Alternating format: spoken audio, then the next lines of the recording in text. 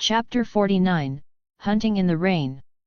A light breeze drifted through the canopy, making the leaves rustle with a sound like nature's lullaby, deepening the stillness of the forest. Nights in the primeval ecological zone were mostly quiet and beautiful, save for the Dilophosaurus, the resident night owls. Tonight, however, certain dinosaurs were destined for a sleepless night. Plop!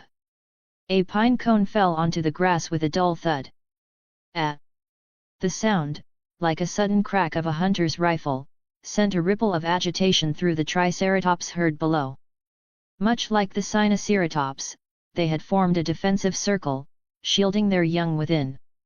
They knew a predator was out there, lurking in the impenetrable darkness where their eyes could not reach. Drip, drop. The heavens were not kind. The last sliver of moonlight was devoured by thick clouds, and a drizzling rain began to fall. It was a spring rain. But while such rain usually symbolized the hope of new life, tonight it sounded the death knell for the Triceratops. Deprived of light and muffled by the rain, their few remaining sensory advantages vanished. Swish, hiss. Drip, drop. Amidst the rhythmic patter of the rainfall came several discordant splashes. Perhaps it was water falling from the branches, or perhaps it was something else. The clouds shifted, and a small rift tore open in the sky. Greedy moonlight squeezed through the gap, piercing the rain and the trilene. Drip. A raindrop fell, and for a fleeting second in the moon's glow, it reflected, yellow. It was the pupil of a predator. Rainwater slid from Ceratosaurus One's brow to his cheek, then down to his jaw, finally dripping from the edge of his mandible.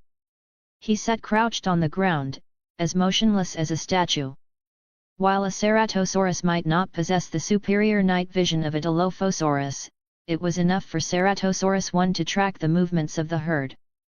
Not yet, not yet. The rain was timely, but the moment wasn't perfect. They had been in a standoff for 5 hours.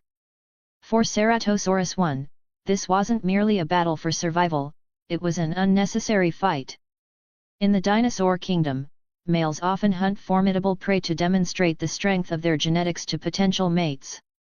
Thus, he had to complete this hunt alone. In a sense, this was a battle of duty, provided that Ceratosaurus II actually took an interest in him. Swish, hiss. The rain continued unabated, relentlessly gnawing at the frayed nerves of the Triceratops herd. They would likely succumb to exhaustion faster than anticipated. Ceratosaurus One looked up at the sky.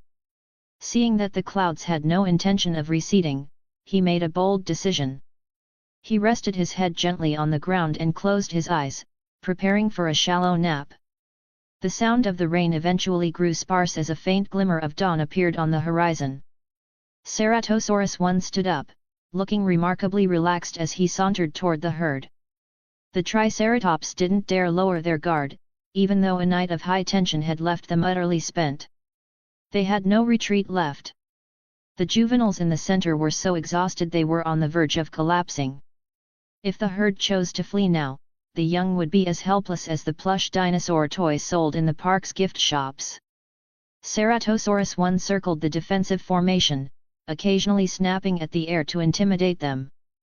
Their shield wall was sturdy, but it only took one individual leaving the line for panic to spread like wildfire.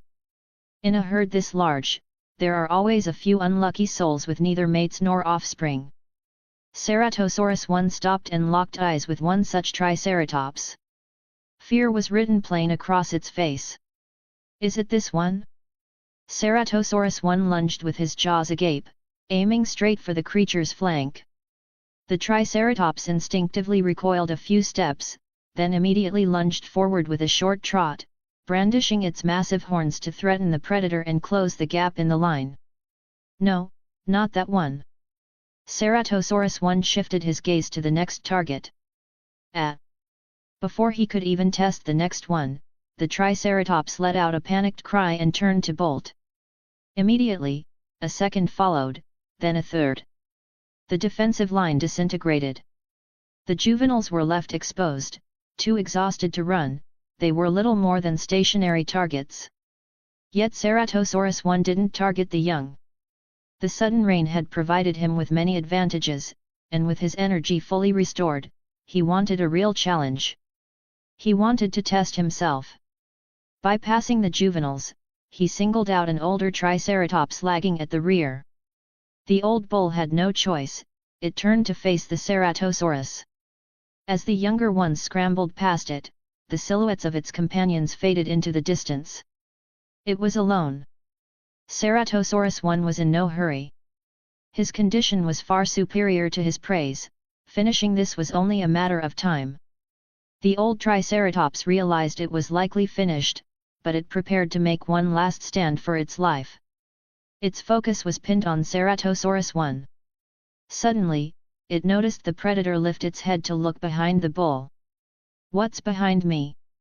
In the next instant, a tearing sensation of agonizing pain tore through its hind leg. A patch of hide had been ripped clean away. The bull tried to swing its body to drive off whatever was behind it, but it was too late. Ceratosaurus 1 seized the opening and clamped his jaws onto the exposed neck. He pressed his weight into the Triceratops, using brute force to pin it to the earth. He might not have the bone-crushing bite force of a Tyrannosaurus rex, but strangling the life out of his prey was well within his capabilities. Carlo, standing nearby, saw the Triceratops stop struggling. He raised his head and let out a loud roar as a gesture of congratulation. He had come out to find his father. This morning, he realized Dad had gone out alone, and out of curiosity and concern, he had tracked the scent. He just happened to run into Ceratosaurus 1 and decided to lend a quick hand. Ceratosaurus 1 let go and looked up at Carlo, feeling a bit bewildered. "Why is he here? Is he here to steal my kill? He couldn't be here for courtship, right?" Ceratosaurus 1 startled himself with the thought. After a moment's hesitation, he tore a chunk of meat from the Triceratops' forelimb and tossed it to Carlo. "Here's some meat. Just don't go catching feelings for me." Carlo hadn't expected a bonus reward. He didn't stand on ceremony, he swallowed the meat, turned, and continued his search for his father. Come to think of it, Mom had been acting strange this morning too, almost as if she were intentionally ignoring him. It felt off. Ceratosaurus 1 watched Carlo leave, noting that the youngster seemed to have grown quite a bit. He was already significantly taller than himself. Turning back to the Triceratops carcass, the Ceratosaurus suddenly realized a serious problem. Dragging this thing back to the territory is going to be back-breaking work. Want to read ahead of schedule? Head over here patreon.com/AlexandraSTL. Remove the hyphen for normal access. Chapter 50, A Silent Farewell. It had taken a considerable amount of time, but Ceratosaurus 1 finally managed to drag the Triceratops carcass back to the territory. He lifted his head to search for Ceratosaurus 2, only to find her already crouched by the lake.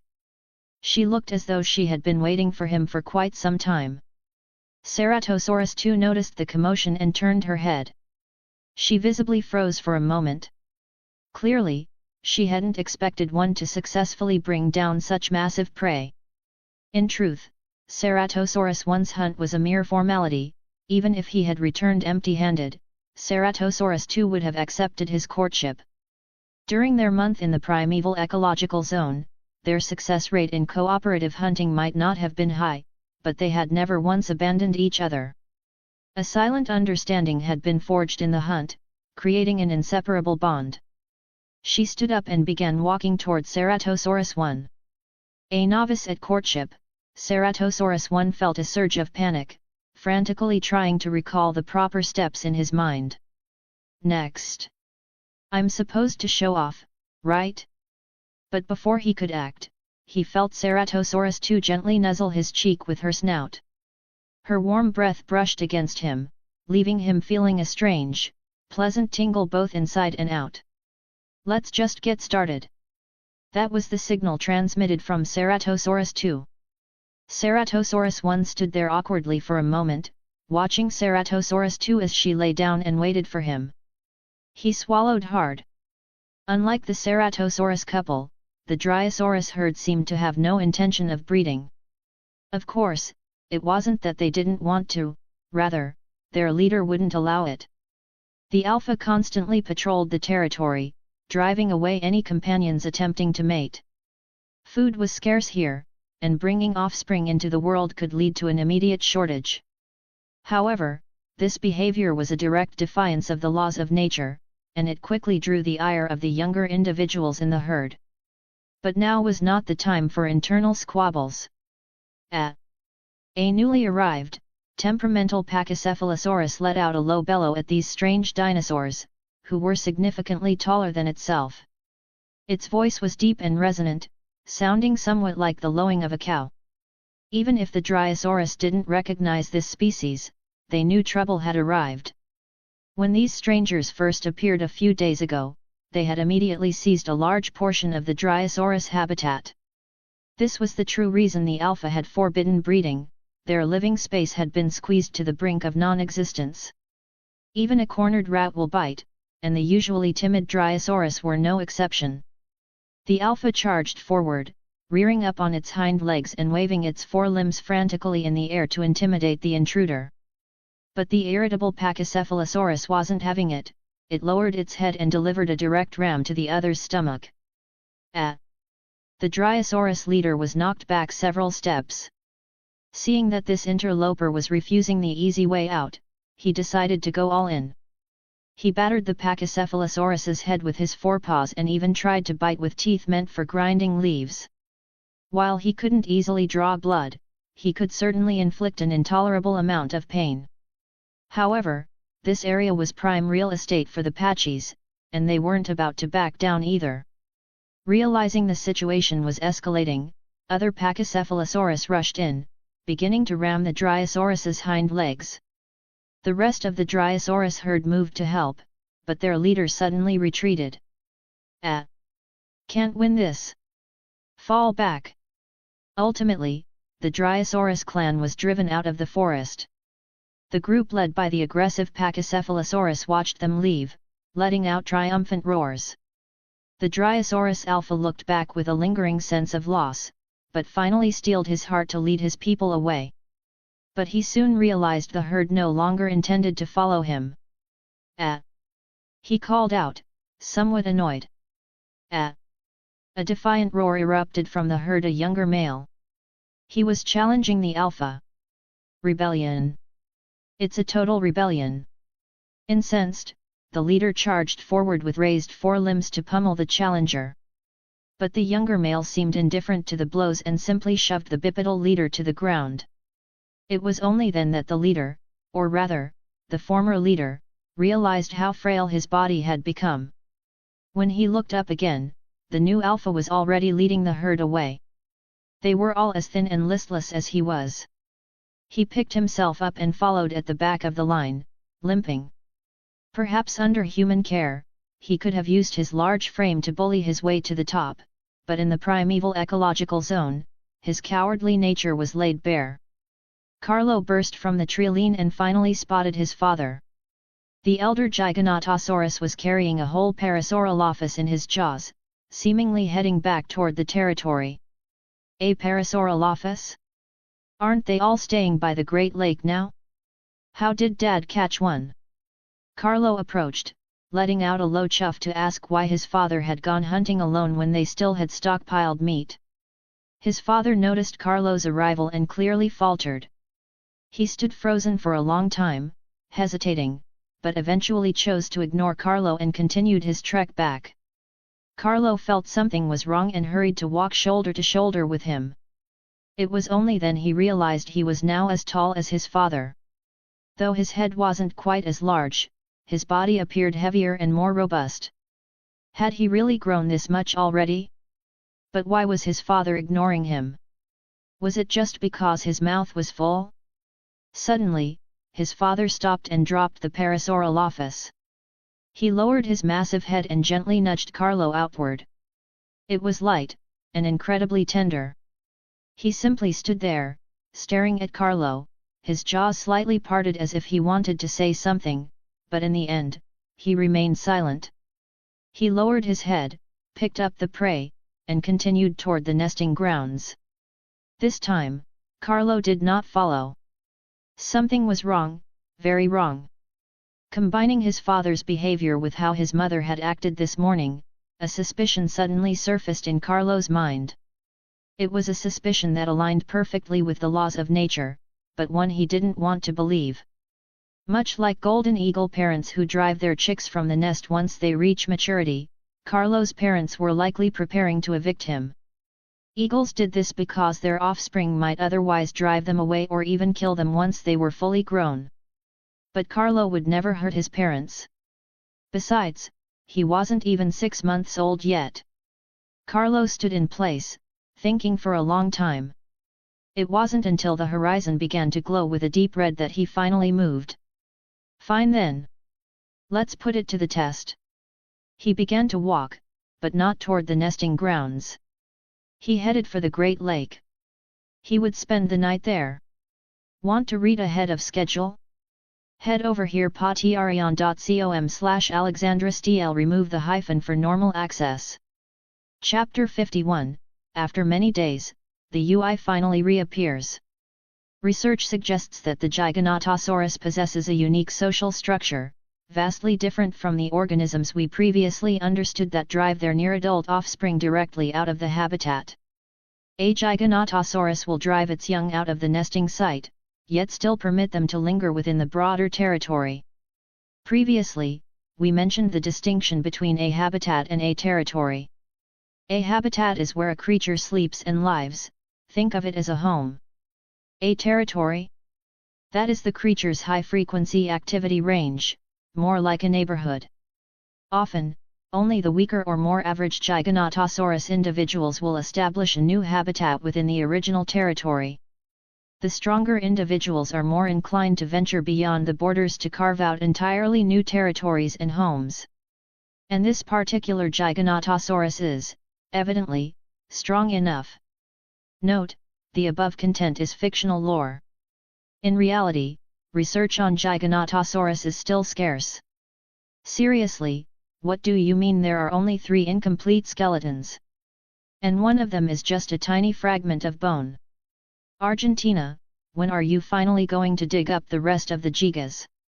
As the documentary narrator explained, the video showed Carlo walking to the edge of the Great Lake and slowly lying down.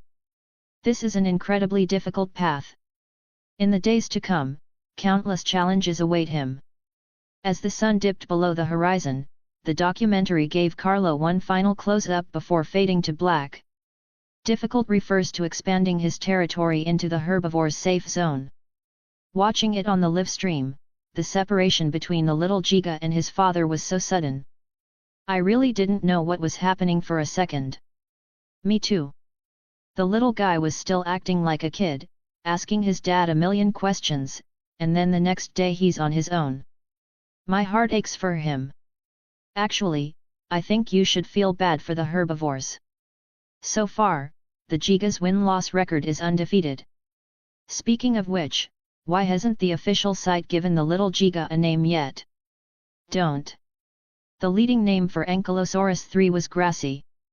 The officials didn't even know how to handle the PR disaster. Unlike the worried Carlo, the commenters below the documentary had already begun fantasizing about his total reign over the primeval ecological zone. The sun rose as usual, bringing a new day to the primeval ecological zone. Lying under a tree by the lake, Carlo felt the warmth of the sun on his hide. He gave a low grunt and opened his eyes. A little fellow suddenly appeared in his line of sight. It was a Samasuchus. The corners of Carlo's mouth twitched upward.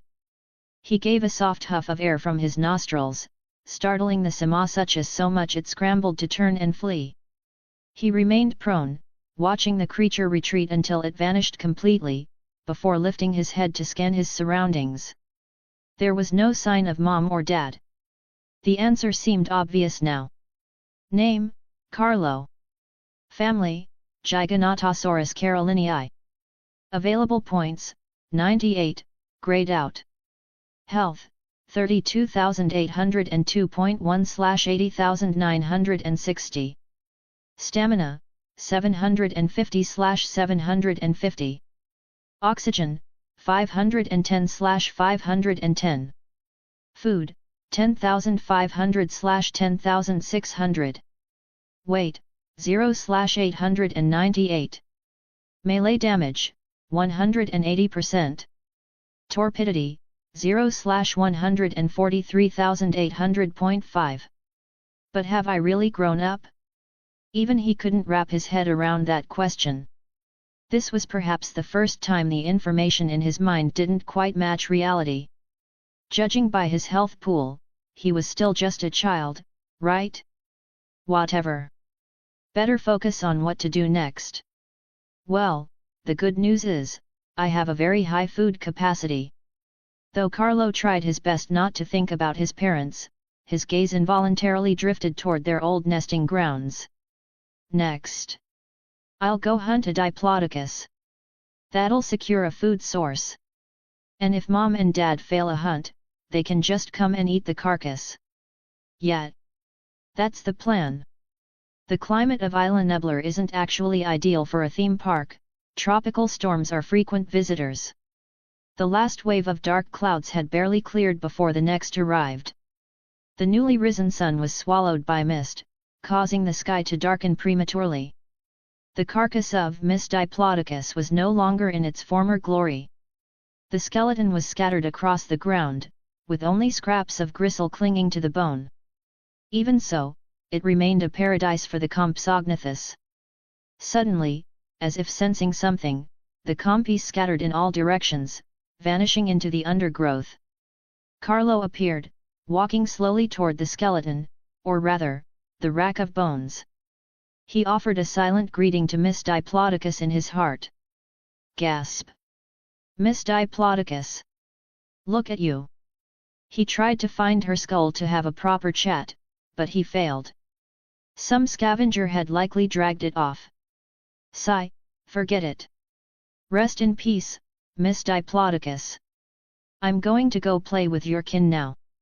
Carlo tilted his head back, sampling the chemical data lingering in the air.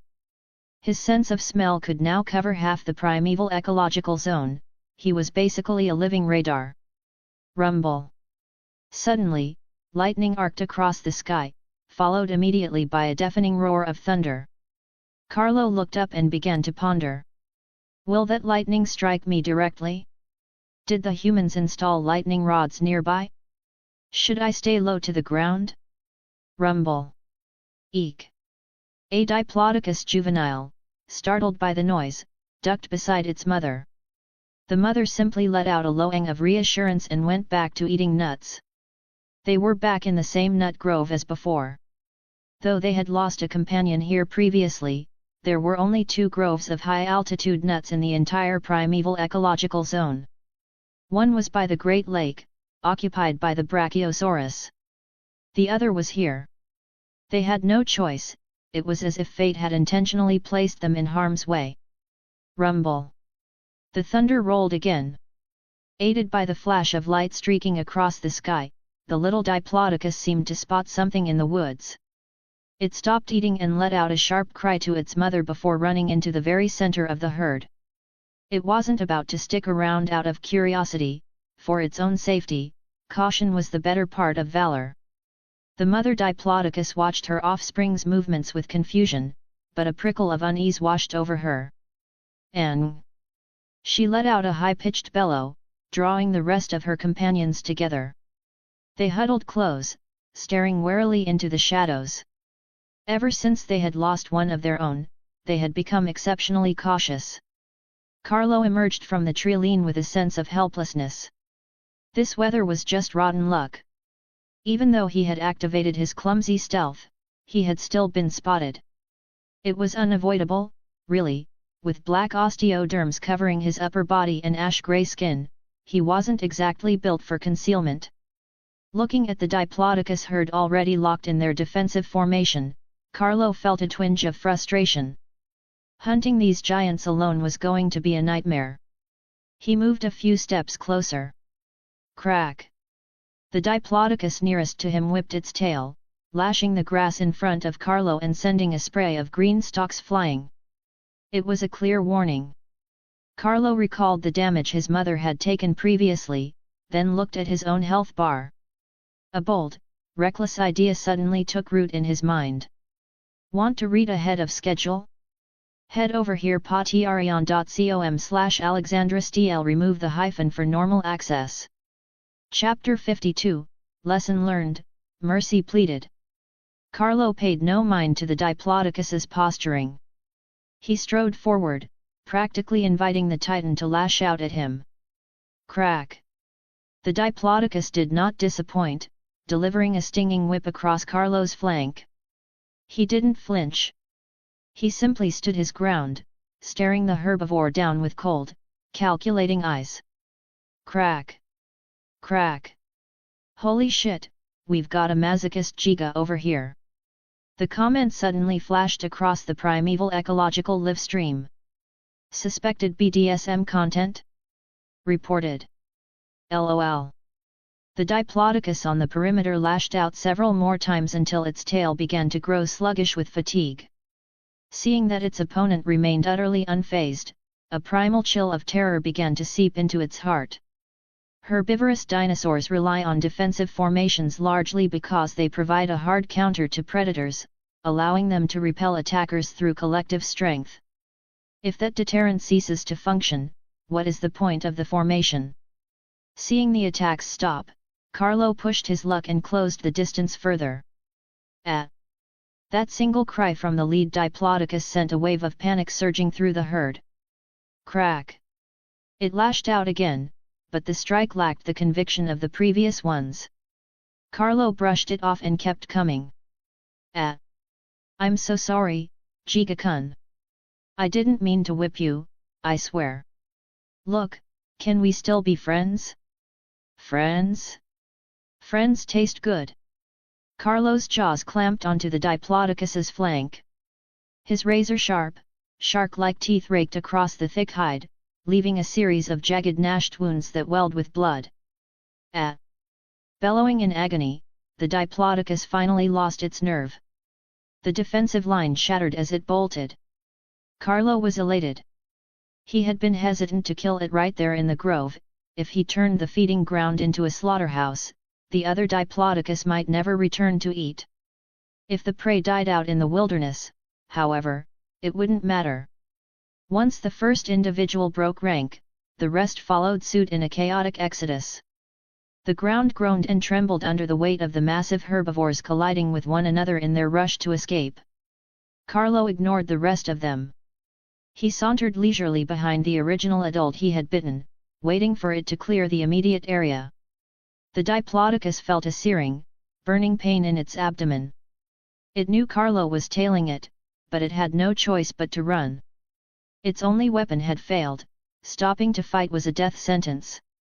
Its only hope was that the Giga lacked the stamina for a long pursuit. Thump thump, thump thump. The Diplodocus spotted a river to its right. It considered veering toward the water. Perhaps this beast was afraid of getting wet? Carlo wasn't afraid of water, but he wasn't about to give it the chance. He lunged forward, cutting off the herbivore's right-hand turn. Roar! Hey, hey, hey! Where do you think you're going? If you die over there, Mom and Dad might not find your body. Get back on track. Finding its path blocked, the Diplodocus veered left instead. There we go. Good girl. Carlo felt quite satisfied. This Diplodocus was a quick learner, a prime material for a dumb-butt protégé. Once they reached a suitable spot, Carlo stopped playing. He lunged from the left, clamping his jaws onto the herbivore's chest cavity before it could react. As the Diplodocus slowed down, crippled by pain, Carlo reared up and slammed his right foot onto the creature's shoulder, the junction where the forelimb meets the torso. He locked his teeth into the flesh and heaved with his leg. Skkrllshh. Carlo tumbled sideways onto the grass, a massive hunk of meat still gripped in his mouth. He had used this exact move on Miss Diplodocus before, but now that he was taller and stronger, his reach and leverage had increased significantly. This time, he tore away a much larger section of the chest, killing the animal almost instantly, unlike Miss Diplodocus, who had lingered in a long, agonizing struggle. Carlo pinned the meat to the ground with his foot, tore it into manageable strips, and swallowed. As he looked up, he noticed deep gouges on the Diplodocus's forelimb from his claws. He looked down at his own feet. He couldn't quite figure out the mechanics of it, but he had undeniably dealt massive damage with his kick. Wait, am I actually that OP? Carlo was indeed OP, evidenced by the fact that the livestream chat had absolutely exploded. The audience hadn't expected him to pull off a solo hunt against a Diplodocus so easily, considering he had previously needed his parents' help. Before adulthood, I sleep. After adulthood, real shit. Wait, seriously? He can do that? Congrats to the Giganotosaurus for maintaining a 100% win rate. Are we sure he's even the same species as his parents? After finishing the scrap of meat, Carlo approached the main carcass. He gripped the belly and began to thrash his head from side to side, attempting to skin the kill. Suddenly, he paused. He was living by the Great Lake now. Would it be bad manners to bring a butchered corpse back there? He liked having other dinosaurs around him, it would be a shame to scare them all off. Fine. I guess I'll just have to make the commute when I'm hungry. After a few more bites, he headed to the river to rinse his mouth. He washed away the scent of blood to avoid spooking the Great Lake residents before starting his journey back. Come to think of it, did I ever teach Mom and Dad how to properly butcher a kill? Ah, they're smart. They'll figure it out. As he walked, a familiar scent suddenly tickled his nostrils. Mom? Did Mom visit the Great Lake? For a moment, Carlo was overjoyed. He broke into a light jog toward his temporary home. Strangely, he noticed that the herbivores usually lounging on his side of the shore had all migrated to the opposite bank. Carlo looked around, but there was no sign of his mother. His excitement faded into a mild disappointment. Why would she come all this way, leave her scent, and then leave without seeing him? A faint, metallic scent of blood caught his attention. He turned his head and saw a massive slab of Diplodocus meat hanging from the fork of the tree where he had slept yesterday. It was a piece he had butchered from Miss Diplodocus weeks ago. Carlo froze, then let out a sound that was half huff, half chuckle. It turned out Mom was worried he'd fail his first solo mission and had come to deliver takeout. Carlo didn't reject the gesture. He gulped down the meat in one go. While it wasn't as fresh as the kill he just made, the flavor was surprisingly good. Was it because it was dry-aged? Maybe. But now Carlo had to go rinse his mouth a second time, or nothing would dare come near him at the lake. He took a longer detour to a downstream tributary to avoid polluting the Great Lake with blood. The lightning had stopped, but the oppressive dark clouds still hung heavy overhead. Why won't it just rain already? Bad weather ruins the mood, even for a dinosaur. The stifling atmosphere made him lose interest in playing with the others. Oh, right. Where were those Samasuchus from this morning? I don't see any burrows around here. Returning to the lake, Carlo scanned the area, using his sense of smell to probe the lingering scents in the air. Wait, this smell. Blag. Carlo mimicked a vomiting motion, though nothing came up. Is someone laying eggs right now? Want to read ahead of schedule? Head over here patreon.com/AlexandrisDL. Remove the hyphen for normal access.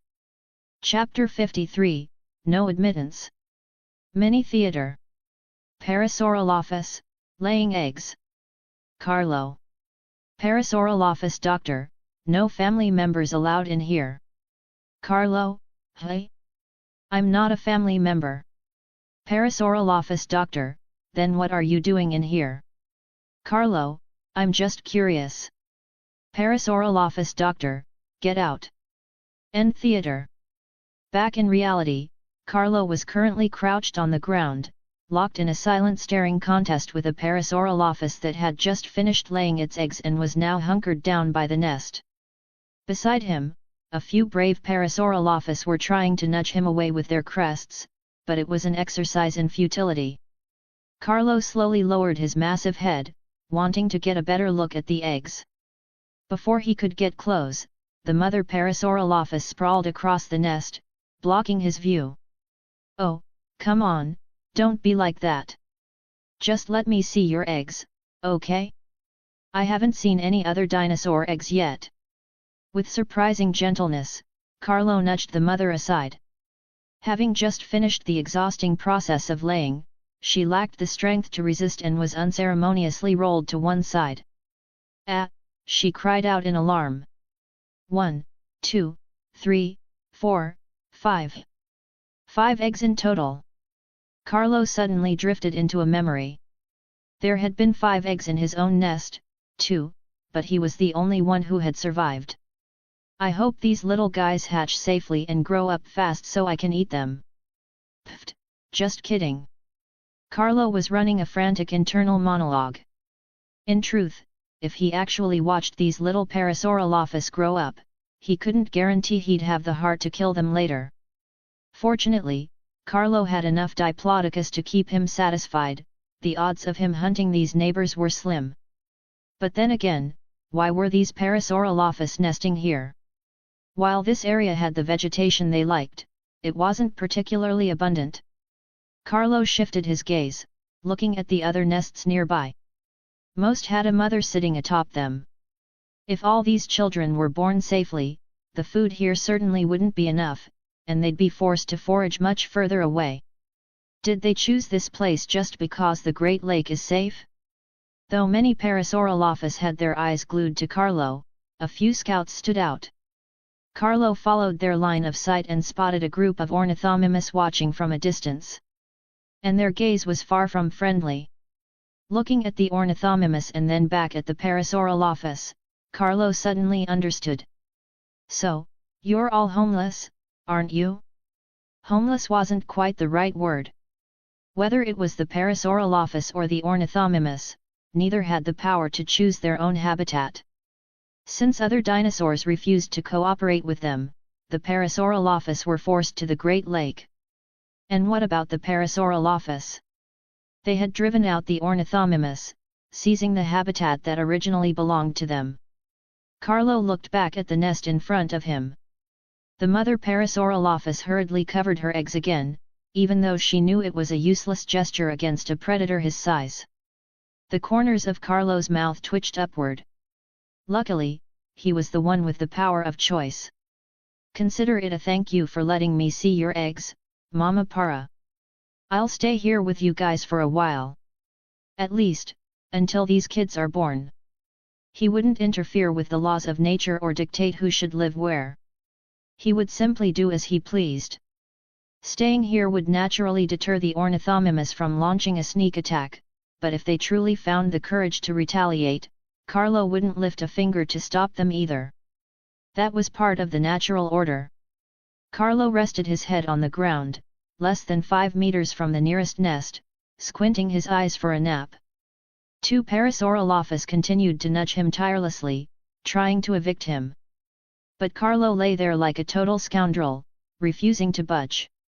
After an unknown amount of time, the Parasaurolophus gave up. They simply lay down nearby, resigned to their fate. "What else are you gonna do? Kill me?" As Carlo's consciousness drifted between sleep and wakefulness, he felt something lightly pecking at his lips, then his nose, and finally, right on top of his head. "What now?" Carlo opened one eye to find a small, unidentified blue bird. "Hello there, little guy. What are you up to?" The blue bird chirped happily upon seeing Carlo wake up, then hopped down to peck at his lips again. Carlo didn't quite catch the hint. Seeing no reaction, the bird seemed to get impatient and started trying to crawl into Carlo's mouth. "Wait! No admittance!" Carlo pressed his lips tight. The bird seemed to throw a tiny tantrum, persistent in its burrowing. Eventually, Carlo gave in and opened his mouth. The little bird chirped with joy, hopped onto his lip, and began a meticulous inspection of his shark-like teeth. Chirp! It found a scrap of meat wedged between the serrations and began to clean it out. Whoa! An oral hygienist. My apologies, doctor. Carlo realized what the little creature was doing and kept his mouth open, cooperating with the dental work. The mother Parasaurolophus on the other side wasn't nearly as relaxed. Watching Carlo sprawl so close to her made it impossible to rest. When she saw him open his massive maw, she nearly jumped out of her skin. Time ticked by, and the sky began to darken. The little dentist flew away, and Carlo slowly closed his mouth, preparing for sleep. The mother Parasaurolophus was still sitting there, staring at him. It's almost dark. Why haven't you left yet? She was exhausted. Having just laid eggs, she had very little strength left, and her eyes were heavy. Forget it, this is the Great Lake area, he probably won't hurt me. She slowly rested her head on the ground, shifting her body slightly to look at her eggs.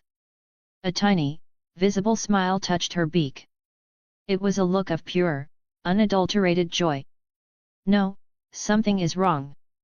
The Stegosaurus recently added to the primeval ecological zone haven't merged with their kin. They've chosen to settle by the Great Lake instead.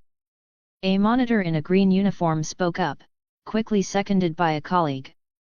Yeah, the new introductions aren't behaving as predicted.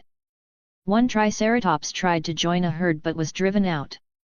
The Dryosaurus herd was kicked out of their original habitat by the Pachycephalosaurus. They're currently nomadic. After listening to the reports, a high-ranking official frowned. We have to stop the specialists from dumping dinosaurs into the primeval ecological zone like they're clearing out trash.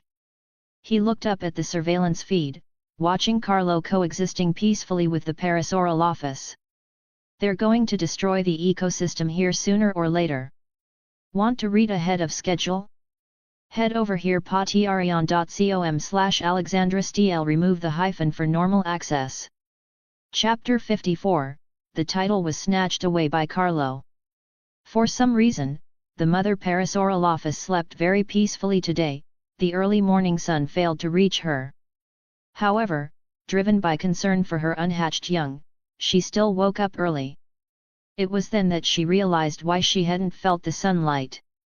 Carlo, having been woken by the rising sun, was crouched on the ground watching the sunrise. His tail beat against the earth in a rhythmic, leisurely fashion. His massive frame happened to be perfectly positioned to block the sun from hitting the mother Parasaurolophus. You're still here.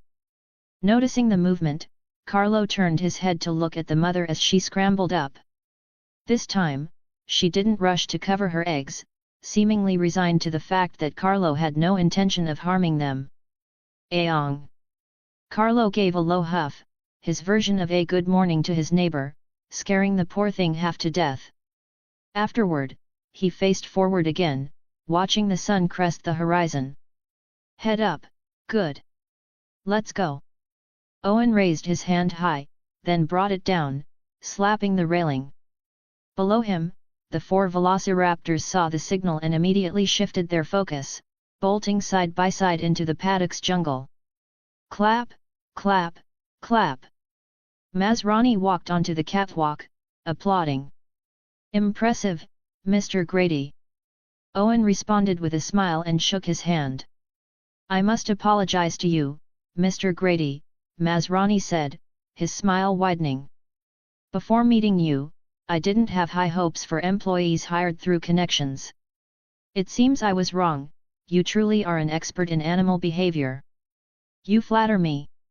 I just used to train dolphins, Owen replied modestly. Well, you are now the first person in the world to train dinosaurs. Masrani patted Owen's right shoulder, then turned to lean against the railing, watching the raptors interact below. Do you think they can be put into a show? A show? No, no. Velociraptors are 100% killers. The noise and the scent of so many humans would likely trigger irrational behavior. Masrani wasn't offended by the rejection. He once had a tape of a containment breach at Jurassic Park where the raptors were the literal incarnation of terror, though he couldn't remember where he'd put it. Then what do you think these dinosaurs can do? Masrani asked, posing a soul-searching question. Maybe, they could handle certain emergency situations. Their sense of smell and speed are far superior to hounds. We've tried scent tracking drills with them, but the enclosure is too small, finding things is far too easy for them. Masrani froze, a vision beginning to form in his mind. If a dinosaur escaped its paddock in the future, sending a team of raptors to track it down, humans and dinosaurs fighting side by side, it would be absolutely brilliant. I think I can provide a place for you to test that. This is reckless. This is absolutely reckless. The primeval ecological zone monitor, dressed in his green uniform, paced back and forth in front of 4 transport cages. At first, he said he wouldn't interfere with this place. Then he starts dumping dinosaurs in here like trash, and now he wants them to do training. Calm down, calm down. It doesn't affect our paychecks either way, a colleague urged. Masrani doesn't care about these lives, he only cares about his own amusement, the man shouted, growing more agitated. In the distance, Owen's expression was equally tense. He had asked for an open space, not an open space filled with a menagerie of other dinosaurs. But the boss had spoken, what else could he do? He washed the scent from his hands and picked up a cloth-wrapped, specially treated cylinder. It bore the same scent as the item they were meant to find. Inside the cages, the breathing of the raptors was rapid and heavy, they were clearly eager to go.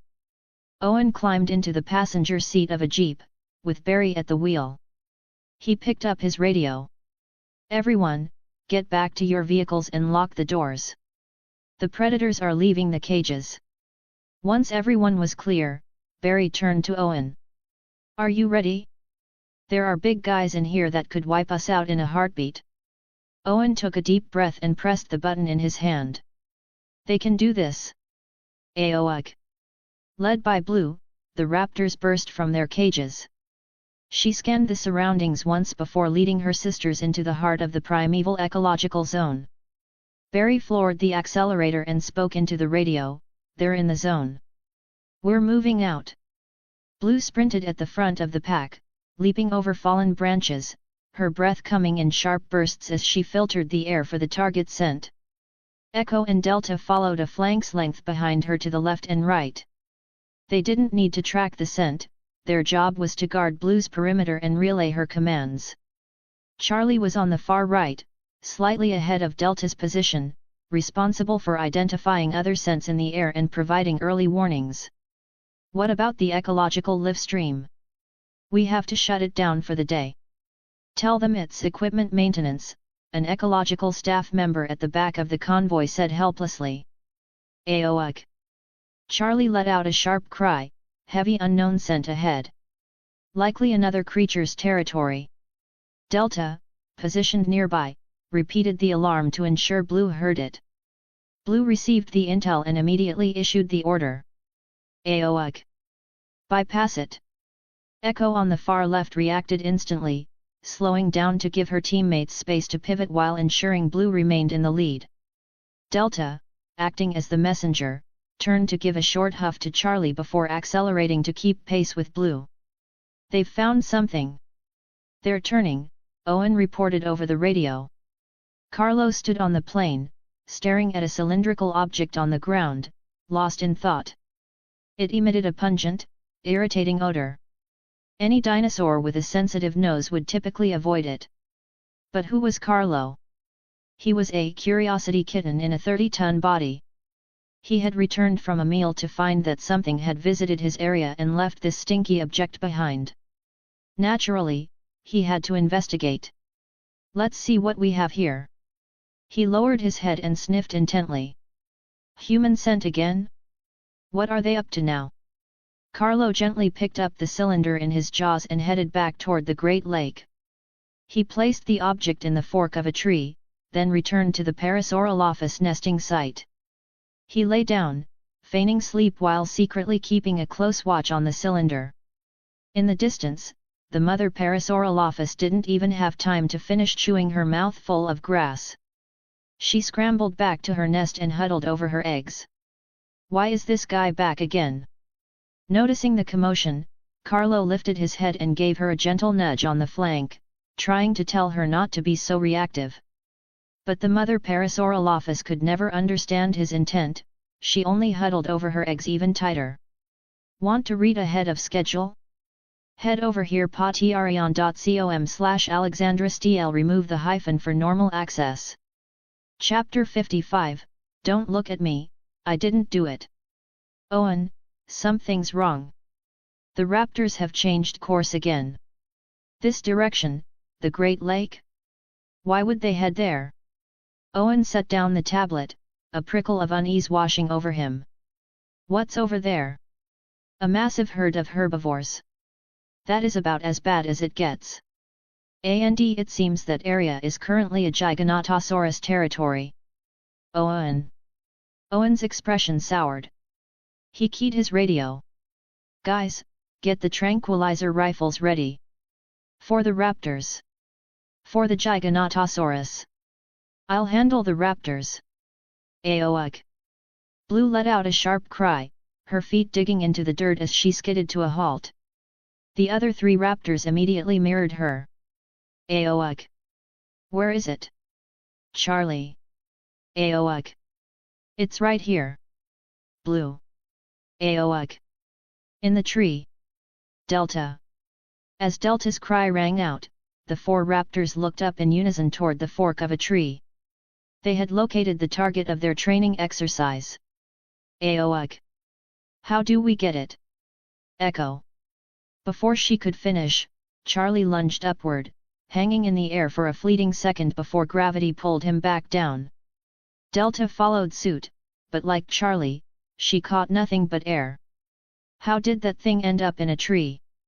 Carried by a bird? No animal should actually like that scent, Barry said, leaning toward the windshield to squint at the cylinder in the branches. At least the Giganotosaurus isn't here. Owen, is there any way to make them stop? Barry turned to Owen, only to find him staring not at the raptors, but into the distance. Impossible. Raptors won't give up on their target.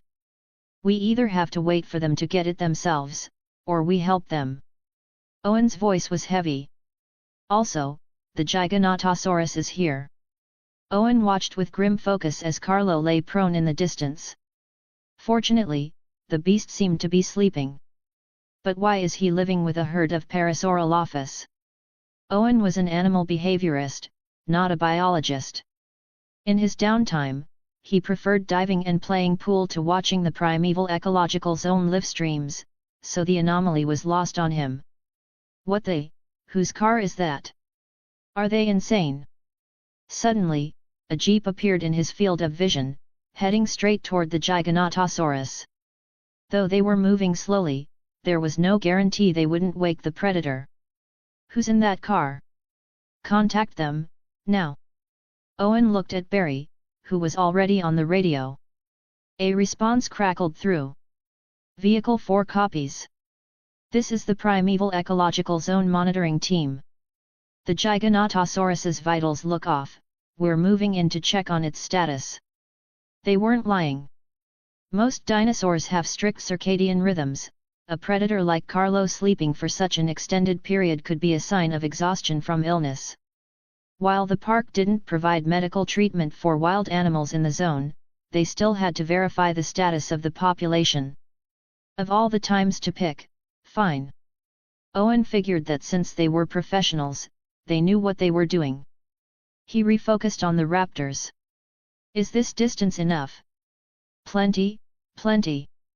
The jeep stopped 30 meters from Carlo. A staff member in a green uniform poked his head through the sunroof, binoculars in hand. Okay, let's see. No foulpox, doesn't look like a cold, maybe parasites? Did you bring the medical scanner? Here. Carlo lay on the ground, his eyes cracked open just a sliver. He watched the 4 raptors hopping up and down in the distance. So familiar. I feel like I've seen them somewhere.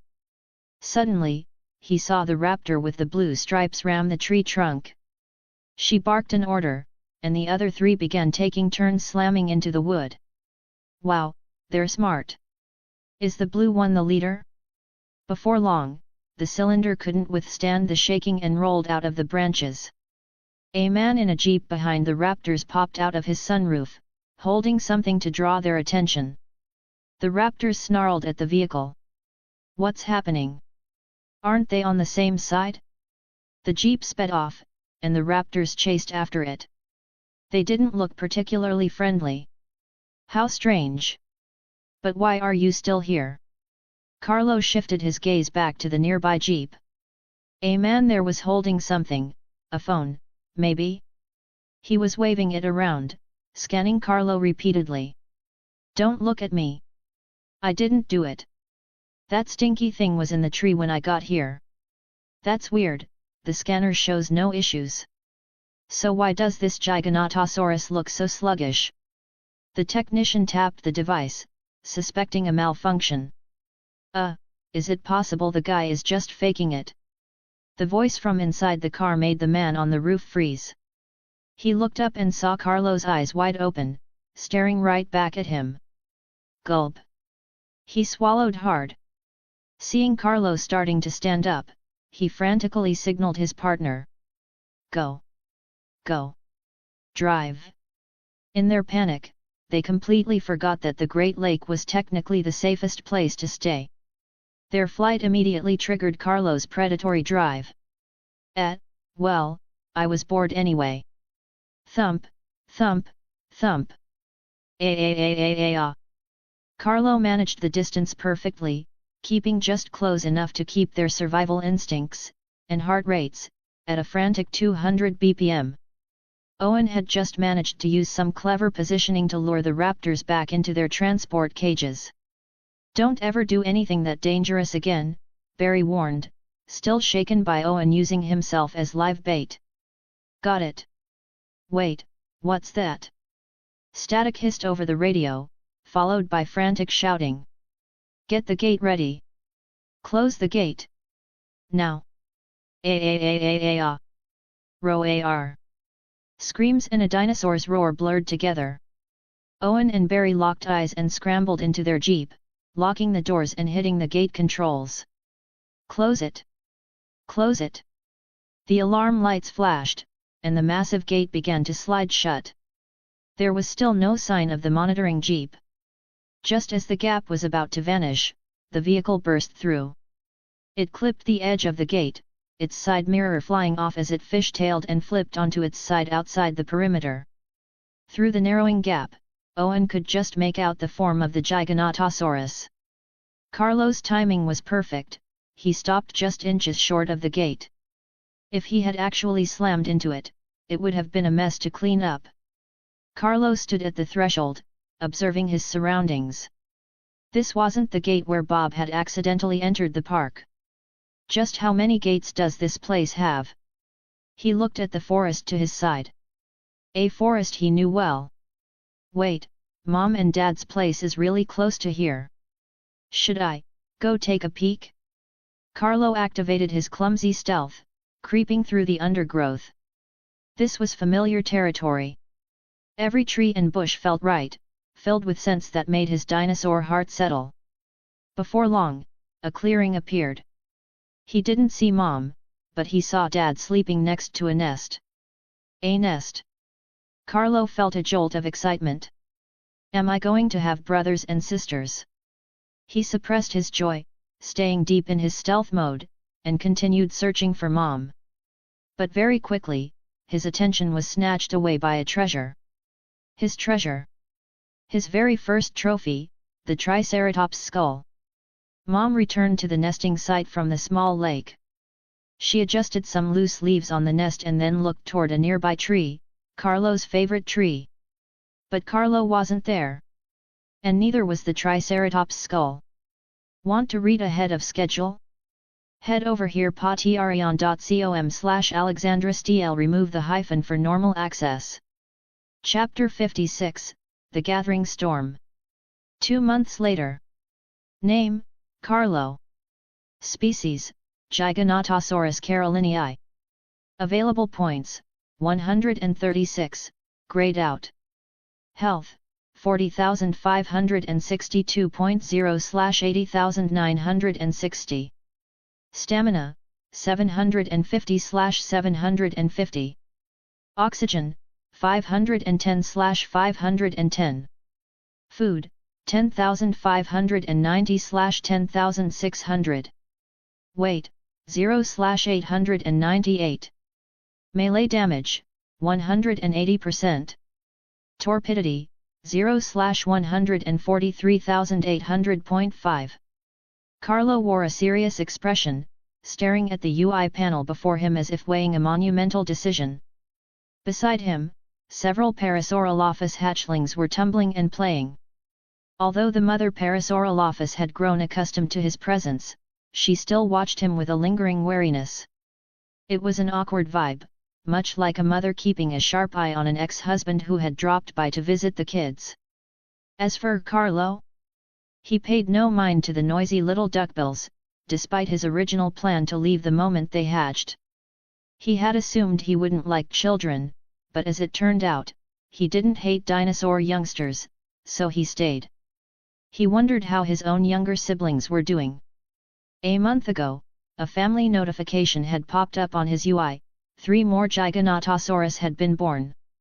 He had snuck back to catch a glimpse of them and found they looked much more like mom and dad, and their size was normal, unlike his own 1 meter tall birth height. It had made him doubt himself all over again. By now, however, those doubts were gone. He was certain, he was a freak of nature. He stood 5 meters tall now. How many predators ever reached this size, let alone at his age? But that didn't matter. The mother Parasaurolophus called out. Her children stopped playing and fell in line behind her. She did a quick head count and led them off. It was feeding time. Carlo watched the little ones leave and return to the tree where he had once stashed the human cylinder. His Triceratops skull was still there. In the past 2 months, the primeval ecological zone had undergone many changes. The shores of the Great Lake were now crowded with nomadic dinosaurs that had no herds. A segment of the Parasaurolophus population had split off, forming a symbiotic relationship with other strays. The Ankylosaurus herd had accepted new members. The leader of the Sinoceratops had passed away of old age, and the individual with the scarred crest had risen as the new alpha. The Ornithomimus flock seemed to be wandering the world aimlessly. The Dilophosaurus pack had grown significantly, even attempting to encroach on Ceratosaurus territory before being violently evicted. The Dryosaurus herd had returned once, not to reclaim land, but simply to deliver a brutal thrashing to the Pachycephalosaurus troop, trampling several nests before departing. As for the Diplodocus, not much had changed, except that Carlo killed one every so often. He looked across the Great Lake.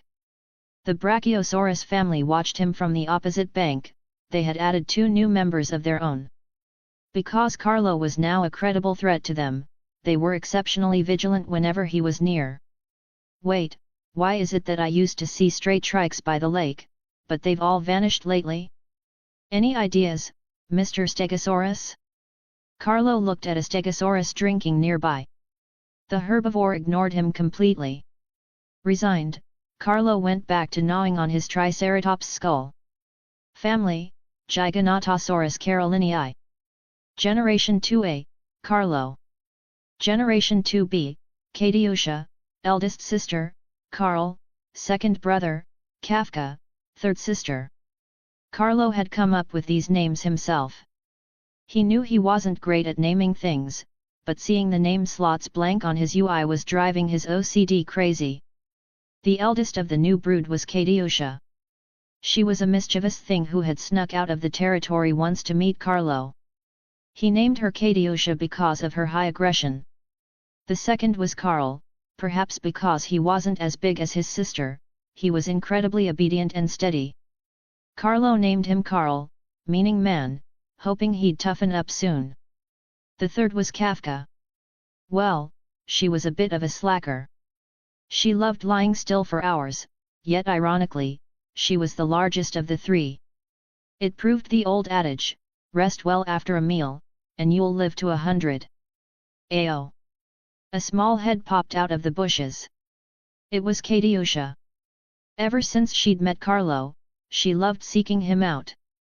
Her vocal cords weren't fully developed yet, making her cries sound endearingly high-pitched. Perhaps because Carlo had once lived in their nest, his scent felt familiar and safe to her. Carlo noticed her, dropped the skull, and suppressed the urge to accidentally step on her, guiding her toward him instead. He took back what he said about not hating kids. This brat was so troublesome, always trying to run out of the territory. Honestly. Why can't you be more like, well, like me?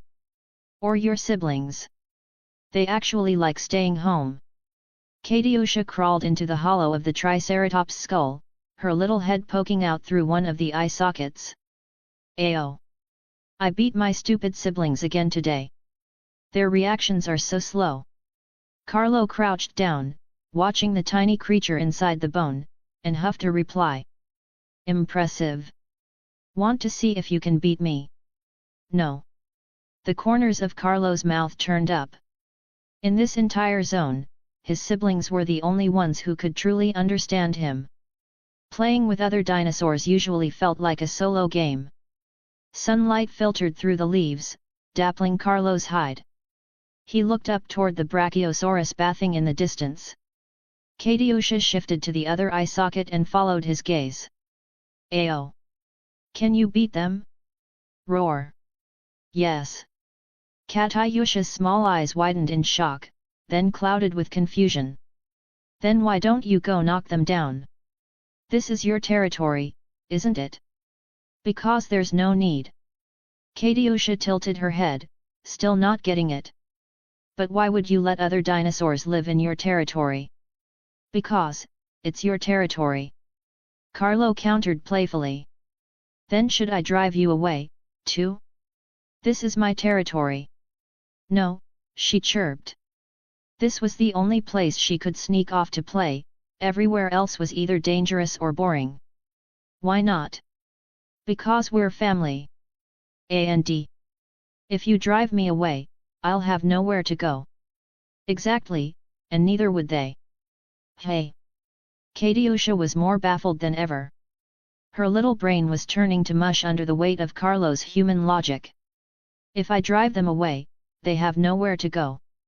Even though they aren't my family, I'm willing to accept them.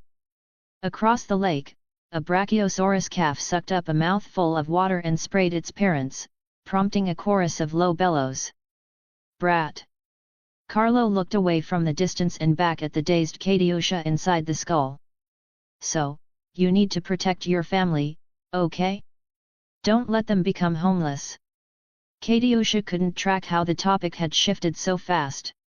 Her instincts, the genetic drive that told her a territory was hers alone and not to be shared, were clashing with the knowledge she was receiving. Her genes said mine, but Carlo said ours. She opened her mouth to ask more, but a sudden boom of thunder shook the sky, making her jump. She didn't hide in the skull, though, she looked up at the sky. Roar! I'll take you back. Carlo stood up, calling to her. His strides were massive, but he moved with deliberate slowness so Katiusha could keep up with her frantic little steps. What's that in the sky? A tropical storm. What's a tropical storm? Something I hate. Want to read ahead of schedule? Head over here patreon.com/AlexandraStl. Remove the hyphen for normal access. Chapter 57, The Rumbles Begin. Rustle, rustle. The bushes swayed as a juvenile Parasaurolophus darted from the undergrowth, followed by one, then two, then four companions. Their mother was foraging nearby with the rest of her herd. These mischievous little ones would often slip away from their mother's side when things felt safe, especially when other herbivores were in the vicinity. A massive Stegosaurus lumbered past them, causing the youngsters to freeze in their tracks. He looks so powerful. That was their instinctive thought. As the Stegosaurus slowly passed, another herbivore appeared on its far side, an ornithomimus. It was staring intently at the hatchlings. The hatchlings didn't understand why the creature was staring, so they offered a friendly greeting. At the moment the Stegosaurus cleared the path, the Ornithomimus suddenly lunged. It charged the juveniles and kicked one of them clear off the ground. The Ornithomimus might look slender, but its legs possessed a level of power that a Parasaurolophus hatchling simply couldn't withstand. The 4 remaining hatchlings watched their leading sibling fly through the air. Without stopping to see if it was still alive, they turned tail and bolted back toward their mother. One of them was clearly more composed than the others, immediately letting out a high-pitched alarm to alert the herd. The other little ones quickly followed suit, their cries joining in a frantic chorus. The calls alerted the Parasaurolophus herd. This was the signal for danger, usually reserved for when a member spotted a predator. They all looked toward the source of the noise. There stood an Ornithomimus, and it was currently chasing their young, trying to land another kick. This sight instantly enraged the herd. Bellowing, they charged at the Ornithomimus. The Ornithomimus seemed to think one kill wasn't enough, but it couldn't quite land a strike on the second hatchling.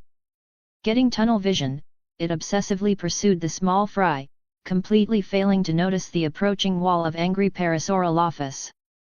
Soon, it was knocked down by a heavy shoulder charge, and a relentless barrage of dinosaur feet began to rain down upon it. The 4 surviving hatchlings huddled behind their mother, chirping and telling her what had just happened. They couldn't understand why a fellow herbivore would try to drive them away and kill them. Food was running low. Ceratosaurus 1 stared at the Ornithomimus skeleton before him, lost in thought.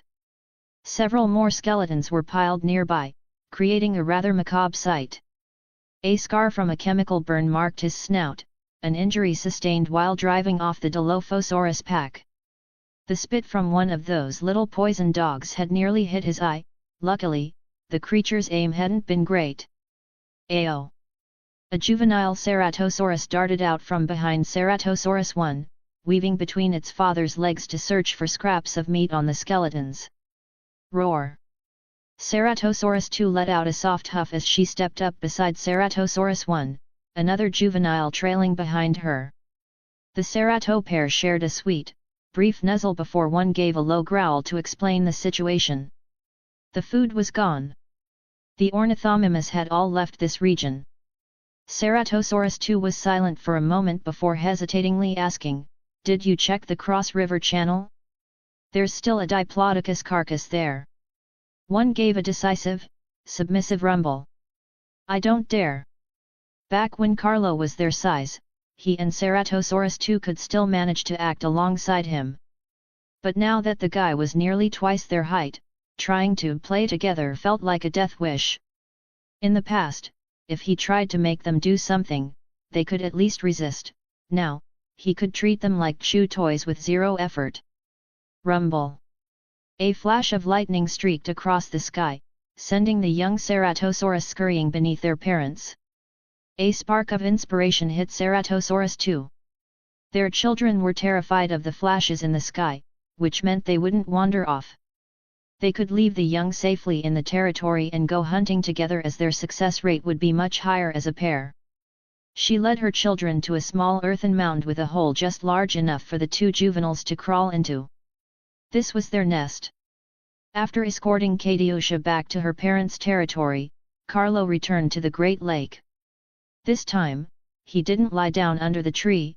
Instead, he hunkered down near the Parasaurolophus resting area. He was honestly afraid of getting hit by lightning. As it happened, the Parasaurolophus herd returned from their feeding session.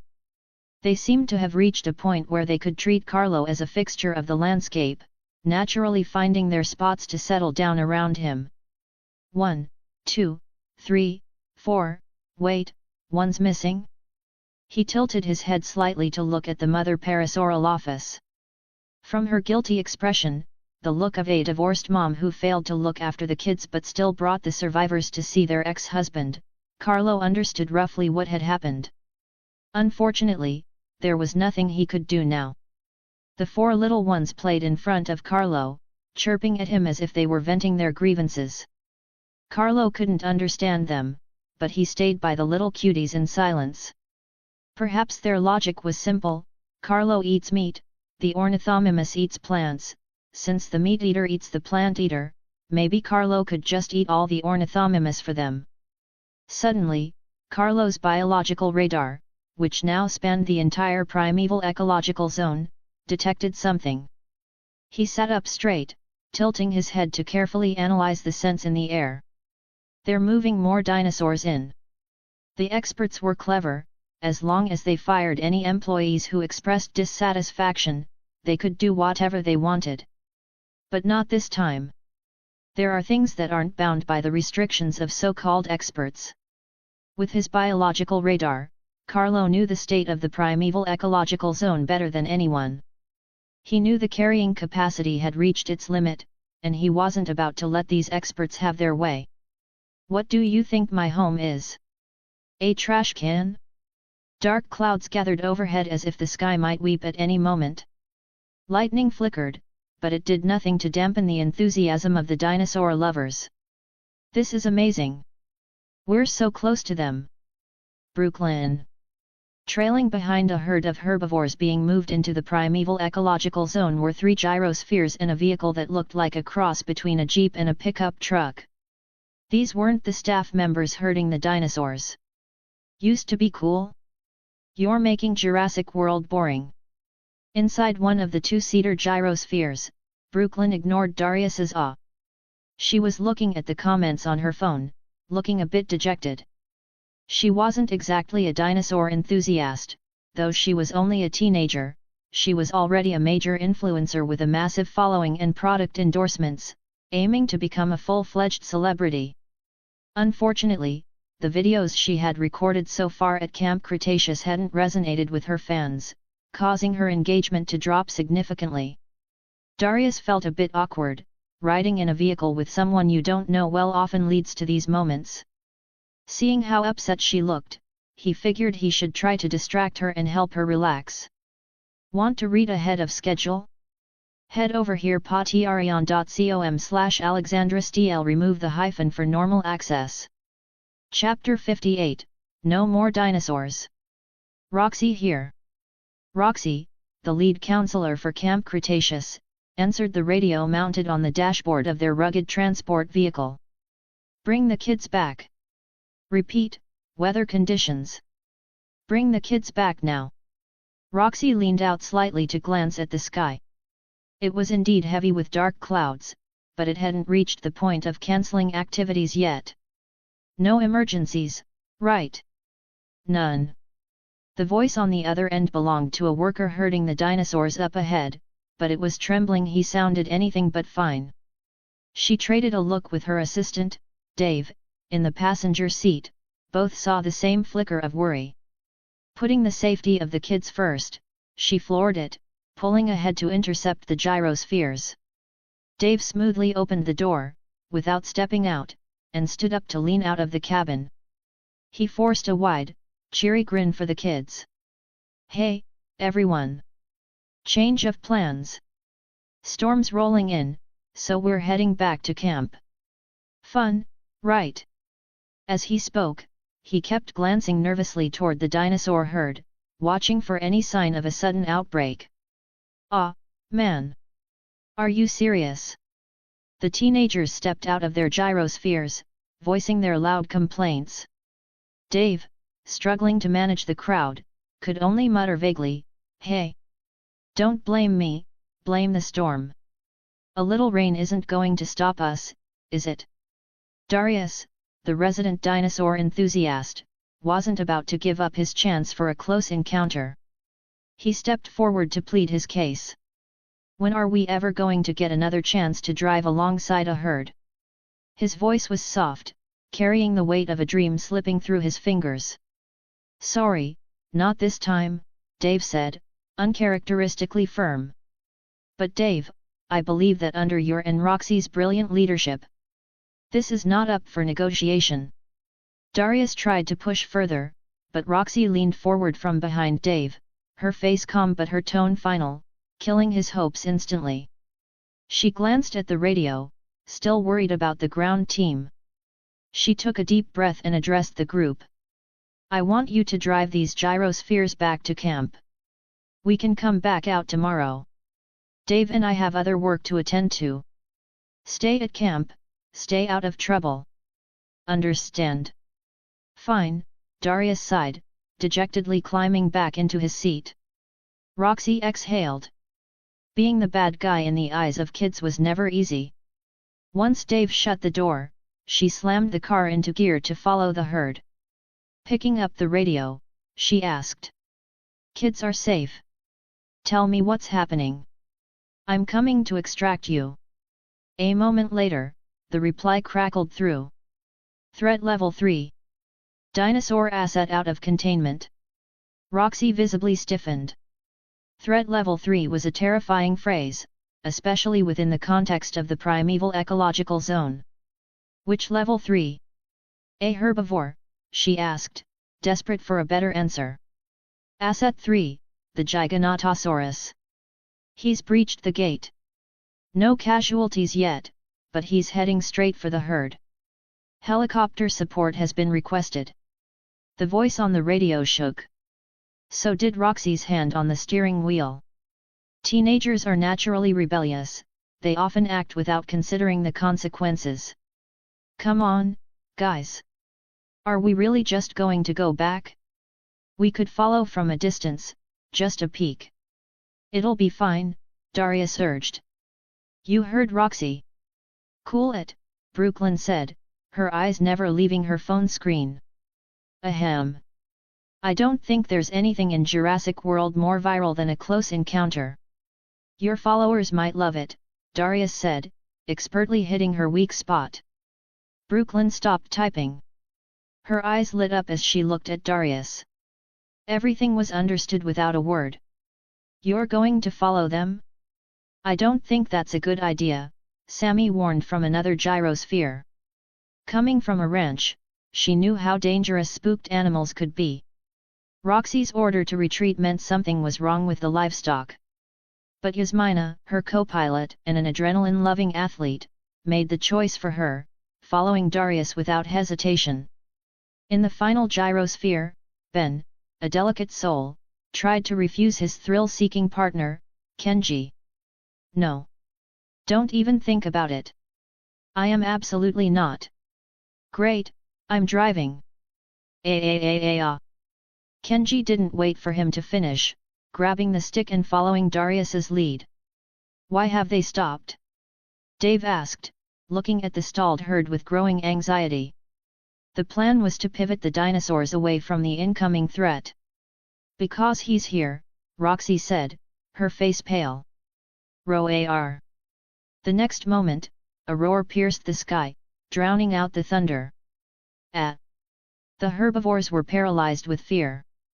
They had no way to counter an opponent this massive. Some began to bolt, while others huddled near the slow-moving Brachiosaurus. Carlo's goal was simple: scatter the herd. However, he was nearly finished with the Diplodocus carcass back home. Taking a Brachiosaurus back as a main course didn't seem like a bad idea, as he hadn't tasted one yet. Roar! He trotted toward the herd, letting out deep, guttural barks. He moved to the left of the Brachiosaurus, roaring to scatter the smaller dinosaurs, then circled around the back to repeat the process on the right. Quickly, the Brachiosaurus was isolated. Carlo didn't bite yet, this wasn't a good spot for a meal. He needed to drive the long neck back into the primeval ecological zone. Off-road 5. It's too dangerous. Watch your left. Roxy yelled, trying to steer her vehicle to keep the herbivores from stampeding wildly, while Dave reported positions to the team. Gyrosphere 1, watch out. Gyrosphere. Roxy's face twisted in fury. Those damn kids. Suddenly, a panicked Sinoceratops failed to dodge Roxy's vehicle, slamming its horns directly into the side. After a dizzying spin, the car crashed into a tree, nearly totaled. Oh my god! It's Asset 3. The Giganotosaurus. I've watched him grow up. He's the most popular dinosaur in the primeval zone. He broke the record for giga size limits. Darius sounded like a fan meeting a superstar, words tumbling out in excitement. I know. My feed was flooded with him before I even got here. Brooklyn added, finally sharing Darius's enthusiasm. Ahead of them, Carlo was expertly herding the Brachiosaurus toward the zone's perimeter. Darius, watch your right! Sammy screamed from the sphere behind them. Whoa! A Sinoceratops grazed Darius's gyrosphere as it bolted past. He looked back at Carlo, who still hadn't delivered a killing blow to the Brachiosaurus, and it clicked. Roxy! Roxy, are you there? He pressed his comms. You little Roxy looked up from the deflated airbag. Beside her, Dave was bleeding slightly from a cut on his forehead. Hey, Roxy! I watch the Primeval live streams all the time. I know Asset 3.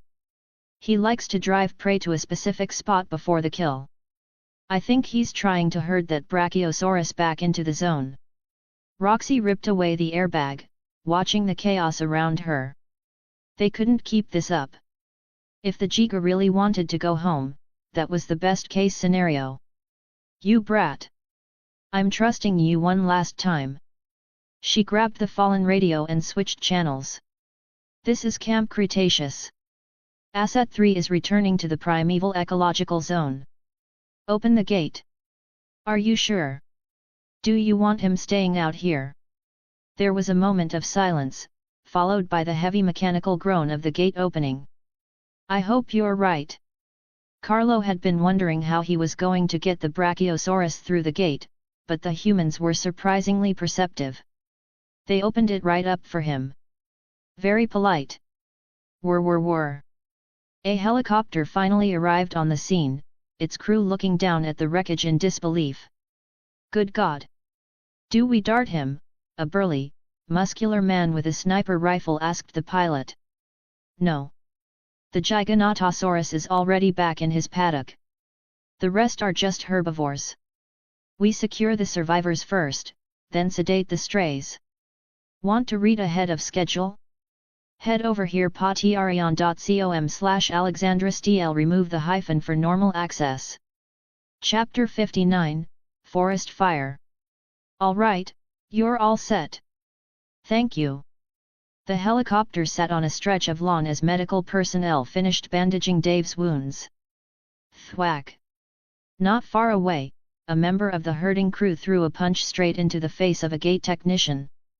How do you watch a gate? You almost got us killed. Whoa. Easy. Dave rushed forward, wedging himself between the two men, hands pressed against their chests to prevent further violence. You're going to forgive this idiot? Seriously? You almost died when that Sinoceratops hit the car. Cough. First off, it wasn't that bad. Second, why don't we hear him out? Dave looked at the gate technician along with the impulsive staffer. The technician nursed his bruised jaw and spoke up, everything happened too fast. We deployed the biodeterrents like usual, but that monster didn't care at all. He ran right through them. By the time the monitors alerted us, it was too late. What kind of garbage are you talking? Why else would he break out? For these herbivores. The impulsive worker pointed at the lawn, where herbivores were scattered everywhere, with others fleeing into the woods. Don't sweat it. I know someone who knows dinosaurs better than anyone. He'll be able to tell if that's true or not. Thanks for today, Darius. Letting him go back on his own really was the best call. Roxy stood with her hands on her hips, sighing as she surveyed the wreckage on the lawn. Her face had been nicked by glass, now sporting a fresh adhesive bandage. Cool, so, can my demerit be cancelled? Darius asked hopefully. No. Roxy turned to face him squarely. You put everyone in danger without permission. I'm only letting this count as an offset for that mistake. You're still shoveling poop tomorrow. What? No. Darius let out a cry of despair. Just then, Dave arrived with the two unfamiliar workers and approached Darius. Hey, Darius! Do you know how far a Giganotosaurus Asset 3 can track ascent? Darius's eyes lit up at the technical question, but he scratched his head. To be honest, I'm not entirely sure. At least half the primeval ecological zone, for sure. I've never seen him fail a track. Dave turned to the other two workers with AC. Told you so. Look. Did that help, Dave? Sure did. So, can you cancel my poop shoveling duty, boss? Well, of course. Dave suddenly caught Roxy's "you better think carefully" stare. He felt a sudden chill. Not. No. The primeval ecological zone. Carlo clamped his jaws onto the Brachiosaurus's neck, dealing a massive amount of damage instantly. And the Brachiosaurus felt the life drain from its neck, collapsing weakly to the ground before finally drawing its last breath. Rumble.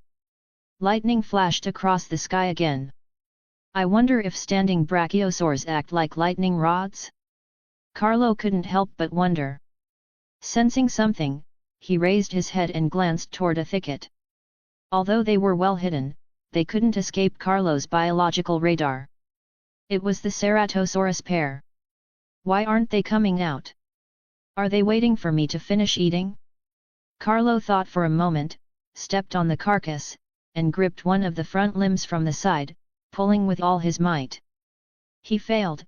Carlo wasn't quite strong enough for that yet. Feeling a bit embarrassed, he let go and moved to the chest cavity, tearing off a massive chunk of meat. He carried the meat to the bushes where the couple was hiding, dropped it, and gave it a nudge toward them before turning away. He ripped another piece from the carcass, tossed his head back to swallow, and then whipped around. He caught the two Ceratosaurus sneaking toward the snack. Hee, caught ya. He slowly approached them and noticed they seemed much shorter now. In the last 2 months, he had only seen them from a distance. They seemed to be avoiding him. It had been a long time since they had been this close. Carlo looked down at his two shivering former friends, feeling a bit helpless. The Ceratosaurus stood frozen, their faces a mix of joy and desolation. Their lips moved, but no sound came out. Their posture finally became one of deep respect, clearly calling out, "Master!" He turned back, tore off another huge hunk of meat, and placed it before them. They hadn't told him, but he knew. They were parents of 2 now, they couldn't afford to take risks by hanging out with a giant monster like him. As he went back to his meal, a strange scent hit him. He looked up to see thick black smoke rising above his parents' territory. Hey, are Mom and Dad grilling something? He lowered his head to continue eating. Wait, grill my foot. It's a fire. Mom sprinted through the forest, dodging the encroaching flames to find her children. Crack! A charred pine tree collapsed in front of her, sending sparks flying. Roar! Mom let out a high-pitched call for her youngest. To the crackling of the flames nearly drowned out the weak cry of the hatchling. Mom circled the burning tree and pushed deeper into the jungle. Crunch! Dad lowered his head to heave a smoldering, wedged log out of the way, then ignored the pain as he trampled the flames in the underbrush. Roar! He signaled the 2 little ones behind him to follow. Katyusha and Carl, feeling the searing heat in the air, did their best to avoid the blackened shrubs. The air seemed to be getting thinner. Suddenly, trees began to collapse one after another. Dad spun around, shielding the 2 youngsters beneath his body. Luckily, the burning timber missed them, but it completely blocked their path. Dad gave a low rumble, telling the kids to stay close as he prepared to find a detour. Katyusha and Carl shook themselves, rattling off wood chips and sparks, chirping back to Dad as loudly as they could. Roar! Suddenly, a thunderous roar split the sky. Was that Mom? No, it came from outside. The wall of burning timber in front of them burst apart. Shards of flaming wood flew everywhere amidst a cloud of ash. Carlo tore through the familiar woods. The splinters couldn't pierce his hide, and the fire only left shallow scorch marks. Nothing could stop him from carving a path for his father's group. Mom leapt over a burning bush, crushing the flames. Trees collapsed behind her as she reached an opening, finding Kafka trapped by a ring of fire. She called out, leading her child toward an exit. Suddenly, the wind shifted. The flames roared with renewed vigor, further squeezing the space around Mom and Kafka. Falling branches from the canopy spread the fire further. Another tree fell, blocking the way once more. Sparks landed on Mom's hide, causing her to let out a low, pained whimper. Kafka was terrified, staying huddled beneath her mother. Roar! A roar echoed from the distance. Recognizing the voice, Mom snapped out of the smoke-induced haze and roared back. Roar! Cough, cough. Her voice cut off as she began to hack. The thick smoke choked Carlo's sense of smell, but it didn't slow his pace. Fire tried to climb his legs, leaving only blackened streaks. Tearing through the debris and wading through flames meters high, he found his family. He gave a low huff for them to follow, only to find Mom coughing too hard to respond. He paused for a split second, then rushed forward to use his jaw to nudge Mom's head low, shielding them both as he led the way out. Trees fell onto Carlo and rolled off. Low flames licked at him, only to be crushed under his feet. Towering infernos tried to challenge him, but they only ended up as fuel for the forest's grave. Through the fire, through the trees, through every familiar plant and stone. Carlo led Mom to the lawn to reunite with Dad. Health, 37,884.9/80,960. He shook his body, shedding the charred residue as it fell to nourish the earth. Cough, cough. Mom was still coughing. Their home was gone, but fortunately, raindrops were finally beginning to fall. Rumble. Thunder echoed across the sky again. Carlo threw his head back, and his roar pierced the clouds, ringing across the entire island, echoing through the mountains with a lingering, sorrowful power. Under the rain, the fire gradually died. The black smoke of destruction turned into clear mist. The charred trees became charcoal to nourish the soil, and white steam rose, waiting for life to return. The fire had ravaged the land, but the cycle of life never stops. Roar!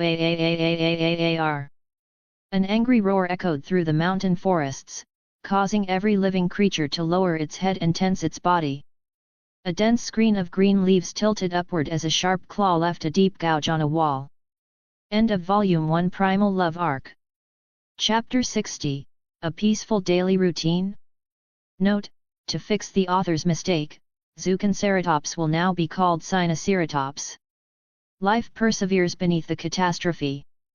In a rare move, the official Primeval Ecological Zone social media account pinned a post from the Giganotosaurus monitor, a man notorious for his flair for the dramatic. Holy crap, that was way too cool. The fire was just a backdrop, it couldn't even touch him. I'm dying to know how many cameras got fried in that blaze. Coming here from the live stream, wildfires are terrifying. It spread so fast, the cameras were cutting out one by one. Wait, can we get a fact check? Is this actually biologically possible? That last commenter was more observant than most. While the health Carlo lost seemed negligible to him, it was technically enough damage to have cooked both of his parents into well-done steaks several times over. How exactly do you get different species to, well, you know? Hal Osterley, vice president of the Masrani Global Corporation, made a series of abstract gestures with his hands that nearly caused Claire Deering to lose her professional composure.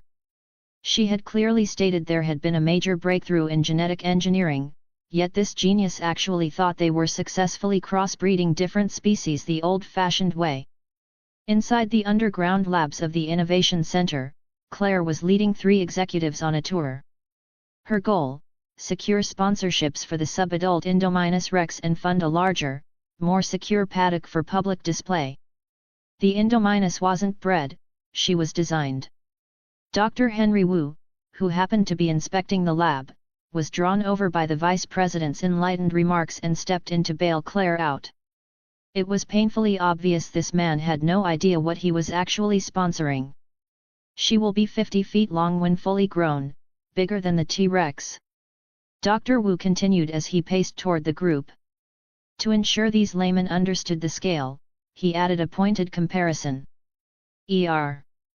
I recall you have a Giganotosaurus here that already hit the 50-foot mark a while ago. VP Hal might not have been a scientist, but he wasn't stupid.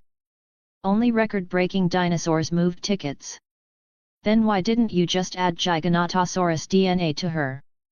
Make her an Indominus Giganotosaurus. Dr. Wu paused, seemingly surprised that Asset 3's popularity had reached so far outside of specialist circles. In fact, we did exactly that. But she seems to have inherited other traits from the Giganotosaurus. This was a total fabrication. While they had included the DNA, the Indominus rex had not manifested the trait for extreme gigantism, neither of the two specimens had. However, to land a sponsor, you first needed results, and second, you needed a good pitch. Since the vice president didn't know the first thing about dinosaurs, as long as he was interested, the money would follow. Every time we exhibit a new asset, attendance spikes. Global news coverage, celebrity visits, the world watches. Claire seized the opening to prevent Hal from digging deeper. When will she be ready for display? Jim Drucker, a balding shareholder, asked with genuine interest. She is ready, Dr. Wu replied, his face wearing that permanent, inscrutable mask of confidence. Carlo lay in the shade of a tree, watching the Parasaurolophus habitat nearby. More duckbills were staring back at him now, clearly wary of the unfamiliar scent he carried. Beside Carlo, a second figure had joined Katiusha, her brother, Carl. He was currently imitating Carlo's exact pose on the ground. In his young mind, Carlo was powerful for a reason. If he copied Carlo's every move, he would eventually become just as strong. Katiusha poked her head out of the eye socket of the Triceratops skull. This had become her personal fortress. She spent half her time diving in and out of it. It was becoming clear she had a strange obsession with ceratopsians, likely bad news for the local trike population in the future. As for Kafka, the third sibling, she was sleeping. She couldn't be bothered to make the trip. Carlo thought for a moment, then stood up to lead the two youngsters back toward his parents' territory. He wanted to see how the recovery was going. Before he could take more than a few steps, a small bird landed on his head, his dentist. It seemed the bird wanted a free ride. Carlo didn't mind, letting the creature perch on his brow. The earth had been stained grey by ash and charred debris. Following the rain, the oppressive heat had vanished, and lime-green sprouts were already beginning to cling to the skeletons of dead trees. However, the grey soil still held the embers of the fire. Red-hot charcoal had not lost its fire just because of a single rainstorm. Carlo moved to stomp out a smoldering patch, but his little dentist beat him to it. The bird picked up a small twig, one end extinguished, the other still trailing a wisp of smoke. Then, the bird leaned forward, spreading its wings and tucking the smoky end of the twig under its feathers as if to smoke bathe or toast itself. Left side, right side, left side. Watching this, Carlo pulled his foot back. He let the glowing twigs finish their smolder, standing still as he watched the small animals of the forest slowly return to the scorched earth. "She's white, you never told me she was white." Simon Masrani frowned, feeling a chill as he looked at the Indominus rex in the paddock. Most dinosaurs had rich patterns, even the T-Rex had colors that blended with the forest, giving them a biological reality that told the world they weren't monsters. But this thing? She looked like a ghost. "You think she'll scare the kids?" Claire walked to the window, re-evaluating her creation. "The kids? Their parents will have nightmares about her." Masrani's eyes never left the predator. For some reason, he felt he could never turn his back on her, even with a wall between them. "Is that a bad thing?" Claire asked, her expression flickering. She didn't want the guests to be too terrified. It's fantastic. Masrani had to admit, if Carlo satisfied his desire for something bigger and stronger, this creature satisfied everything he understood about the word terrifying. Can she see us? Masrani asked. The glass was supposed to be one way to prevent the dinosaurs from being agitated by tourists, but the asset had been staring directly at them for a long time. They say she can sense thermal radiation, like a snake, Claire explained. So, is this enclosure safe enough? Masrani turned his gaze away from the horror, looking at Claire. We used the best structural engineers in the world, Claire said, nodding as she walked toward the console, though she avoided a direct yes. Accidents were, after all, inevitable. So did Hammond. Masrani began to pace the length of the glass wall. A friend once told me, dinosaurs act irrationally because of noise. And you happen to be reinforcing the walls, creating endless amounts of it. He looked at a hairline fracture in the glass, his concern deepening. He's currently heading a research project for one of my companies. Owen Grady. Claire rolled her eyes involuntarily at the mention of the name, though she made sure her back was to her boss. I know him. The genius who wears board shorts to a date, she added silently. His dinosaurs are smart. So he has to be smarter than them. Masrani paced back, scanning the interior of the paddock. He certainly thinks he is, Claire muttered. Go get him. Have him inspect the paddock. Masrani either didn't hear her or didn't care. Maybe he'll notice details we've overlooked. He stopped and turned back to the paddock. The Indominus Rex, however, had vanished. Want to read ahead of schedule? Head over here patreon.com/AlexandraSTL. Remove the hyphen for normal access.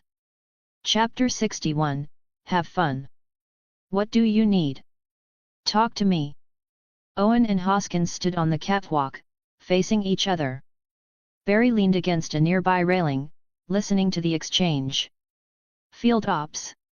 Hoskins spoke the words with anticipation, as if unveiling a grand manifesto. Hearing those two words, Owen didn't even hesitate. He turned and walked away in sheer exasperation. Hey, hey! They just responded to your commands back there. You've got to build on that momentum, get some real-world results. Hoskins wouldn't let it go, trailing a step behind Owen. Owen, wanting no part of this obsession, shot back. They're wild animals, Hoskins. Trust me, you don't want to rush this. I saw a bond. Communication between man and beast. Hoskins picked up his pace to cut Owen off. You're in my way. Owen really had no patience for this madman. Don't be like that. We're on the same side. We're both war dogs. You know as well as I do that the military needs to minimize casualties. Some people think robots are the future. Owen looked at the sad bee in front of him, shook his head helplessly, and moved around him. Hoskins remained relentless. He didn't even bother turning around, just kept chasing Owen's heels. Nature gave us the most effective killing machines 65 million years ago. And now, they take orders. Feeling a tap on his shoulder, Owen spun around, his patience frayed. Barry rounded the corner from the other side, stepping up beside Owen. We finally make progress, and the first thing out of his mouth is this. Weaponization? Barry asked, gesturing toward Hoskins with his right hand. Hoskins rolled his eyes, turning his back on them for a moment to mutter a curse under his breath before spinning back to keep pace. Come on, fellas. Let's be grown ups here. He began to lecture them. Drones can't search tunnels or caves, and they're vulnerable to hacking. If a real war breaks out, that tech is toast. Owen replied with a single line, tech doesn't eat people when it gets hungry. Hoskins clicked his tongue, then pointed down at the velociraptors nipping at each other in the pit below. Look! Look at these creatures!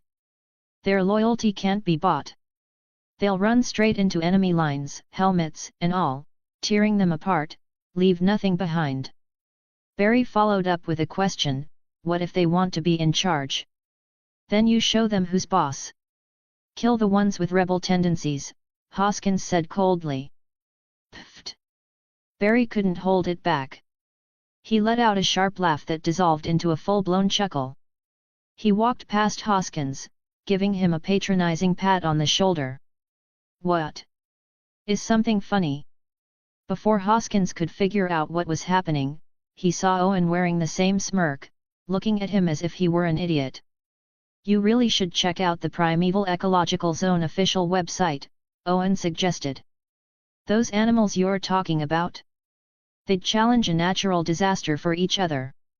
What do you think would happen if you killed one of them? With that, Owen ignored Hoskins entirely, picked up a bucket from the catwalk, and left. Lift me up. I can't see. A crowd stood in front of Gray, blocking his view of the juvenile dinosaurs in the gentle giant's petting zoo. I'm not your dad, and besides, you're way too big for that. Zack had zero interest in the local activities. He moved quickly through the crowd.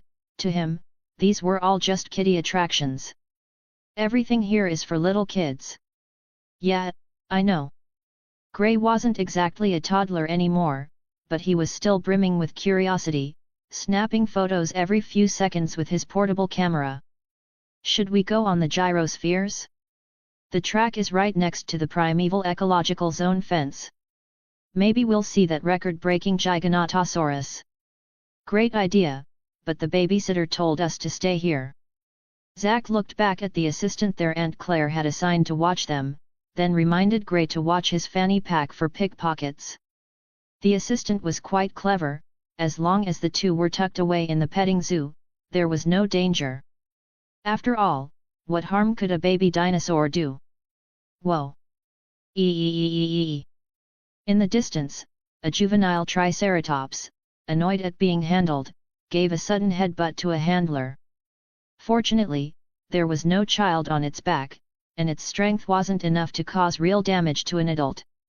Zack suddenly noticed their babysitter was preoccupied with a phone call, seemingly discussing a wedding. She wasn't paying attention to them at all. Kid. Yet. Run.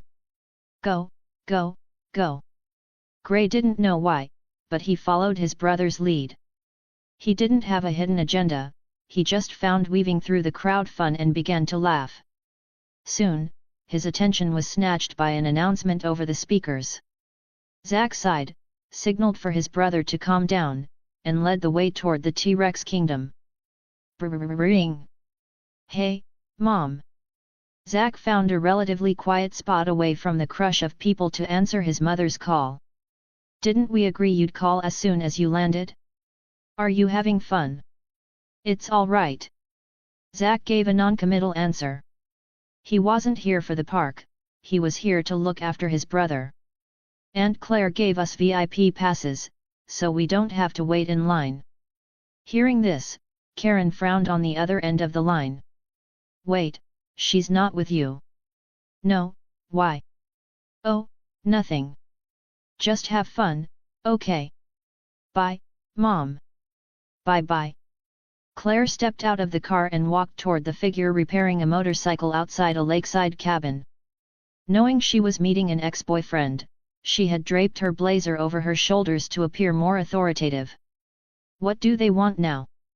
Owen had taken off his leather vest and was wearing a casual white shirt. The moment he saw his visitor, he had a bad feeling. A woman wearing an outfit like that wasn't here for a reconciliation. Mr. Grady. I need you to come take a look at something. Owen put down his tools and gave Claire a strange look. Why the formality? Owen. Claire used his name, humoring him. Asking an ex for a favor was never easy, psychologically, it was more than a little awkward. If you're not too busy. I'm very busy. Owen didn't seem inclined to give his ex much face. Claire took a deep breath, ignored the subtext of his refusal, and continued, we have a new attraction. What? You finally decided to drag that Giganotosaurus out for a show? Or are you just going to lock up all those herbivores that stampeded yesterday in a new paddock? Ignoring Owen's sarcasm, Claire stated flatly, we made a new species. Want to read ahead of schedule? Head over here patreon.com/AlexandraSTL. Remove the hyphen for normal access. Chapter 62, Eve of Disaster. Darius. Your dinosaur obsession finally paid off. My engagement is skyrocketing. Brooklyn was buzzing with excitement. Having captured high-quality footage of Carlo driving off the herbivores, her social media stats were finally rebounding. Haha, and my reward is more poop shoveling, Darius offered a dry laugh as they stepped out of the elevator and returned to the camp hub. Alright, guys, I'm leaving my phone here to charge. If you need it, go ahead, but make sure you keep it plugged in. Standard rules at Camp Cretaceous forbade mobile phones, but Brooklyn was the exception. As a superstar influencer, being offline was simply not an option. Yet. Kenji, trailing behind the pair, gave a non-committal wave. He looked as casual and indifferent as ever. So, who stole my phone? Brooklyn stood in the doorway, arms crossed, looking absolutely livid. She had been kind enough to lend her phone to the group last night, and now it was nearly noon and the device was nowhere to be found. Brooklyn? I think the question you should be asking is, who didn't touch your phone? Yasmina was sitting on the sofa next to Sammy. She felt Brooklyn's accusatory tone was aimed squarely at her best friend, and her voice crackled with defensive friction. I used it to check the weather last night, Ben offered quickly, sensing the tension. Dr. Sattler published a new column on microfossils yesterday, Darius added. I couldn't pass up a prime selfie OP, but I haven't touched it since, I swear, Kenji chimed in.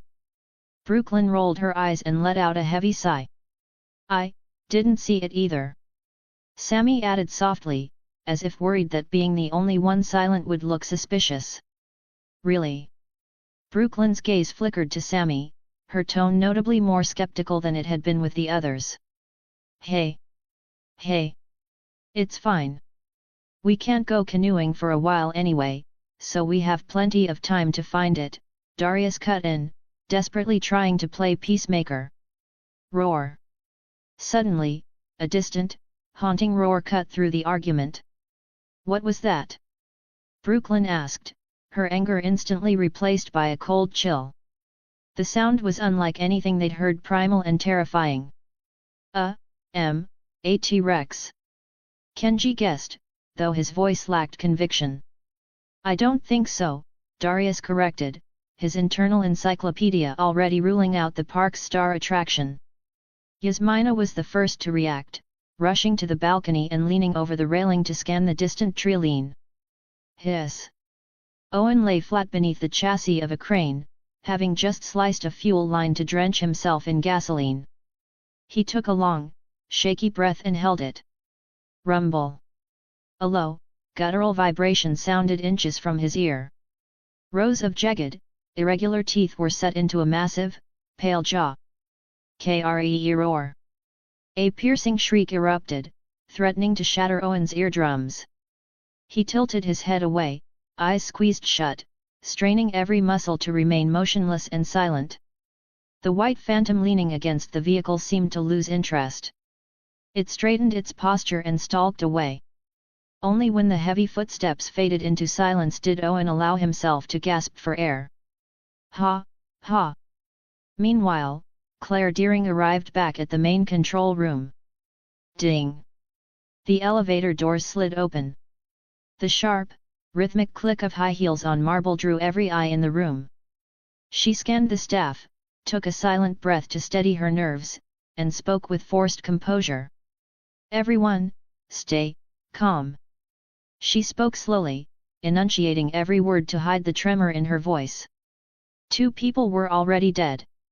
Claire looked up at the tracking monitors, exhaled again, and stepped forward to take command. The vast control room seemed to find its axis, everyone returned to their stations. Lowry tracked the signal. Vivian began the comms. "Hang up that damn phone, please." Suddenly, a new voice cut through the room, causing the staff to freeze once more. It was a voice they knew all too well, Simon Masrani. "Apologies, sir. I'm receiving an update. Everything is under control," Vivian said, pivoting her tone before hanging up. Masrani stepped into Claire's space, addressing the room. "Send the ACU to get her. The existence of this park is predicated on our ability to handle these incidents." This was always a possibility, wasn't it? He sounded confident, yet he seemed to overlook the immediate danger to the guests. Even Lowry, usually content to slack off, couldn't stomach the nonchalance. He shot back with a rare flash of steel. "You should put that in the brochure. Eventually, one of these things will eat somebody." Claire ignored the bickering, her eyes locked on the primary display. "The nearest attraction is 4 miles away. ACU can handle this before anyone else gets." "No, no. That's not right," Lowry interrupted, his fingers flying across the keys. He looked frantic. "She's turned. Based on the trajectory, she's heading southwest, straight for the primeval ecological zone. ACU won't make it in time." Claire's mouth hung open slightly, her composure finally breaking. "Alert the monitors. We need access to every camera in the sector. Double the ACU deployment, it's about to get a lot more dangerous in there." "Zach, did you know that the Giganotosaurus skeleton is actually a reconstruction? There are 2 versions, the long-skulled and the short-skulled. But the Giga here in Jurassic World proved the long-skulled version was right. Still, some people insist on the short-skulled version because..." "Zip it." At the Gyrosphere Valley, Gray leaned against the railing, pouring his prehistoric knowledge into his brother's ear. But Zach was far more interested in a group of girls nearby, his gaze lingering with teenage intensity.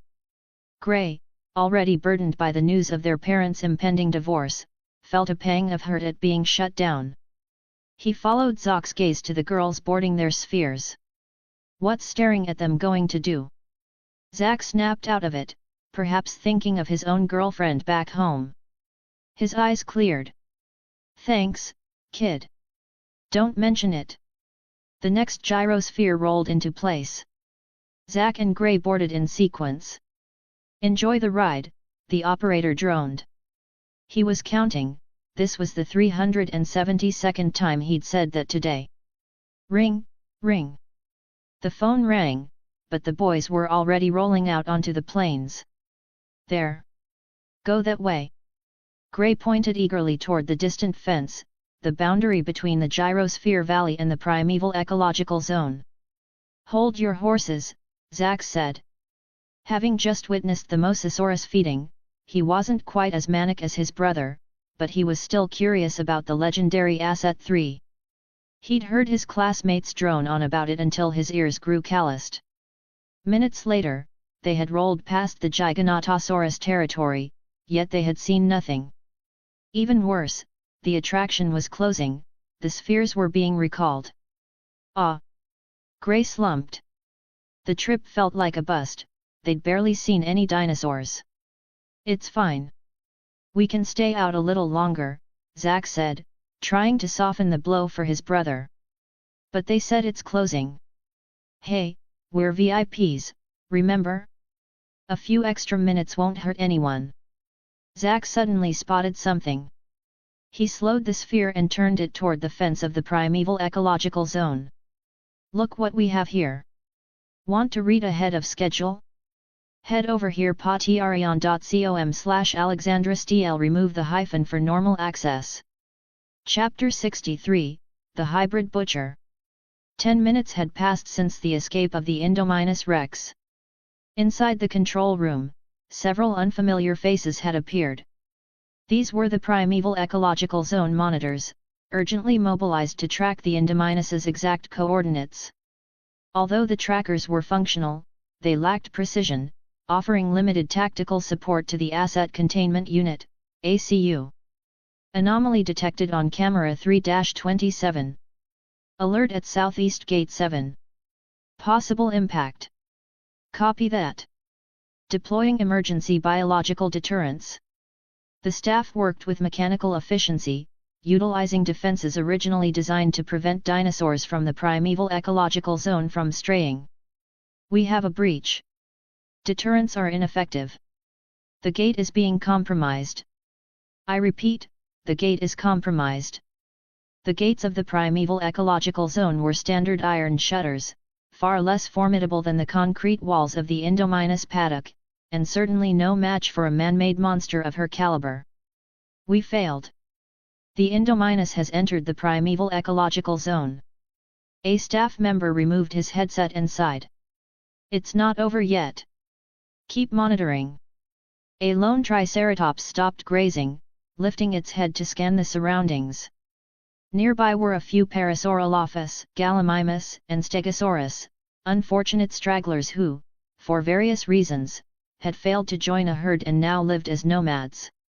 They formed a loose collective for the sole purpose of fending off the carnivores of the primeval ecological zone. At this moment, every herbivore in the group raised its head. The commotion in the nearby woods was becoming impossible to ignore. A Diplodocus lifted its head from above the towering treeline. The herbivores relaxed slightly, lowering their heads to resume feeding. But the Diplodocus cried out again, its high-pitched wail snapping the herbivores' attention back. A moment later, the Diplodocus stumbled out from the forest, revealing a body covered in deep gashes and bleeding wounds. This time, it wasn't just the Diplodocus. The surrounding herbivores shrieked in terror, turning to bolt. Thud. The Diplodocus collapsed onto the grass, its belly heaving as it gasped for air. The forest swayed. A green-hued claw gradually turned pale, pressing down firmly onto the mountain of heaving flesh. She was quiet. She was careful. Until she confirmed that her place in the hierarchy was one of absolute dominance, she would not broadcast her presence. This was to be a silent massacre. No, no, no. Bad idea. This is a bad idea. It's a great idea. No. We're gonna get arrested. They'll shave our heads, and we'll have to make root beer in the toilet. What are you even talking about? Gray was terrified, chanting nervous, nonsensical spells that Zack couldn't begin to decipher. There. Zack steered the gyrosphere around a bend and pointed toward a distant herd of Ankylosaurus. See? I told you. You're welcome. I got us an exclusive, up-close look at 4 dinosaurs. Ankylosaurus, we must have driven into the primeval ecological zone. It won't be long before we get eaten. Please, dude. Didn't you hear that mad scientist on the monitor? This sphere can stop a .50 caliber bullet. Look, there's another one coming. Aren't you the dinosaur expert? What kind is that? That's a... The Indominus Rex approached from the flank, her skin shifting colors in a constant blur to confuse the Ankylosaurus's vision. Snap! The sound of breaking branches echoed. The Ankylosaurus herd snapped their heads up, squaring their positions toward the source of the noise. There was nothing there, but they knew with primal certainty that danger was closing in. The lead Ankylosaurus slammed its tail into the ground, attempting to intimidate the predator. Months of peaceful living had bolstered their confidence. Little did they know, the Indominus Rex didn't care if an opponent looked tough. She killed everything. Her white form gradually materialized. Her claws raked across a branch, producing a piercing, metallic screech. She moved toward the herd one step at a time, the branches beneath her feet snapping rhythmically. Sensing the shift in the tide, the lead Ankylosaurus let out a low rumble, signaling the herd to retreat. Seeing her prey attempt to flee, the Indominus grew agitated. She accelerated, intent on leaving no survivors. But in the next instant, an Ankylosaurus with massive dorsal spikes named Scimitar cut across the path. With a quick-footed trot, he blocked the Indominus, his tail club striking the earth and sending debris flying. Go! Go! Watching the drama unfold, the two brothers tried to pilot the gyrosphere away from the charging herd, but it was too late. A fleeing Ankylosaurus has no regard for obstacles. At the front of the pack, the rebel gave the sphere a shove, followed by a tail swipe from Grassy, clearing the path for the subadults and juveniles behind them. The gyrosphere's glass spider webbed with cracks as it was sent tumbling into the air. The Indominus moved with fluid agility, dodging strike after strike from the tail clubs. She attempted to slash through the dorsal armor but failed, quickly shifting her focus to the soft underbelly. Ignoring the spikes on the creature's back, she pressed her full weight down upon it. Feeling the crushing pressure, the Ankylosaurus could no longer swing its tail. It strained every muscle to support its weight, desperate not to collapse into a vulnerable position. But it was a feint. He felt razor-sharp claws rake across his hind leg. A searing pain surged upward, creeping beneath the edge of his armor plating. He could no longer stand. Carlo stood beside the father and mother dinos and their 3 hatchlings. He had forced them all to take a bath in the water because he sensed something was wrong. Something had happened to the primeval ecological zone.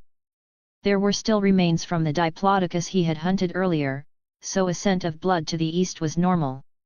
When that scent intensified slightly, he had assumed the Carnotaurus were merely hunting. Though the bulls hadn't had any new family members recently, by his count, it was indeed time for them to feed. But the scent of blood was spreading westward with no sign of stopping. Carlo didn't smell a familiar creature, but he sensed a mass of something saturated in gore. He had to go see for himself. But before that, he had to secure his family. He wasn't sure how much washing away their scent would help, but every little bit counted. On the ground, Zack grabbed his brother's hand, pulled him up, and sprinted for their lives. The bulletproof glass was like wet paper to the Indominus. If they didn't leave now, they would be swallowed like tinned meat. The Indominus used her long, muscular arms to shove the gyrosphere out of her mouth. It hadn't felt good, like a human trying to swallow a light bulb. Feeling mocked, she let out a furious roar and lunged out of the forest after Zack and Gray.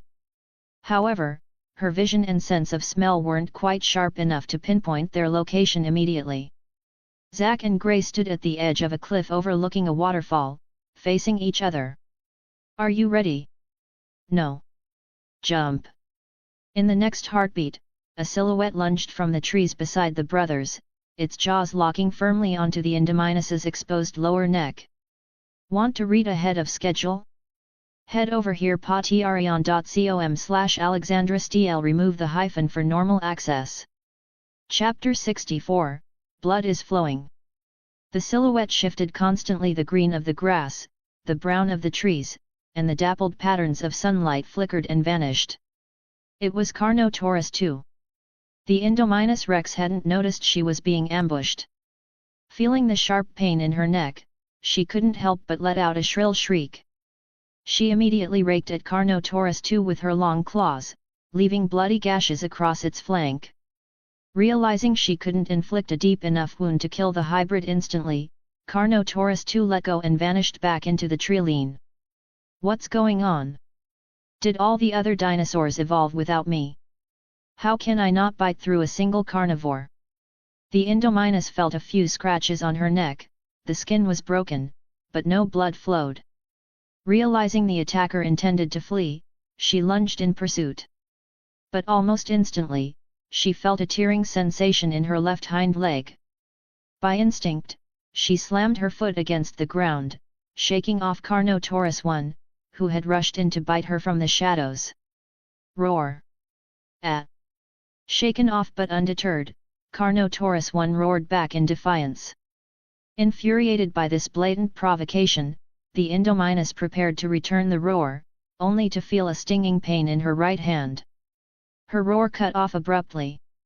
She turned to see Carnotaurus II tearing at her arm, but as she moved to snap at the attacker, she felt the skin on her hind leg being ripped open again. She realized the gravity of the situation. She could no longer treat these creatures with the same dismissive cruelty she showed the herbivores. She twisted her body violently.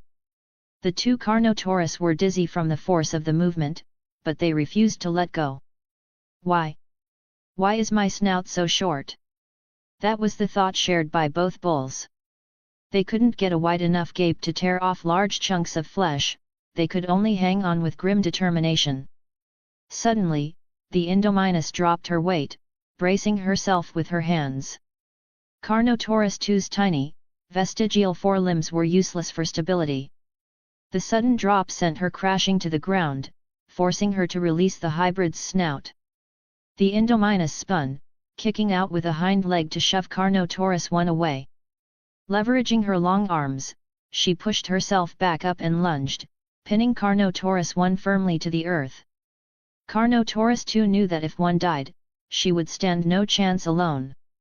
Ignoring her pounding head, she rolled to her feet and, despite her swaying balance, delivered the dirtiest blow possible. She struck the hybrid right in the censored. Even though the Indominus was designed with high-density defense across her entire body, this remained her most vulnerable spot. At this time, the hybrid let out a piercing, high-pitched scream. Knowing she had succeeded, Carnotaurus II didn't hesitate. She bolted back into the forest to hide. Roar! The Indominus shrieked at the retreating Carnotaurus II, momentarily loosening her grip on the pinned Carnotaurus I. In that life-or-death moment, one erupted with unbelievable willpower, scrambled to his feet, and dove into the nearest thicket. Roar! The Indominus shrieked again, but by the time she stood fully upright, Carnotaurus I had long since vanished into the foliage. Stunned, the Indominus Rex paused to think. She recalled how Carnotaurus II had appeared the way the creature had blended into the environment. They have an ability similar to mine. In a flash, she reached a conclusion and adjusted her strategy. Her eyes closed, and when they snapped open, a nictitating membrane slid across them, clearing her muddy vision. Specialized sensory cells on her skin began to pick up thermal radiation. Within seconds, she had locked onto the positions of the two dinos. Unaware that they had been spotted, the two Carnotaurus were still circling, looking for an opening based on her angle.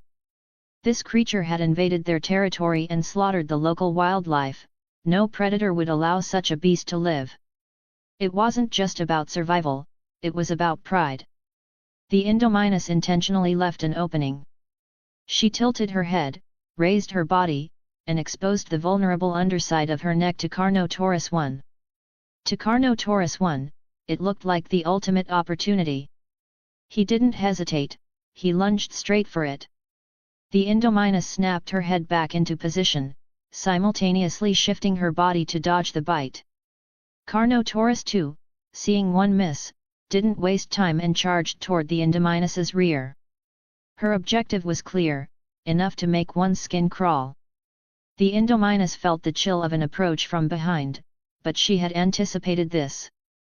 Her tail whipped around like a lash, precisely striking Carnotaurus II in the head. Working both ends of her body, the Indominus snapped her jaws shut on the retreating Carnotaurus I. She only caught his torso. It was slightly off target, but it didn't matter. She raised her front claws, intending to pin him down and end it. But facing death, Carnotaurus I ignored the pain of his hide being punctured. He decided to go down fighting. He lunged forward, biting down hard on the hybrid's opposable thumb, completely ignoring the skin tearing and blood spraying from his own body. I've survived being starved for 9 meals in 3 days. You think you can kill me? You think you can kill me? His eyes turned bloodshot as he clamped down on that thumb. Finally, he felt the copper tang of blood flooding his mouth. It tastes so damn sweet. The Indominus flinched from the pain and loosened her grip, but quickly clamped down again. Ignoring her bleeding left hand, she reached out with her right to crush him. Just as her hand touched the end of Carnotaurus I's body, her thermal vision picked up a new signal. Her focus shifted from the Carnotaurus in her mouth to her side. Her pupils dilated instantly. She let go of one to intercept the new threat, but she couldn't shake off the Carnotaurus' still death grip to her left thumb. Then, a cold sensation bloomed at her side, followed by a pain that pierced through her body, heading straight for her heart. "Arror!" she shrieked, her neck now completely exposed. "Crrrk!" Thud. Fangs sank into flesh. Carlo clamped onto her throat, driving her backward. Sensing her balance falter, he slammed her down with brute force. Still reeling from the shock to her censored, the Indominus Rex couldn't resist such power. She was slammed into the earth, sending a cloud of dust into the air. The two Carnotaurus were thrown back by the sheer force of the impact, forced to let go as they tumbled onto the ground. Carlo moved to go for the belly, but the hybrid's survival instincts were overwhelming. She used her arms and legs to shield her vitals. No matter how Carlo lunged, he couldn't find a way to tear into her abdomen. He quickly changed tactics. Before she could scramble up, he bit down sideways on her lower jaw, catching part of the upper maxilla as well. He twisted his entire body, dragging her across the ground in a 270-degree arc before releasing her, flinging her away. The Indominus Rex flailed her limbs in a panic to slow her momentum, tearing up chunks of green turf that flew into the air. As she slowed down, she felt the ground beneath her back vanish. It was the waterfall. Splash! Boom! She fell back first into the lake, sending a plume of water meters high as she crashed into the bottom. Fortunately, the lake wasn't deep, she was able to find her footing. Staggering, the Indominus crawled onto the shore and shook off the water. She didn't even have time to kill the two brothers hiding in the nearby bushes. Rising from a quadrupedal stance to a bipedal run, she fled into the depths of the jungle. Carlo walked slowly to the edge of the cliff. Looking at the muddy tracks below, he knew she was still alive. She survived that. The cliff was nearly 10 meters high. Even with the water to cushion the fall, a beast as heavy as the Indominus surviving that height, and running away at full speed, was staggering. Carlo licked the roof of his mouth. A slight sting followed, along with the metallic taste of blood. He was injured too. The quills on the hybrid's neck were not to be trifled with. The moment he had bitten down, the pain had spiked into his brain, preventing him from exerting his full strength. Animal instinct forbids self-harm, and the Indominus Rex had exploited that psychological barrier to bolster her defenses. The murky lake water was tinged with a faint red streak. Carlo glanced at the two brothers hiding in the grass.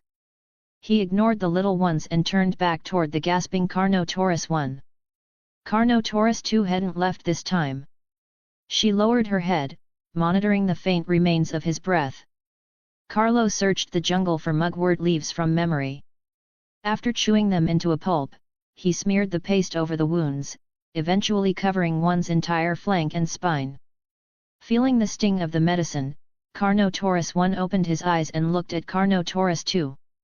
"You bastard, why aren't you leaving now? When I was trying to mate with you, you couldn't run away fast enough." He remembered how she had grown to loathe him after he led trouble her way, leading to his rejection during mating season. He felt a sense of peace. "I managed to screw her over once, totally worth it." He closed his eyes again, his breathing ragged and shallow. "Want to read ahead of schedule? Head over here patreon.com/AlexandraSTL. Remove the hyphen for normal access. Chapter 65, Who is the Prey?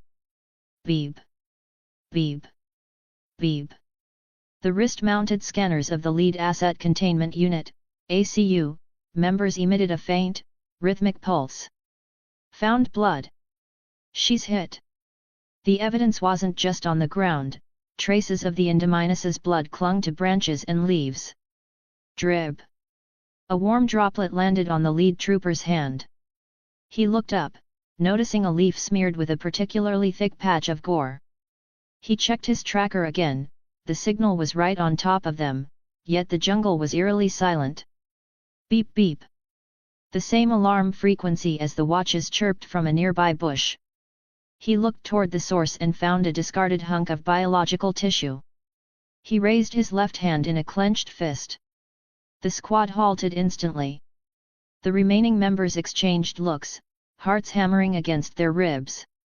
They slowly shifted formation, scanning the perimeter with white-knuckled grips on their non-lethal weapons. "She has active camouflage. Stay sharp," a voice from the control room crackled through their earpieces. The reminder sent a jolt of adrenaline through the team, their bodies tensing like coiled springs. The lead trooper stepped forward alone, picking up the tissue. He flipped the bloody flesh over. Beep beep. It was the tracker. "How did she do that?" someone in the control room exclaimed. However, Claire Deering was no longer there to answer. Ding! The elevator doors hissed open, and Claire sprinted out, nearly colliding with Owen Grady, who was on his way to confront Masrani. While most of the primeval ecological zone monitors had been diverted to the Indominus, an automated alert had flagged a gyrosphere entering the restricted valley. That was how she found her nephews.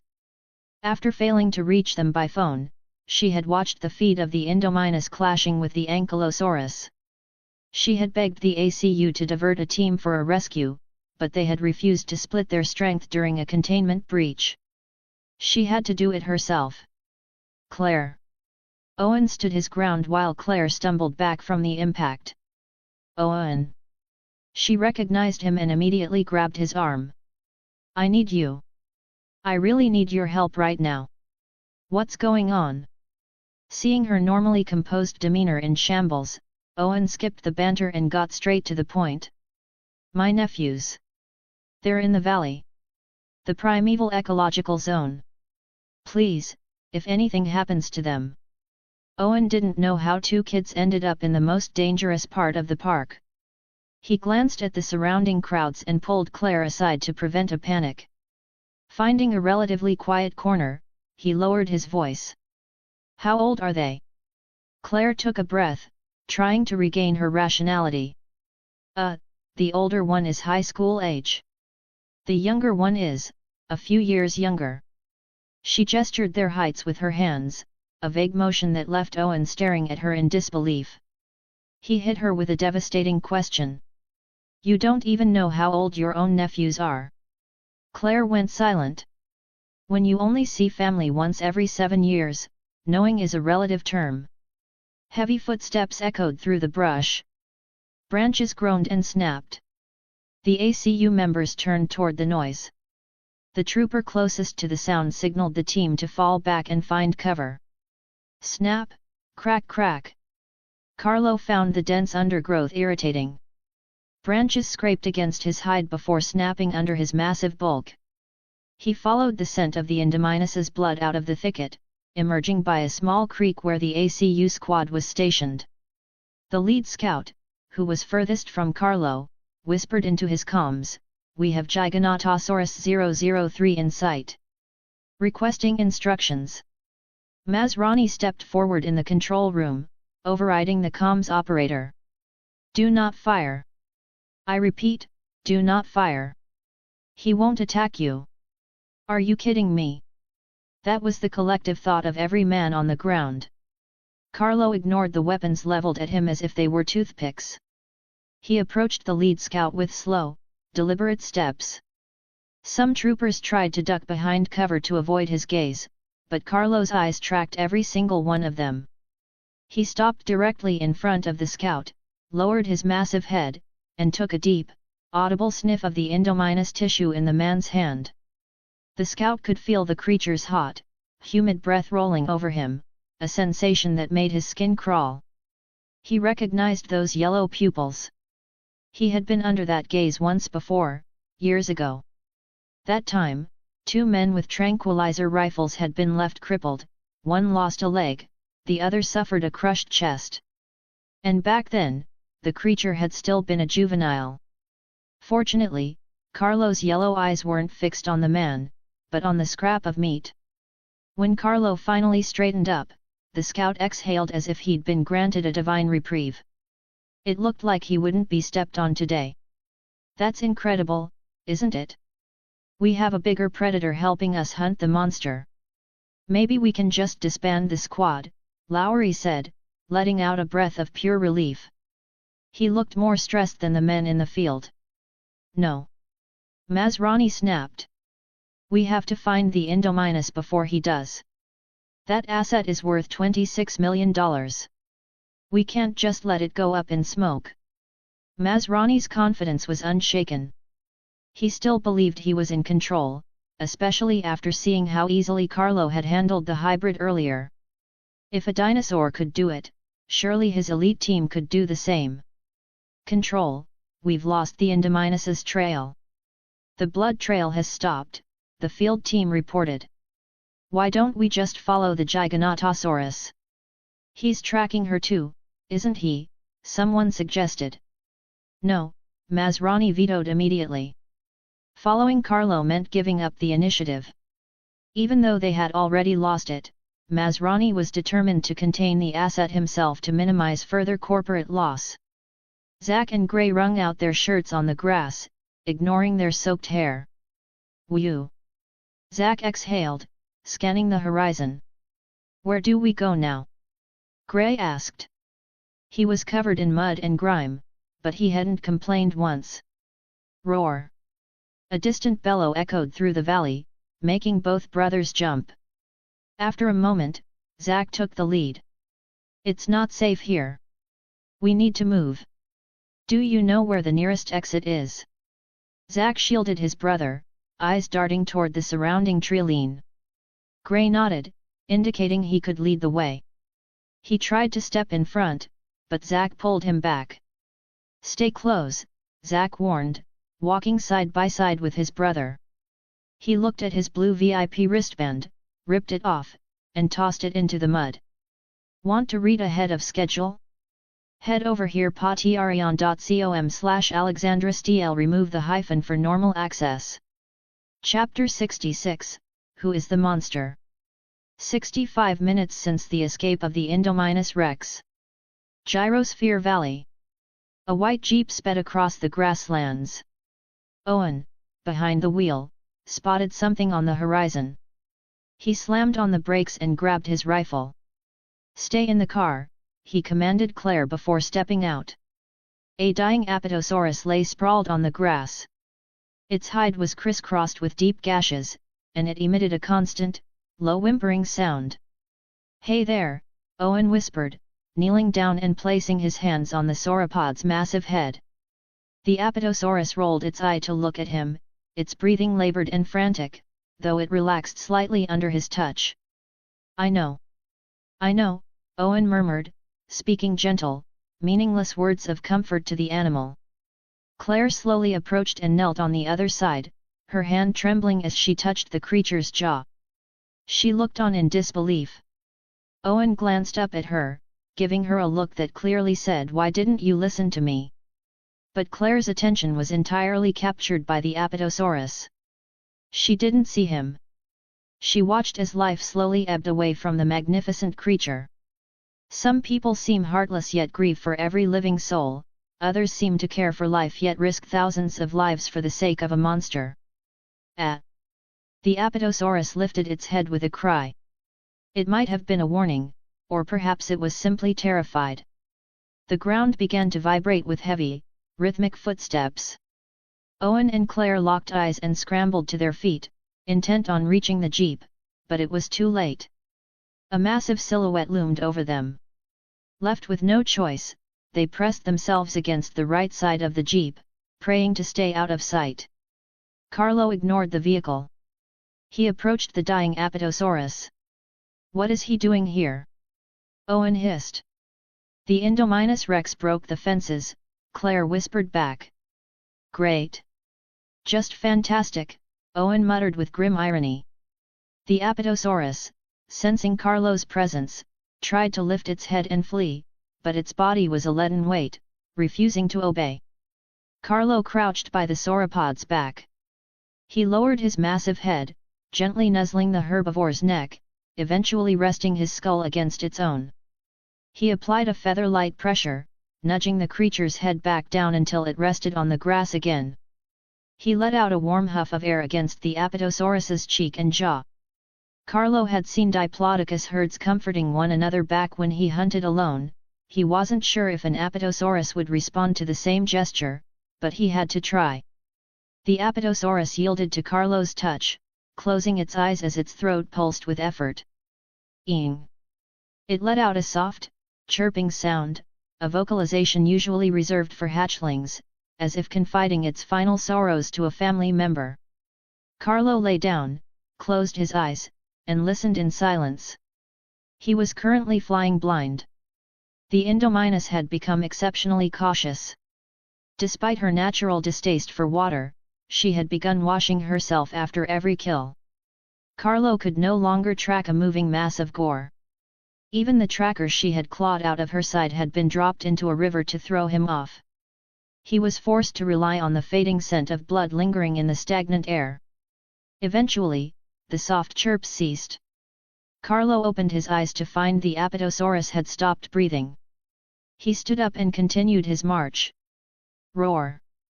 He let out a thunderous bellow, a piercing provocation aimed at the unseen enemy far across the valley. Ang roar! To his surprise, the enemy answered. Carlo tilted his head, triangulating the source of the sound, and accelerated toward the hybrid's position. Owen, rifle in hand, slowly stepped out from behind the jeep. He watched as Carlo's silhouette receded into the distance and finally vanished. What made him so angry? Puzzled, Owen walked toward the spot where Carlo had been standing. Claire followed a step behind him. As they reached the rise, they saw several crows descending onto the plains. An entire herd of Apatosaurus lay scattered across the field, no breath, no pulse, no life. Owen's brow furrowed. As an animal behaviorist, he felt a flicker of genuine confusion. She didn't eat them, Claire whispered, covering her mouth with her hands in shock. She's killing for her sport. How much further? This better not be a waste of time. Kenji panted heavily, splayed out on the wooden deck like an exhausted dog. He was at the tail end of Darius's group. They had heard strange biological cries earlier, and at Darius's suggestion, they had climbed the watchtower at the end of the zipline to scout the area. Roxy and Dave were currently away, having gone to appeal to their superiors for more staff due to the kids' repeated disobedience. Because they couldn't locate Claire, they hadn't been able to return, giving the campers a window of opportunity. Kenji trudged over to Darius's right, leaning against the railing and peering into the forest. Oh look, a Brachiosaurus! He rolled his eyes. All that climbing for this? Mystery solved. Can we go back now? Ben, ever the rule follower, hadn't wanted to come in the first place. He was worried about violating the adults' orders and urged the group to leave. But it doesn't make sense. Brachiosaurus don't roar like that, Darius insisted. A Brachiosaurus's call was full of life. The sound they had heard was a distorted, metallic shriek. Hey! You kids! What are you doing out here? We have an asset out of containment. Two staff members suddenly ran into the clearing below. They had likely been dispatched to evacuate the Camp Cretaceous kids. What are they saying? Darius couldn't hear them from the top of the tower. He turned to his friends. Brooklyn shrugged, equally clueless. You can't stay up there. It's too dangerous, the workers yelled. Great. They look furious. I told you we'd get in trouble, Ben muttered, casting a judging look at the others. Get down. This area is locked down. Suddenly, a Brachiosaurus in the distance collapsed with a muffled groan. The campers gasped, frantically gesturing to the workers below. Why are you just standing there? The workers couldn't decipher the frantic hand signals. This area was hot, they needed to get the kids out now. Get down. You little Edie. Ang roar. A shriek cut him off from behind. The Indominus Rex lunged forward, swallowing the first worker whole in a single snap. She lunged with her right hand, catching the second man as he tried to bolt, snapping his spine like a candy bar. She was growing fond of these little creatures. Their expressions when they fled were so much more vivid, much more fun than the big ones that just stood there like statues. Her thermal vision picked up a new cluster of heat signatures. She looked up at the kids on the zipline tower. She tore through the iron fence as if it were paper and began to climb the tower's support beams. Roar! A provocative roar echoed from the distance. She paused, turning her head toward the sound. It was the one who had ambushed her. Ang roar!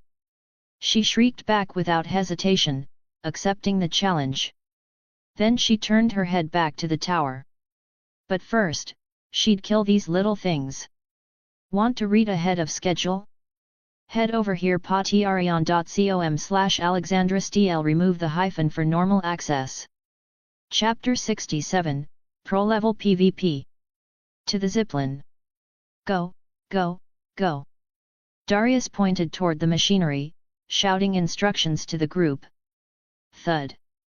The Indominus Rex slammed her body against the structure, attempting to bring it down, but the heavy supports held firm. Pivoting her strategy, she hooked her claws onto the horizontal railings connecting the 4 load-bearing pillars and began to climb. Crack!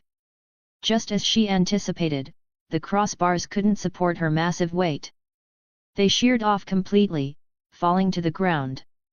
The zipline tower began to tilt precariously. Brooklyn grabbed Ben, who was frozen in terror, and shoved him toward the zipline harness. I can't clip it. I can't clip it. In the heat of the moment, Ben's nerves failed him. I've got it. Kenji, losing his patience, stepped in to buckle the harness for him. He slammed his hand against Ben's back and shoved him off the platform. Go. Thud. Another crossbeam gave way. The entire zipline tower was now leaning at an angle that would make the Leaning Tower of Pisa look vertical. Fortunately, the others moved with more fluid coordination. Sammy, Kenji, and Brooklyn all successfully hooked onto the lines. However, they had overlooked a critical safety feature: the zipline was designed for staggered departures. When multiple units were detected on the line simultaneously, the emergency brakes triggered. Why did we stop? Ben. What did you do? Kenji hissed, his head jerking forward from the sudden deceleration. Ben was even more frantic, his fear of heights kept him from even looking down. Nothing. I didn't do anything. It just stopped. Thud. The tower lost another support beam. The cable whipped up and down, leaving the campers dizzy and disoriented. It's the emergency brake. Darius realized the problem immediately. He and Yasmina were still on the platform, watching their friends dangling mid-air. To prevent getting stuck themselves, they had to push the others forward. Darius made a split-second decision, unbuckling his own safety harness and stepping back. Darius. Yasmina turned, confused by his actions at such a critical moment. You're an athlete. You're strong, right? What are you doing? She looked back at the others trapped in the air, then back at Darius. A cold dread washed over her. Hold on to me. Darius took a running start and jumped, colliding with Yasmina's harness as they slid forward together. The impact knocked the wind out of Yasmina, but her reflexes took over, and she grabbed Darius tight. Bam! They slammed into the line of campers, providing enough momentum to push everyone forward. It worked. We're making. Before Darius could finish, the tower behind them finally collapsed. The cable snapped, and the sliding mechanisms disintegrated, sending the group plummeting into the canopy of the forest below. The Indominus Rex stood by the ruins of the tower, focusing her senses on the wreckage. There were no thermal signatures left. Escaped? She scanned the sky, but there were no humans in sight. Of course, she thought, these little things can't fly. She wasn't particularly angry. If they were gone, so be it. A much more dangerous foe was approaching. She looked down at the fallen tower, deep in thought. A moment later, she vanished into the jungle, leaving behind a trail of conspicuous tracks. Carlo navigated through the towering groves of giant redwoods. These trees were the original inhabitants of Isla Neblar, ancient giants that were wider than he was. At the base of one massive redwood were several orange canopy tarps. Inside appeared to be an elevator shaft leading to a massive treehouse complex high above. In front of the tree stood a pool of water, its original purpose unclear. Carlo approached the pool and found faint, swirling traces of blood. She washed her scent away here. Carlo couldn't fathom how a biological creature could neutralize its scent so thoroughly for so long. Even a daily dousing in disinfectant shouldn't be this effective. His sense of smell felt as if it had been severed, it was useless in this hunt. Suddenly, Carlo noticed prominent claw marks on a smaller redwood nearby. The gashes ran from the roots upward, as if something had tried to climb. Carlo approached slowly, feigning a focused investigation while keeping his senses locked on his flanks. This smelled like a trap. Great, the camp is still standing. Darius's group emerged from the undergrowth, letting out a collective sigh of relief. Darius! Sammy called out, pointing toward the clearing. Holy sh! Carlo's attention was drawn to the teenagers. He turned to look at them. While he knew he shouldn't be distracted, these humans looked fundamentally different from any he had seen before, as if they belonged to a different world, or at least a different art style. They were incredibly conspicuous. Ang roar! In the next heartbeat, the Indominus Rex lunged from his blind spot. She clamped her jaws onto his neck, but she didn't exert her full crushing force. Instead, she drove him forward with her momentum, mirroring the way Carlo had ambushed her earlier. Seeking revenge? But Carlo didn't have two Carnotaurus hanging off him this time. He quickly adjusted his footing, matching her speed. Rib! His foot caught on the heavy yellow canopy tarp. Though the material was thick, it couldn't support his massive weight and shredded instantly. Realizing his positioning was poor, Carlo widened his stance and dug his claws into the earth, trying to anchor himself against the Indominus's power. Suddenly, the Indominus released her grip and leaped backward. The sudden disappearance of resistance caused Carlo's counterforce to hit thin air, sending him stumbling forward. Before he could recover his balance, she circled to his flank and rammed him into the massive redwood. Crash! Shatter! The glass and concrete of the elevator shaft disintegrated on impact. Shards of glass spun through the air, glinting as they caught the light. Go! Move! Darius was pulled back into the brush by his companions as they scrambled to evacuate the camp. Glass and concrete debris rained down on Carlo's hide. They raked across his skin but failed to leave a single wound. The Indominus Rex took note, his defensive capabilities were staggering. But it didn't matter. She backed away 2 steps. Carlo shook his head, clearing the glass from his eyes. He straightened his body, squaring up to the Indominus once more. Clack! The sound of falling timber caught his eye. No! He realized the gravity of the situation far too late. She hadn't refrained from crushing his neck because she couldn't. She had chosen the most effortless way to kill him. Carlo lunged at her, but a massive carnivore cannot hit top speed instantly. Like a combustion engine, there is a warm-up period before the torque kicks in. Clack clack clack! Wooden planks rained down in a continuous torrent, battering Carlo. Finally, the entire treehouse structure gave way, burying him under tons of wreckage and sending a massive plume of dust into the air. Ang roar! The Indominus Rex let out a triumphant shriek. She turned and began her march back toward the primeval ecological zone. She didn't believe any creature could survive being crushed under such weight. Target detected at the primeval ecological zone southwest gate. Copy that. All units, converge on coordinates. Want to read ahead of schedule? Head over here patreon.com/AlexandraSTL. Remove the hyphen for normal access. Chapter 68, The Joke's on Me. On a secluded beach on Isla Neblar. Several small transport vessels docked, dropping their ramps. Jeeps packed with specialized tactical gear rolled onto the sand, kicking up plumes of salt water spray. All units on standby. Be ready to move at a moment's notice. A technician with a receding hairline followed close behind Vic Hoskins, reporting the status. Good. Don't start the live feed yet, the situation is still escalating, Hoskins said, surveying the men and equipment. The escape of the Indominus Rex was an opportunity for InGen to take total control of the park's biological assets.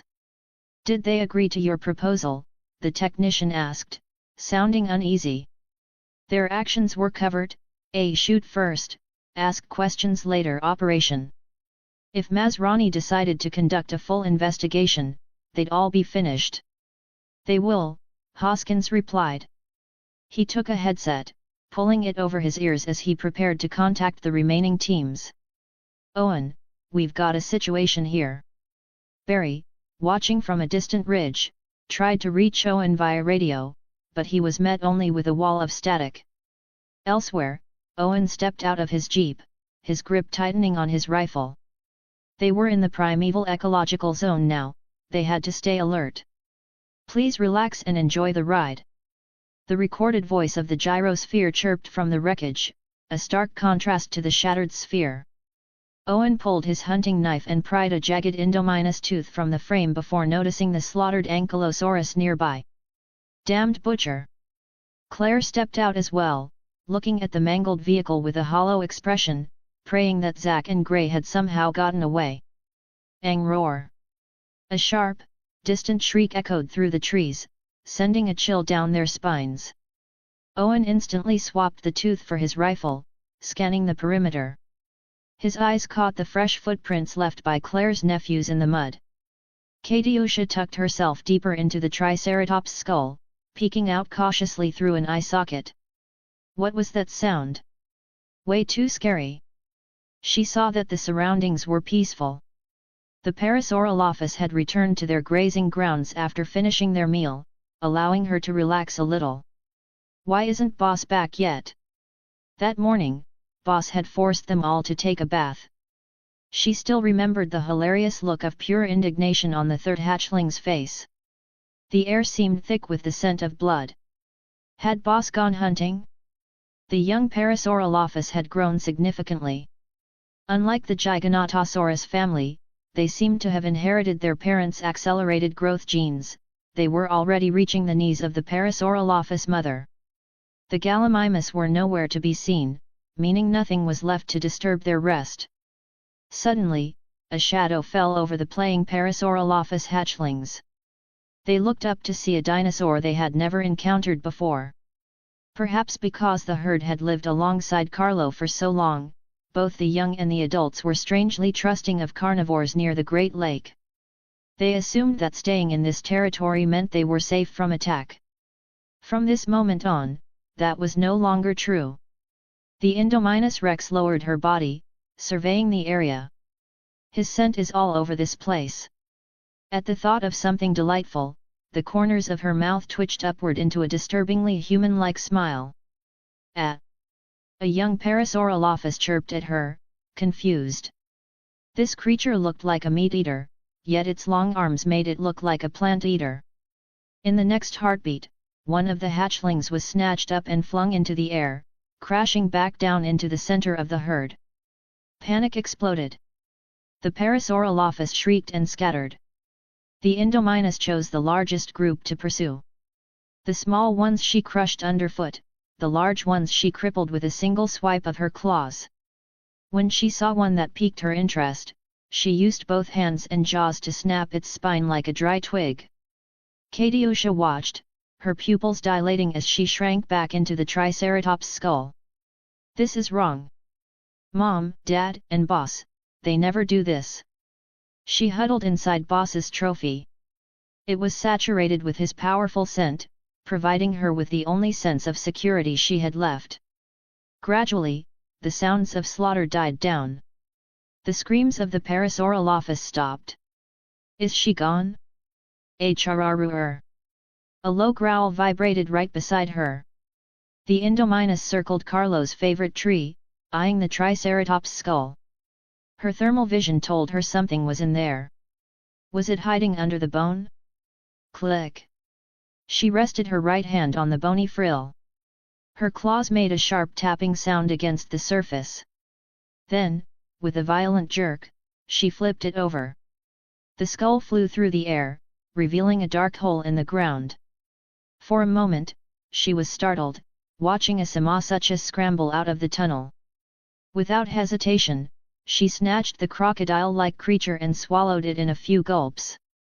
Behind her, Katiusha crawled out of a different exit and bolted toward the territory of the Giganotosaurus parents.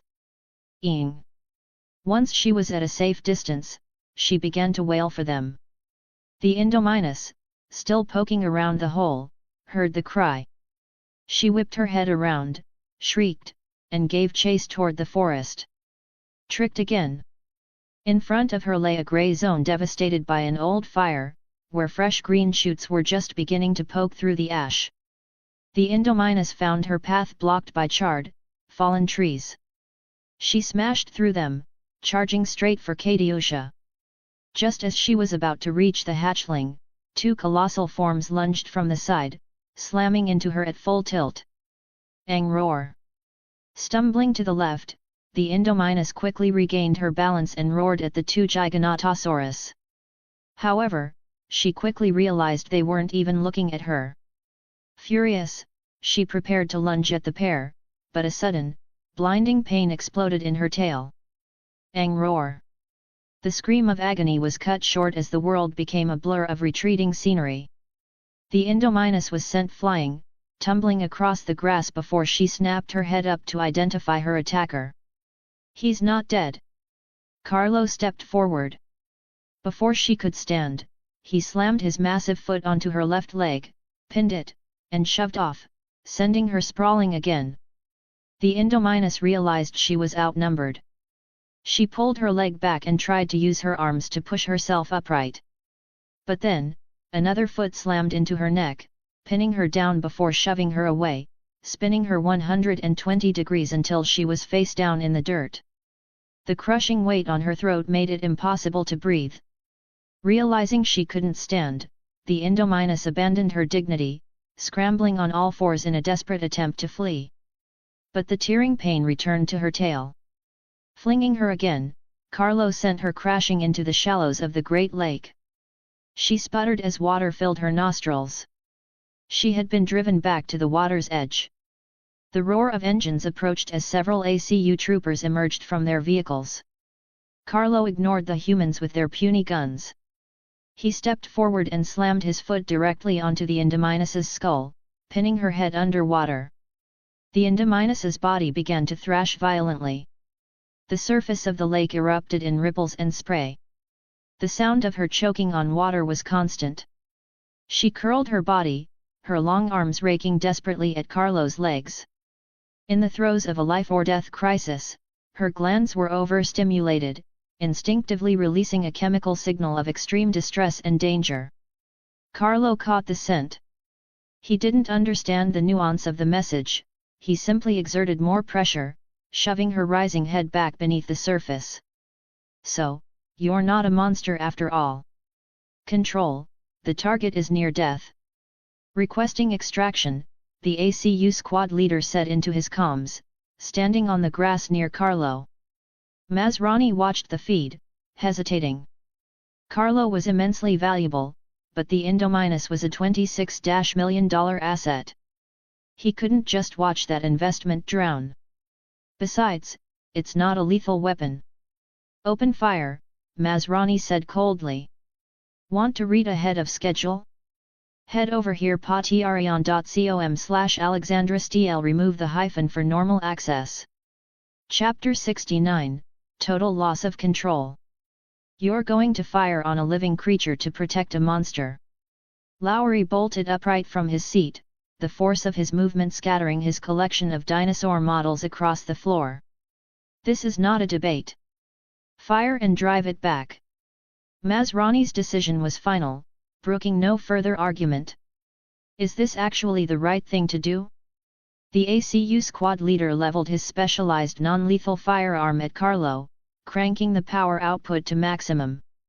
He closed his eyes, and for a fleeting second, those yellow pupils flashed in his mind the way they had stared at him, and the horrific state of the two victims from years ago. To hell with it. Just do it. Boom. A concussive blast of air erupted from the muzzle, slamming into Carlo's left foot as it pinned the Indominus. He stumbled slightly but didn't fall, lowering his center of gravity to keep his weight pressed firmly onto the hybrid's head. Note, the Indominus's skeletal structure is exceptionally resilient. In the film, though knocked down by an RPG explosion, she withstood the shockwave without structural injury. Sensing the momentary loosening of Carlo's grip, the Indominus shifted her weight, using her legs to shove violently against Carlo's grounded right limb. Tranquilizers. SHHH puck. SHHH puck. Two specialized darts buried themselves in Carlo's flank. The sedatives won't kick in fast enough. Increase the pressure. Two more troopers rushed forward with specialized gear, aiming directly at Carlo. Boom. Boom. Boom. 3 consecutive air blasts hammered into Carlo. Working in tandem with the Indominus's thrashing, the force finally succeeded in flipping the massive Giganotosaurus over. Gasping and sputtering lake water, the newly freed Indominus Rex didn't stop to recover. Staggering as she recalibrated her equilibrium, she scrambled on all fours toward the northeast exit. Target fleeing toward Gate 4. Prepare to flank. An intel officer, standing through the sunroof of a jeep, began her report. Before she could finish, her world went black. Then came the agonizing sensation of blade-like teeth piercing her abdomen. The mother and father Giganotosaurus had torn into the ACU rear. The mother struck first, snatching the officer from the vehicle. Upon biting down, she found the prey's skin incredibly tough and difficult to swallow. She adjusted her tactics. The officer was wearing a specialized anti-bite tactical suit, but it couldn't block the sheer mechanical pressure. Her screams echoed inside the mother's mouth. She frantically reached for her hunting knife to stab at the creature's palate. But light soon flooded her vision again, only to dim instantly. The pain returned, 10 times worse. The mother began to process her prey, much like a herbivore grinds leaves. The shark-like teeth raked across the officer's legs and abdomen, before the Giganotosaurus shifted the angle, dragging the serrated edges across her face and neck. Several squad members noticed the carnage behind them and spun around to engage. In the next instant, the father bypassed a jeep and plowed into the crowd, picking a lucky winner to snap up by the torso. His massive bulk shattered the human line, his heavy footsteps sending the surrounding troopers sprawling. The humans reacted quickly. Knowing they couldn't risk stray fire, they extended the electric prods on their weapons and lunged at the father's thighs. Ah, damn it, damn it, damn it! The captain's eyes darted between the escaping Indominus and his dying teammates. He spun his air cannon toward the mother. She spat out the unrecognizable remains of the intel officer, flipped a jeep over, and charged the troopers furthest from the father, coordinating their assault. Who? The captain closed one eye, took aim while avoiding his teammates, and rested his finger on the trigger. Thud. Suddenly, the ground vanished beneath him. Something slammed into his ankles, sending him airborne. He crashed into the dirt but refused to let go of his weapon. Carlo's tail had swept through, taking down the captain and 3 other troopers in a single arc. The ACU captain saw a shadow loom over the green grass. He rolled onto his back and, once again, locked eyes with those yellow pupils. Game over. A massive foot descended, flattening him and his 2 nearby teammates.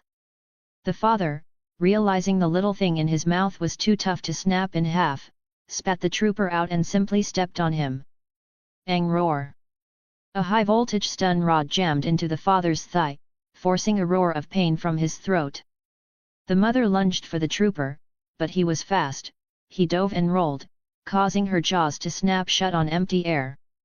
The survivor scrambled to his feet, only to feel a tearing sensation in his leg. He was hoisted into the air by the mother. Hanging upside down, he saw the father leaning in, jaws wide. No, no, no, nah. His voice was cut short by a wet crunch. The mother and father each gripped an end of his body and pulled, tearing him in half at the waist. Before the blood and organs could even spill out, the two halves were swallowed. Whether it would cause indigestion was a question for later. The Giganotosaurus didn't care. Seeing the slaughter, several troopers switched to lethal rounds, while two others ran for the vehicles to retrieve high-caliber weaponry. Thump! The earth shuddered, a vibration more violent than when the father had charged. It sent several men back to the ground. Carlo didn't bother stepping on them one by one this time. He spun his body, slammed his tail into the earth like a flail, then turned back to survey the results. The line of troopers lay dead, their eyes staring into nothingness. Right. I'll come back and stomp them later just to be sure, Carlo thought. Just then, a trooper armed with a shotgun stepped out from a vehicle. As he leveled it at the father, Carlo snatched him up and flung him into the sky. His voice faded as he rose. Boom! The buckshot scattered, peppering Carlo's face. Carlo's head tilted slightly from the impact, and he looked down at the man who had fired. Boom! Boom! The trooper fired twice more at Carlo's head. This time, Carlo didn't flinch. Sorry. The man made a grim joke, knowing his fate was sealed. Carlo clamped his jaws onto the man's upper body, gave him a violent shake, and tossed him into the clouds. Aw crap, I'm afraid of heights. The man would have preferred being swallowed. It wasn't supposed to be like this, it wasn't supposed to be like this. One trooper had dropped his gun and fled into the woods the moment he saw his teammate become 0.5 of a person. He huddled behind a tree, clutching his head and sobbing, muttering to himself. Against any other dinosaur, he might have survived. But this was Carlo's hunting ground. The good news, Carlo was feeling merciful and didn't want to damage the tree. The bad news, Katiusha and the other two hatchlings had arrived. The three little ones poked their heads out of the bushes, scaring the man out of his wits. Without thinking, he bolted back out of the woods, only to run face first into Carlo.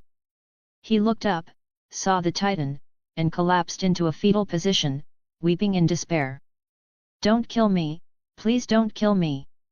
Carlo granted his wish. He gently stepped on the man's legs, snapping the bones, then turned and walked away. As long as you can crawl out, you'll live. Good luck. Kafka found the whole thing boring and went back to the territory to nap. But Katiusha and Carl were intensely curious about the elder's prey and began to inch forward. Ah! Get away! Get away! Ah!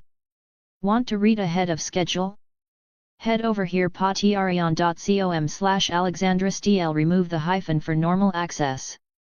Chapter 70, Indominus. This island is starting to feel a bit like a zoo. Don't bite me. You beasts. Don't In the control room, the feeds from the ACU body cameras went dark one by one. Once lethal force was authorized, the systems were designed to simulate a power failure to avoid recording potential liability. The staff could only track the situation through the comms channel and the employees' vitals monitors. Beep. As the last transmission cut out, the final trooper's EKG flatlined into a steady red streak. Oh, God! Lowry's colleague, Vivian, whispered, her voice trembling. Masrani pressed his palms together and closed his eyes, appearing to offer a silent prayer for the dead. Team 4, are you there? The primeval ecological zone monitors were the first to snap back to reality. They had no time for prayers, every second spent mourning was a second that invited more casualties. We're here. The captain of Team 4 stood at the threshold of the shattered northeast gate of the primeval ecological zone.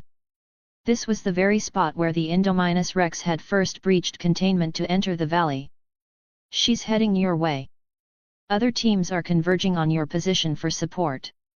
Copy. The captain was a man of few words, his speech clipped and rapid with tension. He took a deep breath and turned to his squad. We're on our own. A heavy silence fell over his team. That message meant the scout units had failed, likely wiped out to a man. As for support? The monitors could pinpoint which gate the Indominus was running toward. If she was that close, no one was getting there in time to help. Glad to have worked with you guys. Hope I don't run into a boss this brain dead in the next life. Let him spend eternity with that beast, one trooper said, hopping off the transport and checking his specialized weapon. Your comms are still open, someone whispered. I know. He looked back and flashed a grin at the man who warned him, a smile of someone who had already made peace with the end. Lethal rounds are authorized from this point forward, a new voice crackled over the radio. The captain of Team 4 recognized it, the CEO. He instinctively looked toward the trooper who had just insulted Masrani, only to find the man had vanished. Woohoo! Long live the boss! Boss is the best! The trooper had somehow teleported back into the truck and jumped out again, this time clutching a flamethrower. The pilot light at the nozzle flickered eagerly. Suddenly, the ground began to vibrate violently, as if they were standing in the middle of a stampede. Wait, this isn't right. A herd of triceratops burst through the foliage, flattening the brush as they thundered toward the gate. Fall back! Get back! Moments later, a vehicle was sideswiped and tossed aside.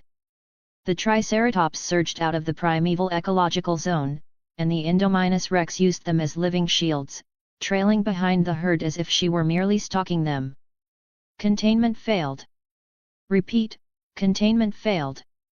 The captain of Team 4 had been struck by a flying vehicle, his consciousness was fading, but he forced himself to report.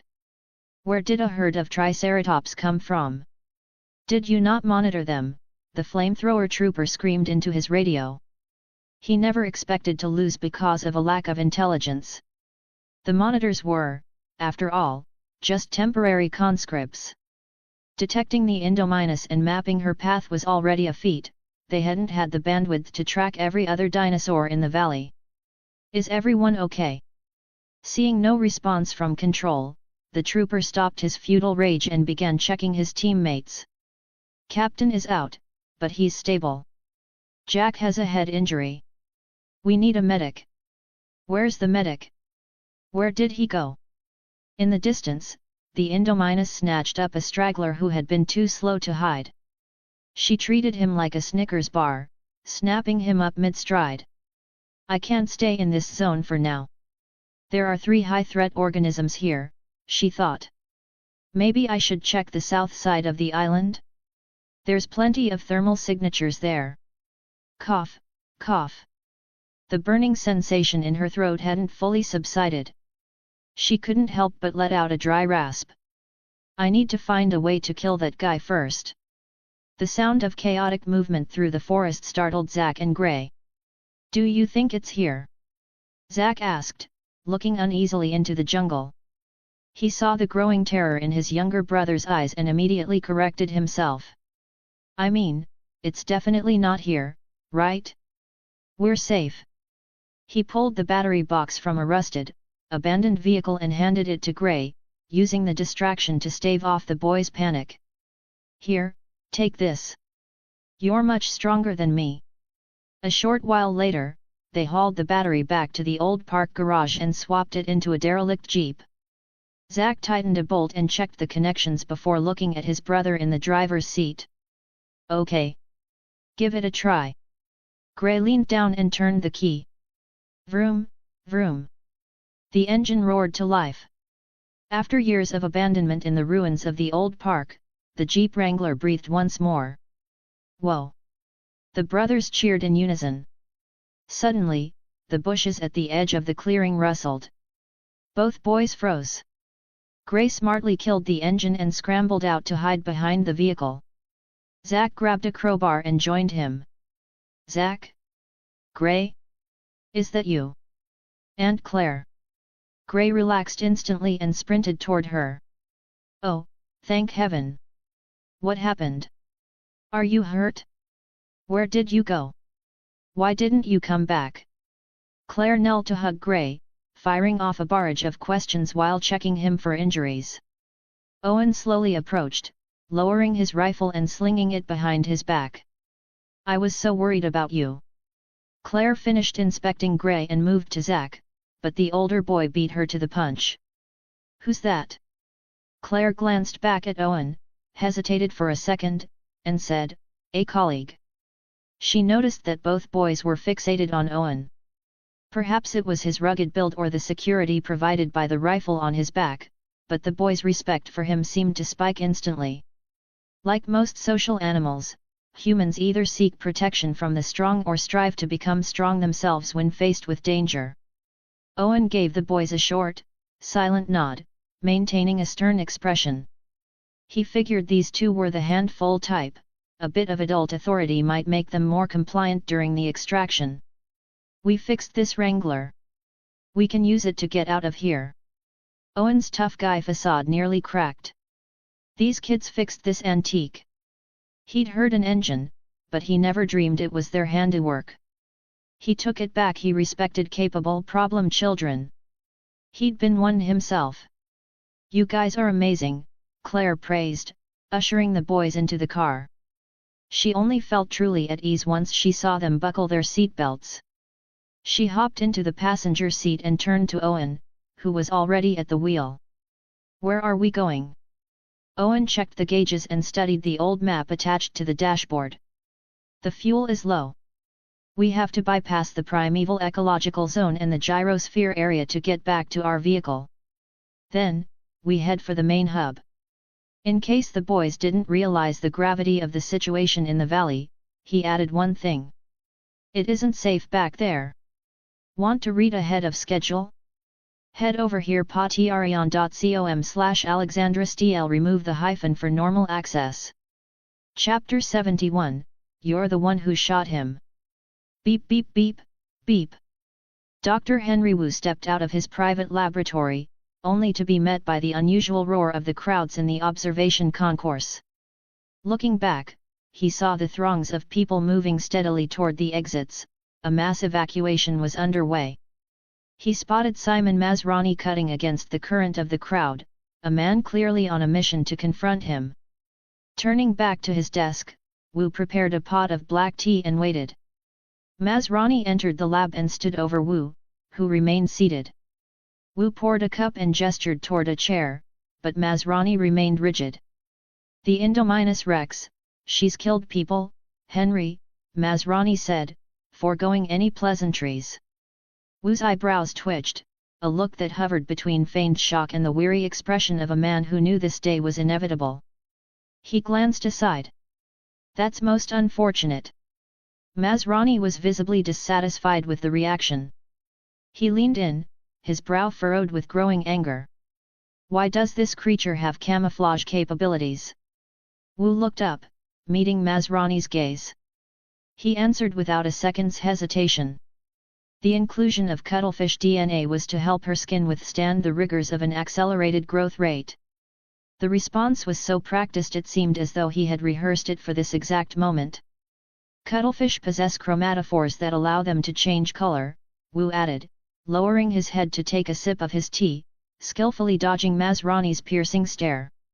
Seeing Wu's I only created her, the consequences are not my concern attitude, Masrani's frustration boiled over. He sat down across from Wu, leaning in close. She bypassed thermal sensors. Wu feigned a look of pure astonishment. Truly? How is that possible?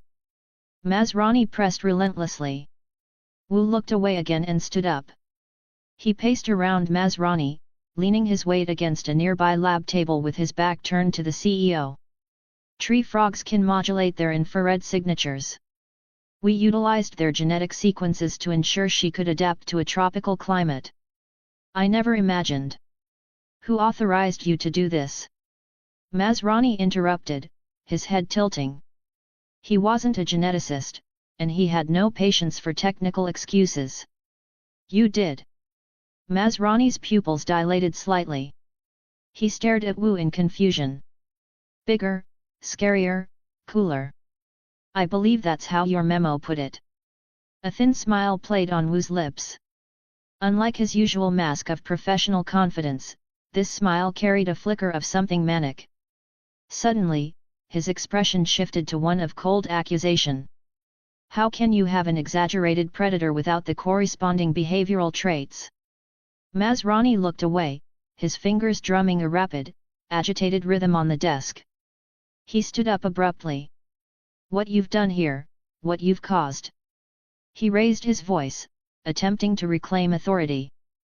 The board will shut down this park, seize your research, and everything you've built.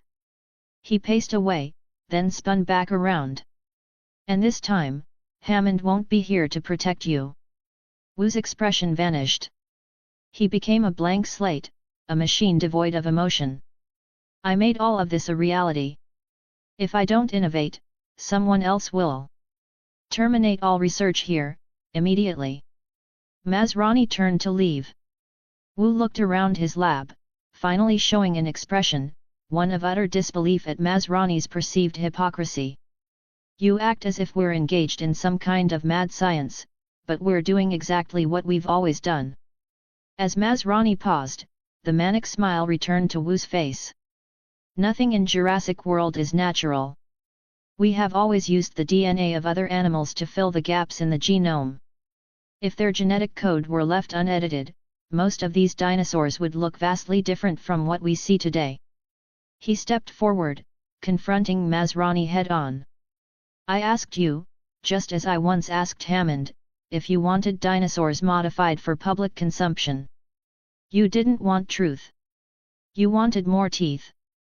Masrani's anger reached a breaking point. I never wanted a monster. Wu seemed to regain his composure, looking at Masrani with a touch of pity. Monster is a relative term. To a canary, a cat is a monster. We're just used to being the cat. And it's not as if cats and canaries can't coexist. Giganotosaurus 003 proved that long ago. It's just that neither you nor anyone else ever treated him like the cat. He was willing to play the part of your canary, but the Indominus is not. And we are seeing the consequences of failing to keep your canary properly caged. Masrani seemed haunted by a dark thought. He turned his head away, his voice thick with disappointment. He killed people too, Henry. Wu had been about to walk away, but he froze. He turned back with a look of genuine disbelief that blossomed into a laugh. He stepped into Masrani's line of sight, forcing the CEO to look at him. You had your men attack him. Masrani didn't answer, averting his eyes again. Oh my God, you attacked him. That is the funniest thing I've heard all day. Wu's voice took on a sharper, more deranged edge. You know, I believe the Indominus Rex might be a future product of nature, and I simply arrived there first. But that Giganotosaurus? He is the perfect predator nature showed me. Have you ever seen patience, tolerance, and familial affection in a hypercarnivore other than a human? Can you imagine a predator actively showing kindness to a weaker species? Have you ever seen a predator comforting an animal that should be on its menu? Of course you haven't. You just enjoyed his powerful, gentle performance and chose to believe, out of pure wishful thinking, that he wouldn't harm a human. Wu returned to his seat and took a slow sip of tea, his gaze drifting as he spoke more to himself than to Masrani. How can a creature be so perfect that it instinctively balances an ecosystem? Not even humans can achieve that. He looked back at Masrani, his smile dripping with mockery. You promised me you wouldn't interfere with the primeval ecological zone. And what did you do? You let those experts help you turn it into a garbage dump. You don't care about life. You only care about yourself, and the things you like. Masrani slammed his hand down on a nearby piece of equipment. Enough. Wu remained unfazed. Everyone thinks Giganotosaurus 003's escape was an accident. But how is that possible? How could a creature push through a deterrent with such singular purpose? Based on his behavior, he didn't need to scatter the other dinosaurs to drive the Brachiosaurus back into their enclosures. He looked at Mesrani one last time. He was rebelling against you. Don't you see that yet? Want to read ahead of schedule? Head over here patreon.com/AlexandrisDL. Remove the hyphen for normal access. Chapter 72, Are there no demons in this world? AOOO. A Parasaurolophus hatchling stood beside its mother, nudging her body repeatedly. But its mother, covered in jagged gashes, could no longer respond. Step, step, step. Heavy footsteps approached, startling the little Parasaurolophus and sending it scurrying into the nearby woods. Carlo entered the area. The scent of blood was thick here, near the Great Lake, a place that had once been a sanctuary of peace and quiet. Now, it had become a mass grave for the Parasaurolophus herd. Carlo knew them. He knew every single one. There was the coward, who always stopped mid-graze to look around nervously, the brave one, who had once foolishly tried to chase Carlo away, and the mother, who often lingered near him with her 5 offspring. They all lay dead here. He didn't stop. He pressed on toward the territory of the Carnotaurus. Along the way, he saw more carnage. Diplodocus had fallen mid-flight, Stegosaurus lay dead in the riverbeds where they usually bathed, Gallimimus were scattered like dismembered dolls, and the Ankylosaurus, having lost their leader, wandered aimlessly across the plains. He halted at the border of the Carnotaurus territory, sensing something was wrong. Carnotaurus too was gone.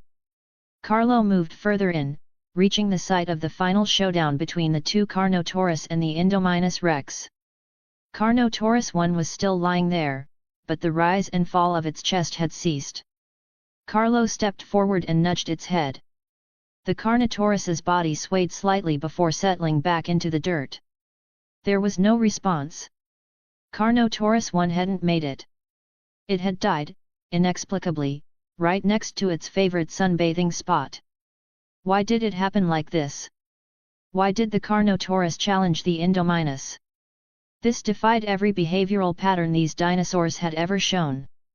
This was Carnotaurus 1, the one with the sharpest combat instincts, the one who knew at a single glance whether a fight was winnable. Why would it throw its life away like that? Carlo wanted to kill the Indominus because she would kill everything she saw, she would kill everything he cared about. The Carnotaurus had felt the same. The Indominus was no predator. She was the common enemy of both predator and prey, a killing machine that hindered the survival of all living things. Her slaughter had crossed the line for every apex predator on the island. At this point, hunting, survival, victory, territory, and training no longer mattered. If she wasn't stopped, everyone's death was just a matter of time. Carlo's obsession with killing her had, ironically, turned him into a true predator. Because a true predator is never bloodthirsty, they are part of nature, the balancers of the ecosystem, not its destroyers. Carlo slowly crouched beside the corpse of Carnotaurus 1, beginning to formulate a plan. Oh, Carnotaurus, without you, how am I supposed to stand against her? He nudged the body again. No response. I'm getting more useless the more I grow. When I was a hatchling, I could chase down deer. Now, I can't catch you, and I can't catch the Indominus. I guess I've been too lazy. I should have chased you around more often. Carlo lay down slowly, resting his head against the cold flank of his former rival, continuing his internal monologue. She's out of my scent range again. It won't be long before I lose her entirely. How does she erase her smell? That's just cheating. Hey, Carnotaurus, you fought her. Tell me what to do, okay? He wanted to protect the Giganotosaurus parents, but it wasn't just them anymore. The dinosaurs of the primeval ecological zone shouldn't have to die like this, meaninglessly. He wanted to protect all of them. On the Carnotaurus's spine, the poultice of mugwort paste Carlo had applied earlier was peeling away. Red-black, necrotic blood seeped from the wound. The scent of blood, tinged with a hint of decay, instantly stimulated Carlo's nostrils. A flash of inspiration struck him. Carnotaurus! I love your guts. You really are my best buddy. Carlo scrambled to his feet and ran back toward the Parasaurolophus killing fields. A single sycamore leaf fluttered down, landing on Carnotaurus one's head, a final welcome back to the earth. Carlo snatched up a Parasaurolophus carcass and dragged it to one of the valley exits. He tore the body open, letting the blood flow freely. Then he did it again with a second, a third, and a fourth. Slowly, he saturated every entry and exit point with the heavy scent of blood, ensuring that any creature passing through would be stained by the gore. When he was finished, Carlo walked to the body of the Parasaurolophus mother and knelt down. "Sorry, I'm borrowing your friends for a bit. You're not mad, are you? Hee. Thanks for keeping me company these past few months. I'll tell you a secret, you were my favorite herbivore. I couldn't even bring myself to eat you. I'll make sure your baby gets to a good, friendly herd. Get some rest now. Bye-bye." He looked up toward the bushes where a single Parasaurolophus hatchling was hiding. Traumatized by the loss of its kin and the Indominus's massacre, the little one was too terrified to approach him. "I told you we shouldn't have left the kids for so long." "Oh, please. How was I supposed to know the dinosaurs would break out today of all days? And Claire is still missing in action." On the grasslands of Gyrosphere Valley, a jeep sped along. The roadside was a grim gallery of dinosaur carcasses and abandoned staff vehicles. Seeing Dave's frantic state, Roxy was equally worried about the kids, but she tried to stay calm. "It'll be fine. The kids are in the treehouse. They're safe up there." Dave rubbed his forehead, trying to steady his breathing. "You're right. These last few days have been surreal." "Why now?" "It's like the main character of some story showed up and triggered a bunch of plot events." Thinking of the treehouse, which no dinosaur could reach, Roxy relaxed slightly. "What kind of weird metaphor is that? Is that some of that Dave speak Kenji and the others talk about? Though, we really are living in surreal times." Dave ignored the jab about Dave speak and gazed out the window. "Yeah. Dinosaurs.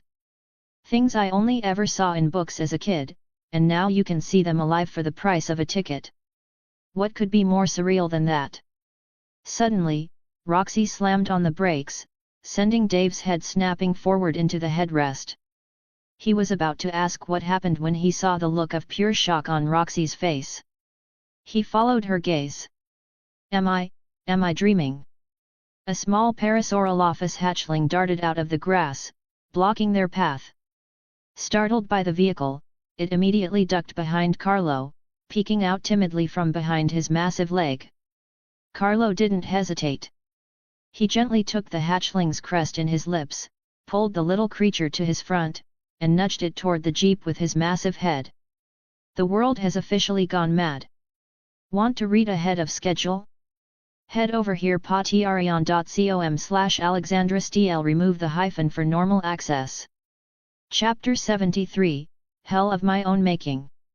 Ding! Masrani stepped out of the elevator and returned to the control room. He immediately noticed a new figure present. A heavy-set man whose midsection strained against the buttons of his shirt. Before Masrani could even ask, the man held up a business card and introduced himself. Hoskins. Masrani hadn't fully recovered from his confrontation with Dr. Wu. He tried his best to maintain an air of being perfectly in control. This man clearly wasn't here to help, he was likely here to ask for something. In that case, maintaining a position of strength was the only way to gain leverage in the coming negotiation. "I know who you are. Then you should know why I'm here." Hoskins didn't give him a moment to breathe. He had arrived in the control room earlier than Masrani and possessed more up-to-date information. He had to seize the moment while the CEO was still in the dark to push his agenda. I've spent the last 2 years developing a Raptor application.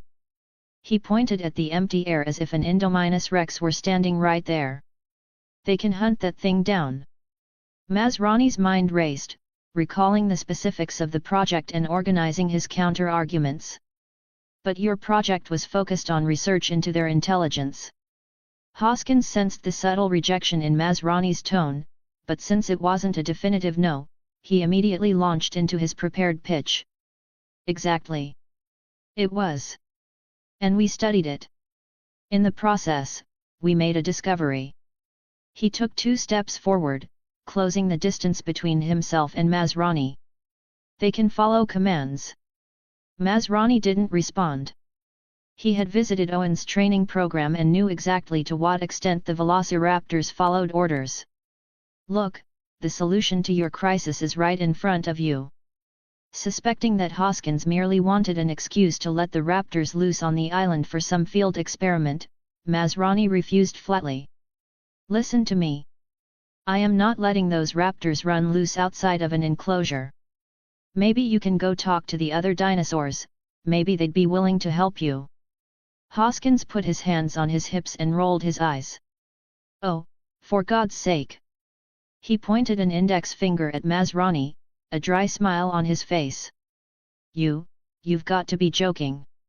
He turned and pointed at the big screen, showing the Indominus's last known locations and the crowds of over 20,000 tourists gathered at the Innovation Center. What about those people? There are 20,000 people out there. How are you going to solve that? He began to play his trump card. Masrani still didn't know the full gravity of the situation. Tell him, Dino nerd. Tell him what that thing is doing right now.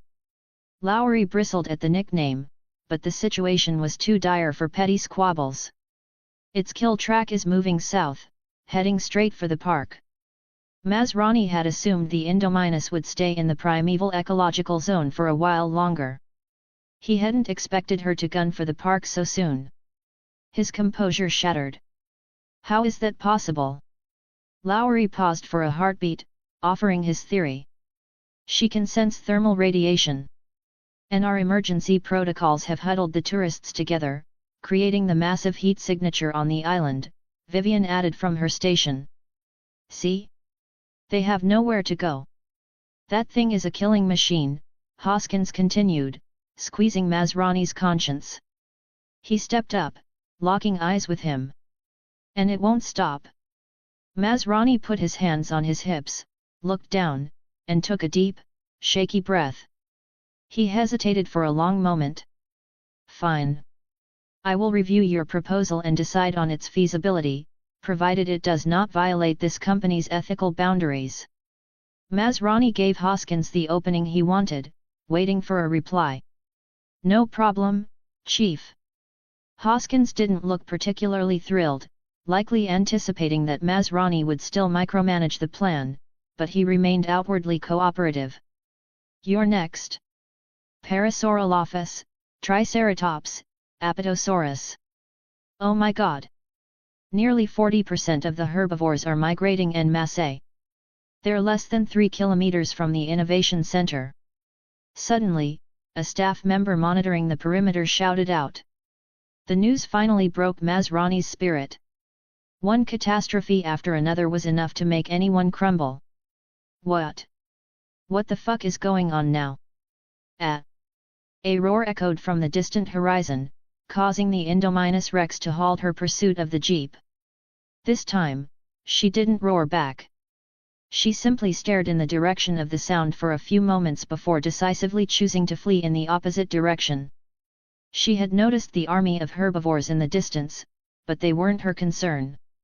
What she feared was the dangerous aura trailing behind that army, a presence that sent a cold shiver down her spine.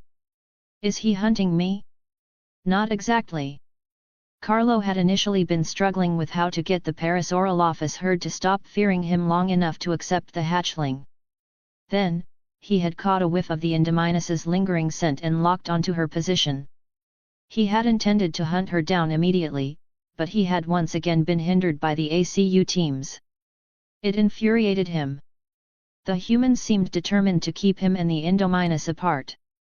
Fortunately, Carlo was kind-hearted and preferred to repay evil with good. Thus, he had gathered the dinosaur army to help the humans evacuate the tourists. Since they're just sitting ducks on the main street anyway, I'll let the herbivores help you clear the area.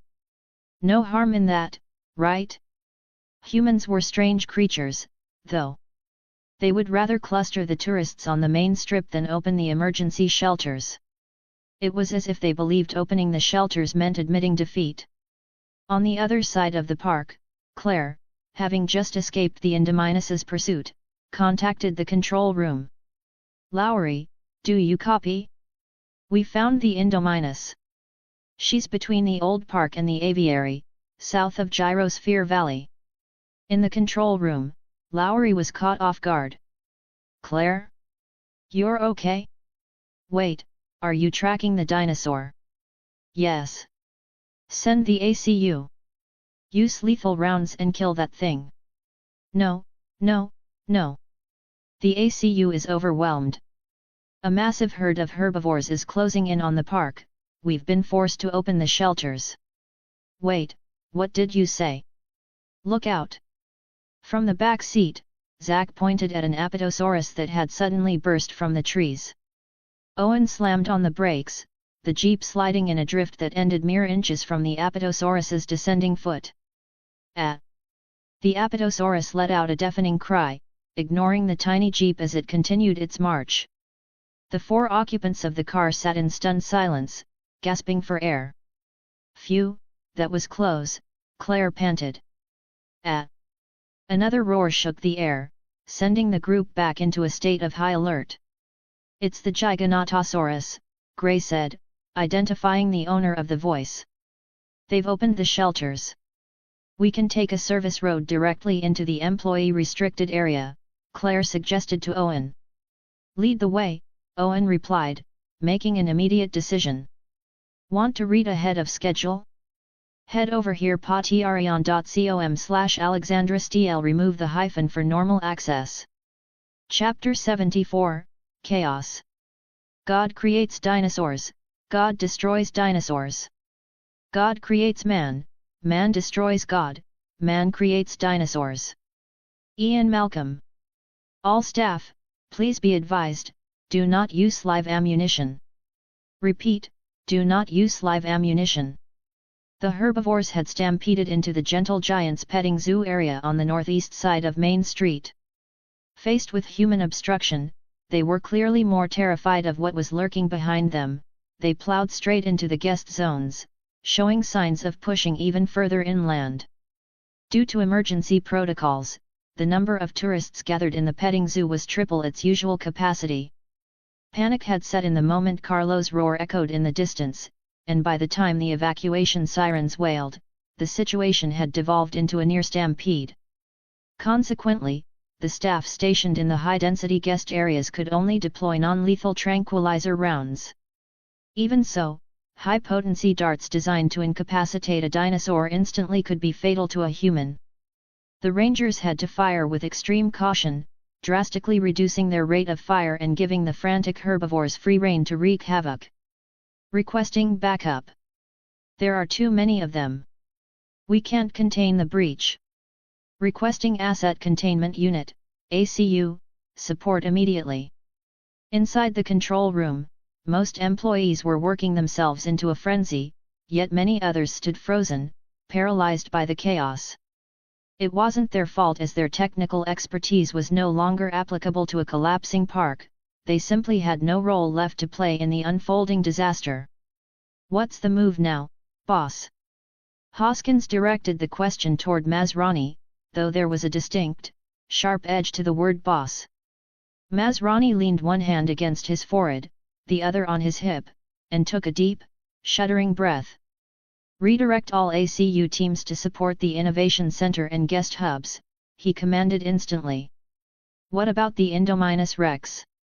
We've already started closing the perimeter, Vivian asked from the console next to Lowry. To hell with the Indominus. Jurassic World is over, Masrani snapped, his voice reaching a breaking point. He seemed to have crossed a threshold into desperate resignation. Protect as many guests as possible. I'll go kill that animal myself.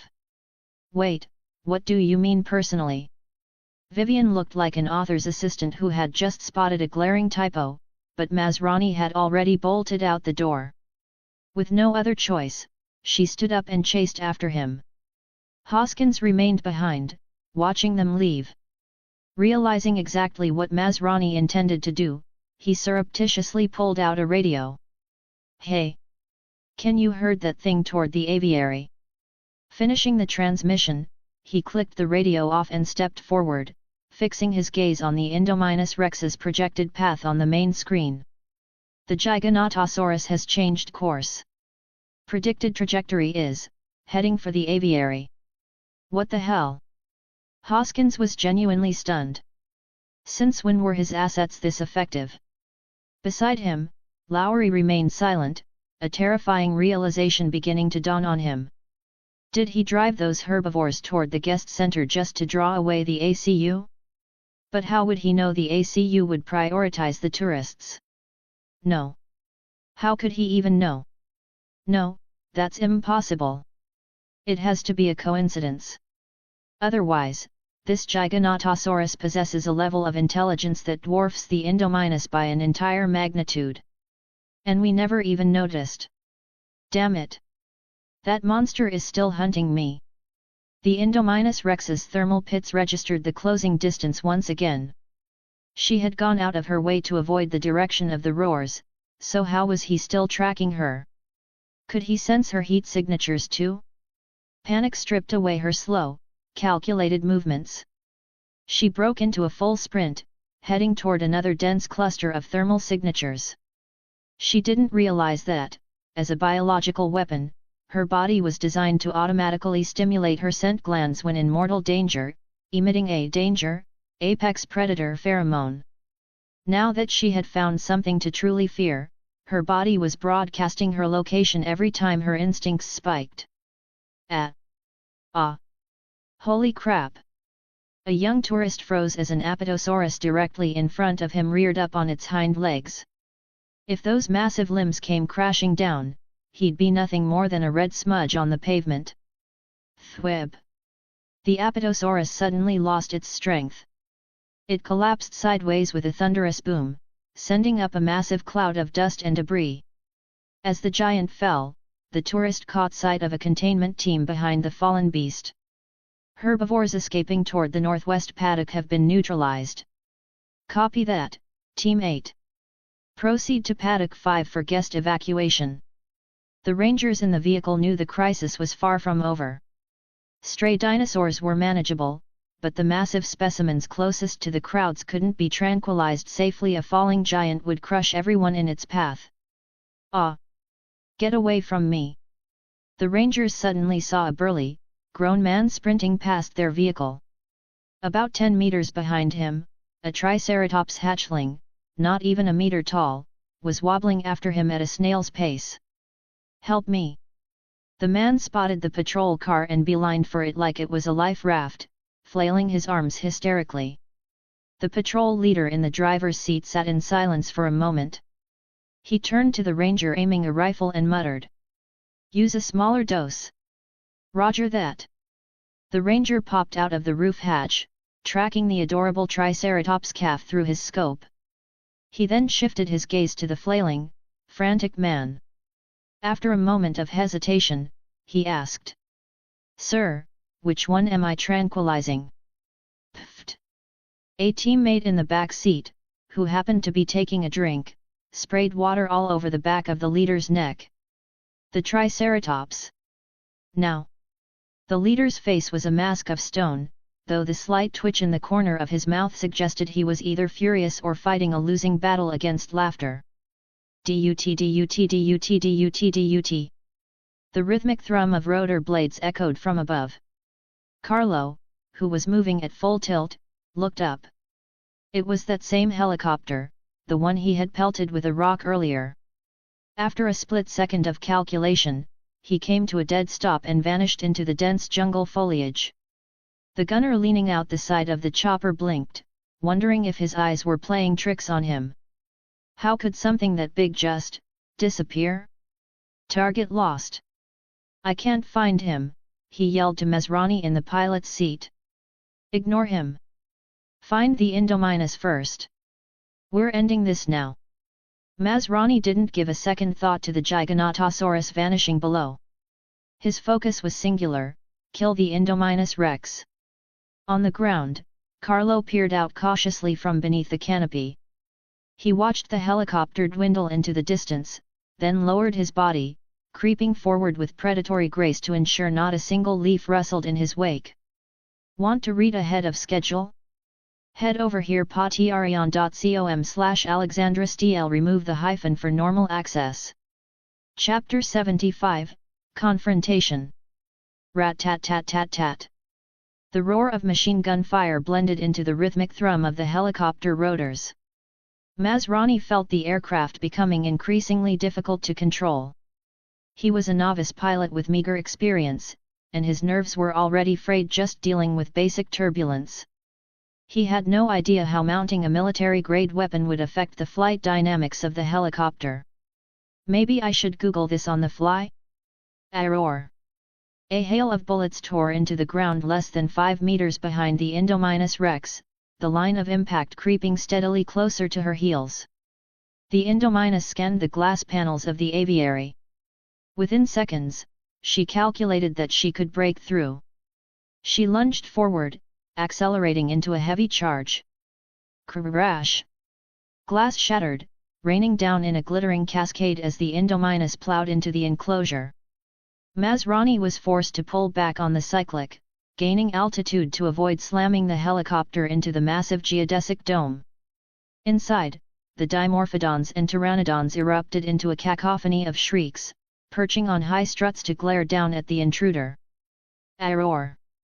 The Indominus snarled up at them. The pterosaurs that hadn't claimed high ground, relegated to the lower, cramped reaches, screeched back, snapping their beaks in a futile show of territorial aggression. In a sense, this aviary had become a trash can, a masterpiece of expert mismanagement.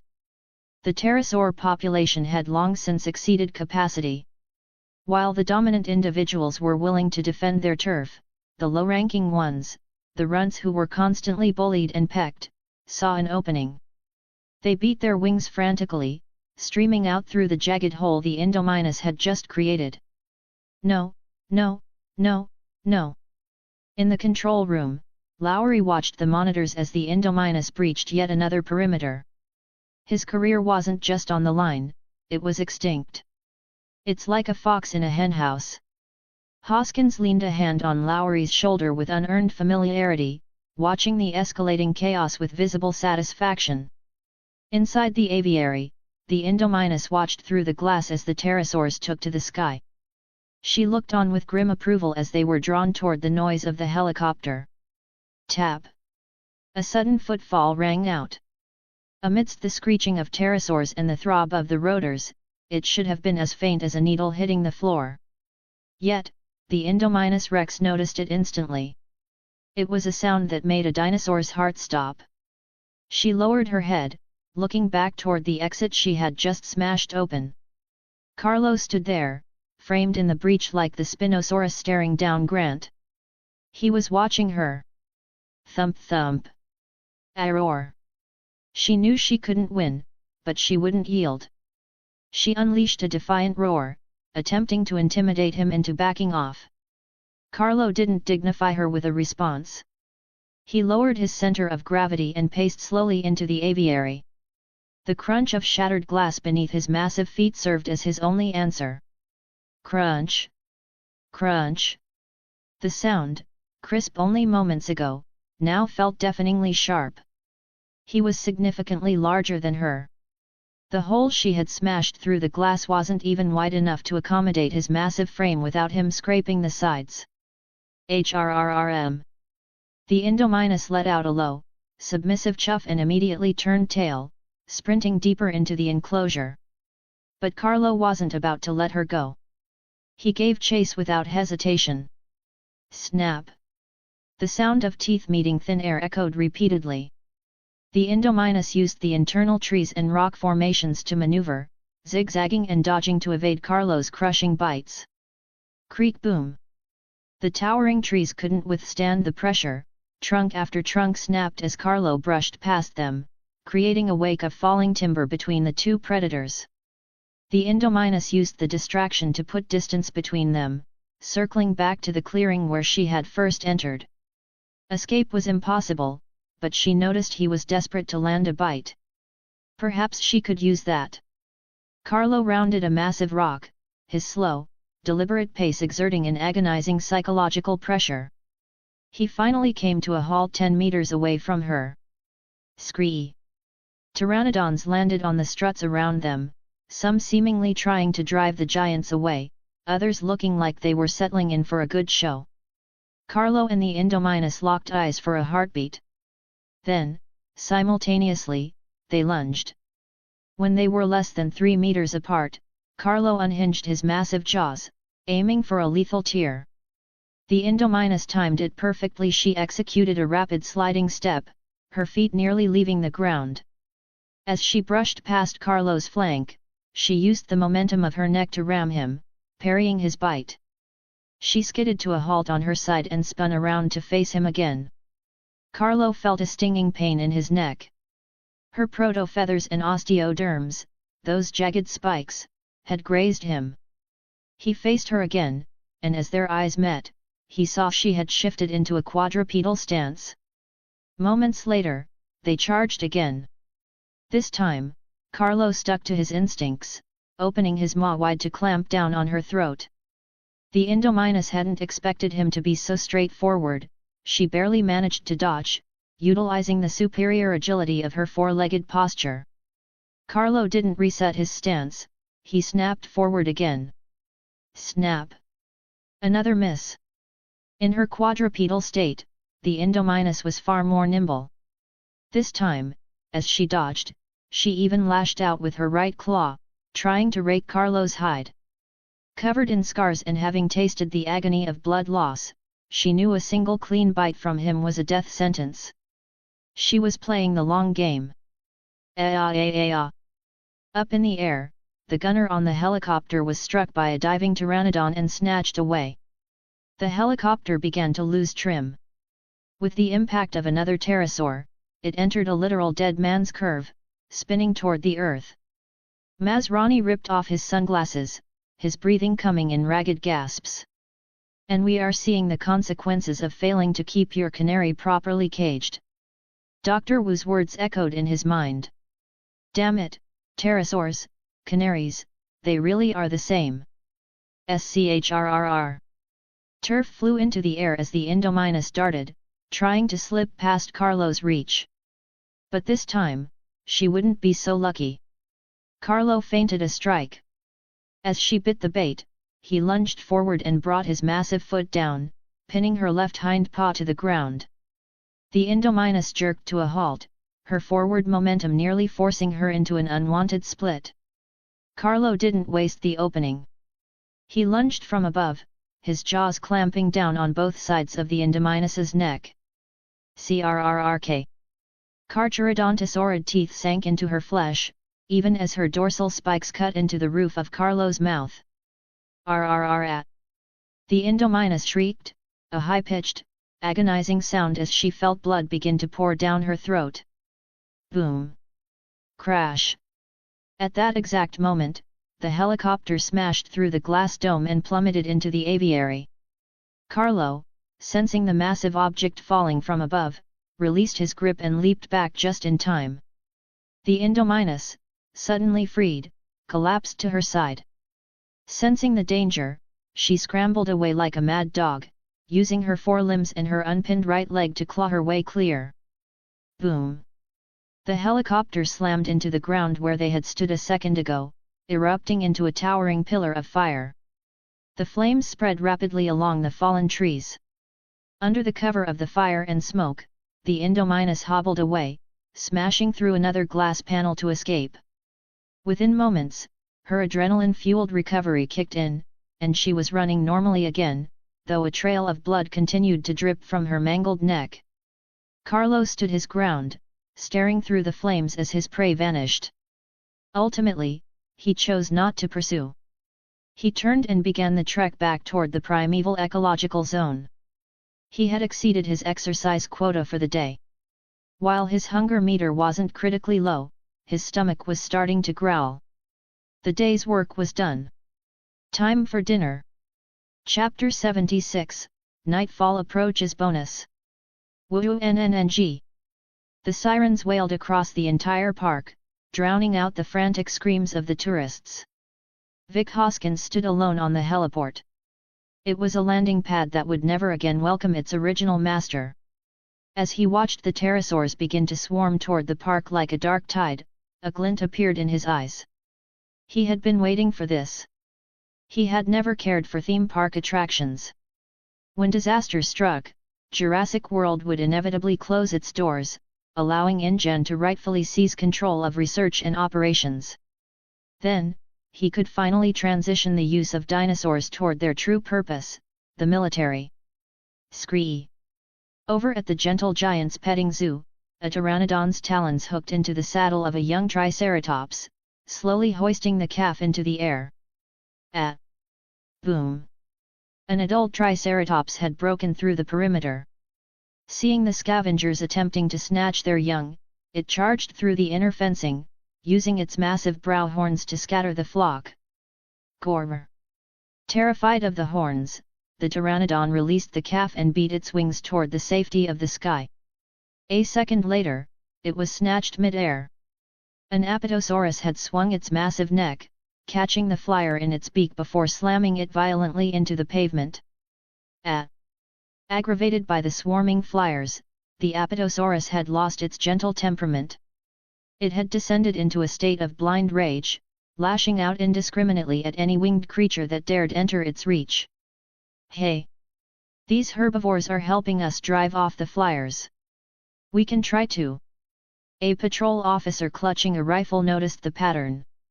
He tried to radio his teammates, but a heavy weight slammed into his back, sending him face first into the dirt. A Dimorphodon had tackled him. As one of the lowest-ranking species in the aviary, it had been starving for a long time. Now, it only wanted a feast. Mike. His partner saw the attack and quickly fired 3 rounds, a near-lethal dose of tranquilizers, into the Dimorphodon's back. No, no, no. He grabbed the small beast by its scruff, threw it aside, and checked on his friend. Mike wasn't breathing. Dark blood seeped from deep gashes on both sides of his neck. God damn it, I hate dinosaurs. He cursed under his breath and raised his rifle back toward the sky. Bang! As the pterosaurs joined the fray, the crowd lost all semblance of order. Collisions, trampling, fainting, tourists were being injured left and right. In their desperation, they began hurling themselves against the gates leading to the staff-only areas. Cough, cough. An elderly man with white hair leaned against the gate, gasping. He appeared to be suffering from an asthma attack and a heart condition simultaneously. Fortunately, he was accompanied by 2 young people.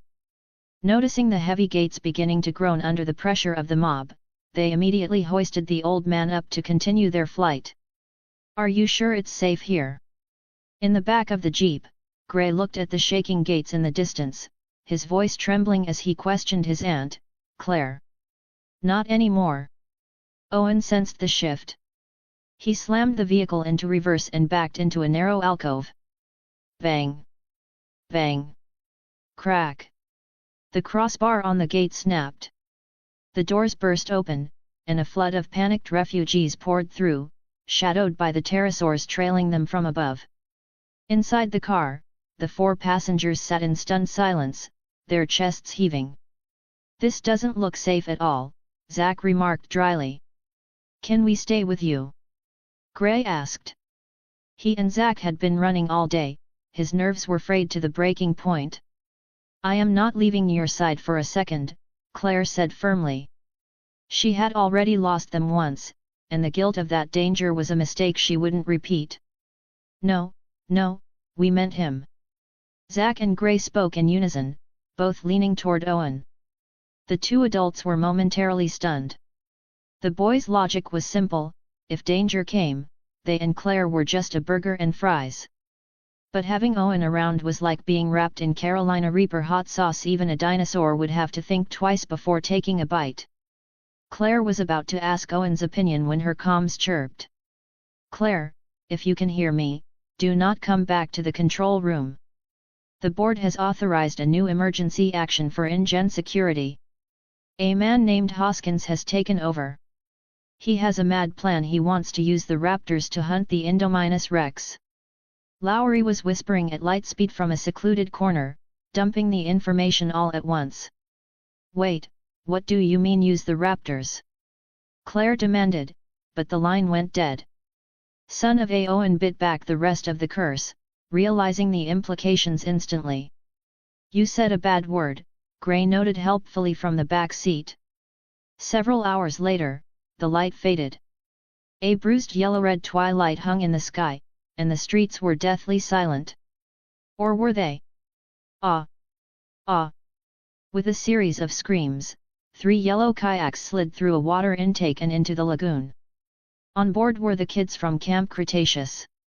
They had intended to take the river route to the main park, but a breach in the internal fencing had diverted them here. "We're okay? We're okay," Ben gasped, checking himself and Bumpy. Bumpy was an Ankylosaurus hatchling who had been separated from her herd. Due to her deep bond with Ben, the group had made an exception and brought her along for the escape. "What?" As they moved into the open water, Kenji scanned the area.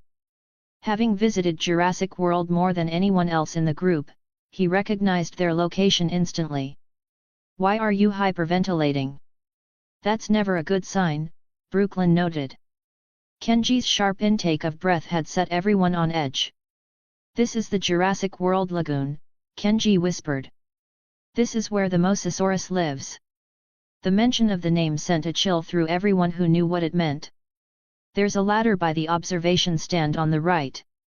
We can get up there," Darius shouted, pointing the way. "Paddle! Paddle! Kenji does not want to die like this. This was not on my bucket list. It's circling us. It's testing us. Move." Darius watched the dark shadow beneath the surface. Relying on his knowledge of dinosaur behavior, he tried to predict the predator's intent while keeping the group focused. A dorsal fin broke the surface.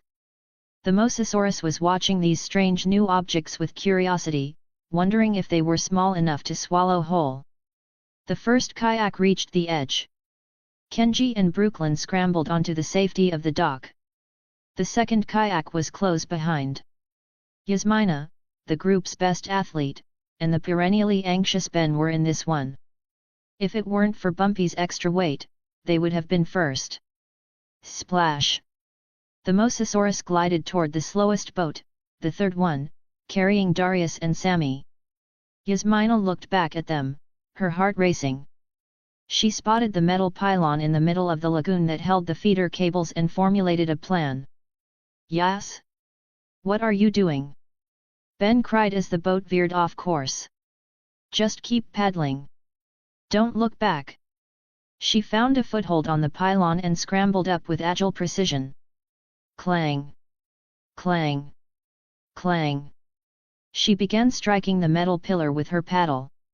The vibrations traveled directly into the water, drawing the Mosasaurus's attention. It worked. Darius and Sammy didn't hesitate, they paddled for their lives and reached the shore. Whir! The sound of machinery kicked in. On the dock, Kenji had found the controls for the shark-feeding crane. He lowered the cable toward the pylon. "Grab the chain," he yelled. Yasmina looked down at the approaching Mosasaurus, cursed her own recklessness, and leaped for the cable. Her athletic training saved her, she gripped the chain tight as it began to retract. But the shadow in the water wasn't ready to give up its meal. Ah! The Mosasaurus breached, its gargantuan jaws snapping at her. Because it was its first time hitting a moving target, it missed by a fraction of an inch, its teeth clamping down on the heavy cable instead. Snap! The cable couldn't support the Mosasaurus's massive weight and snapped instantly. The momentum swung Yasmina onto the spectator stands, but the height was too much. She landed hard, a sickening pop echoing from her left ankle. SSS. She hit the ground, clutching her leg before the sheer agony forced her to let go. Yasmina!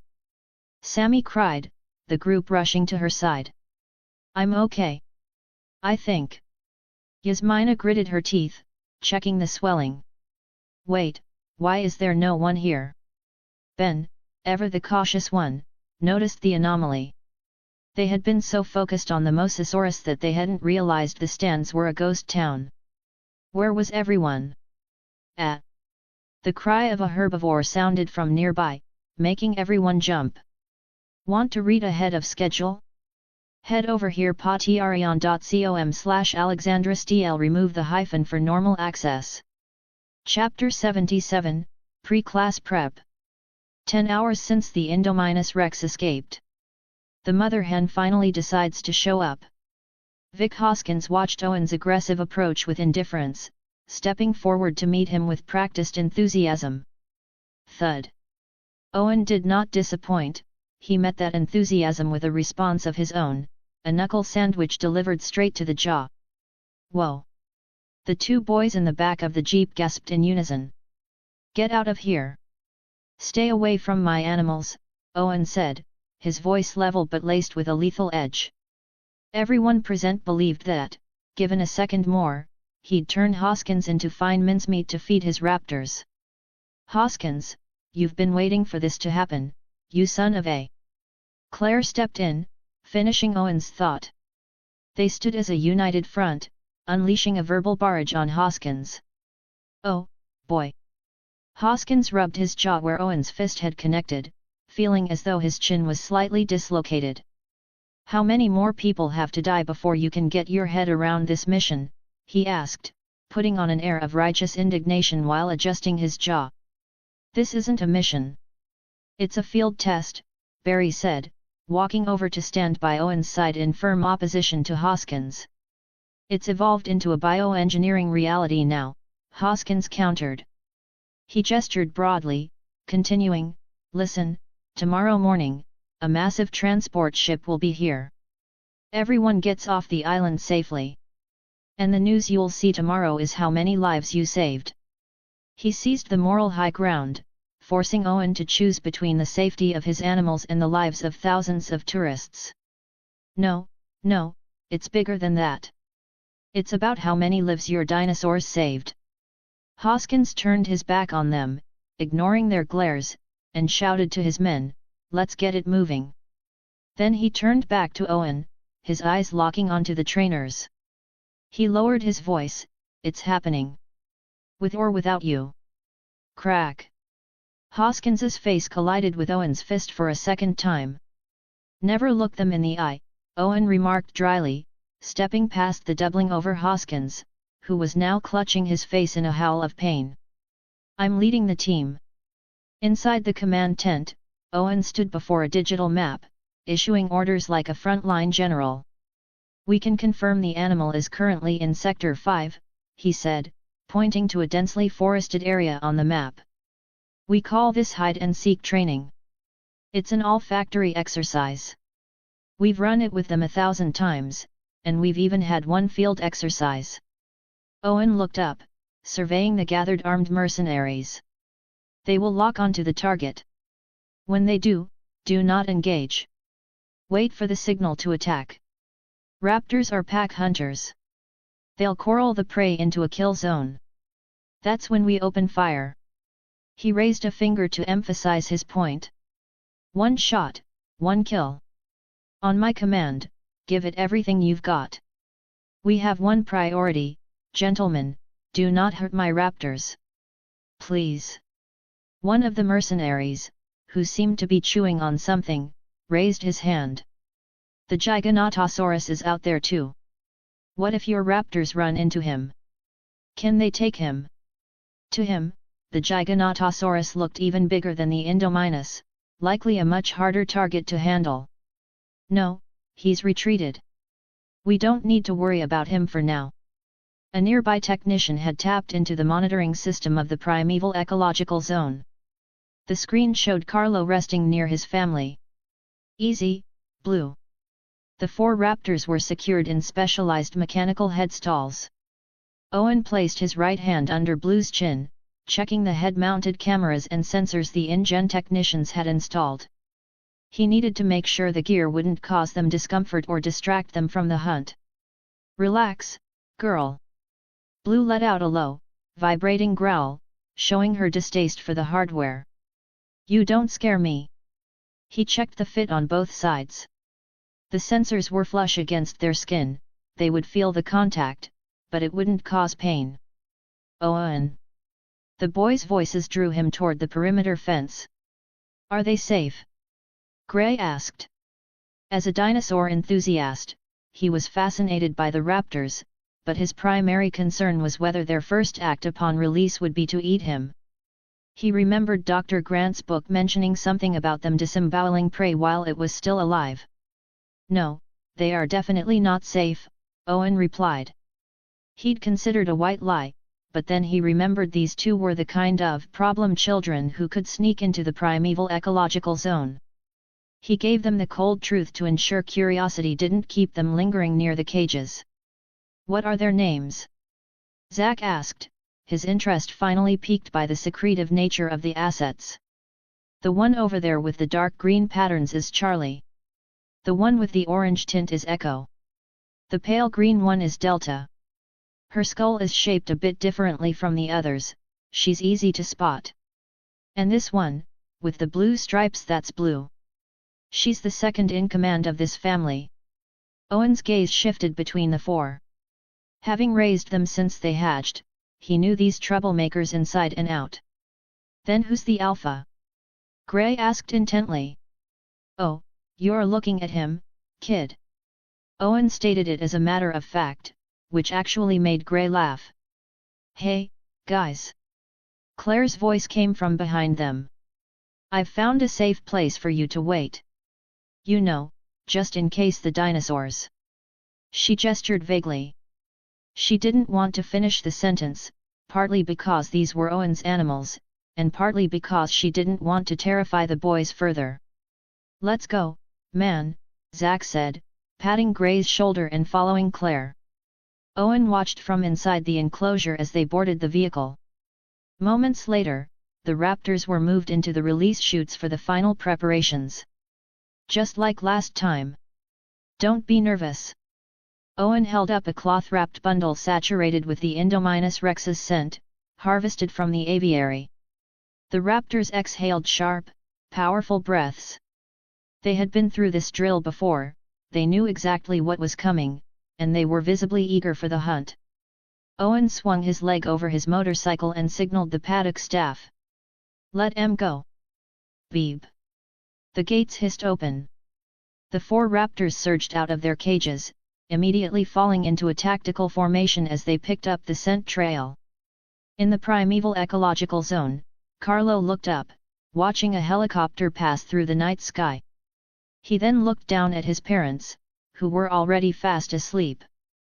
The scents on the wind were becoming increasingly chaotic, though fortunately, the blood markers he had laid down earlier hadn't faded.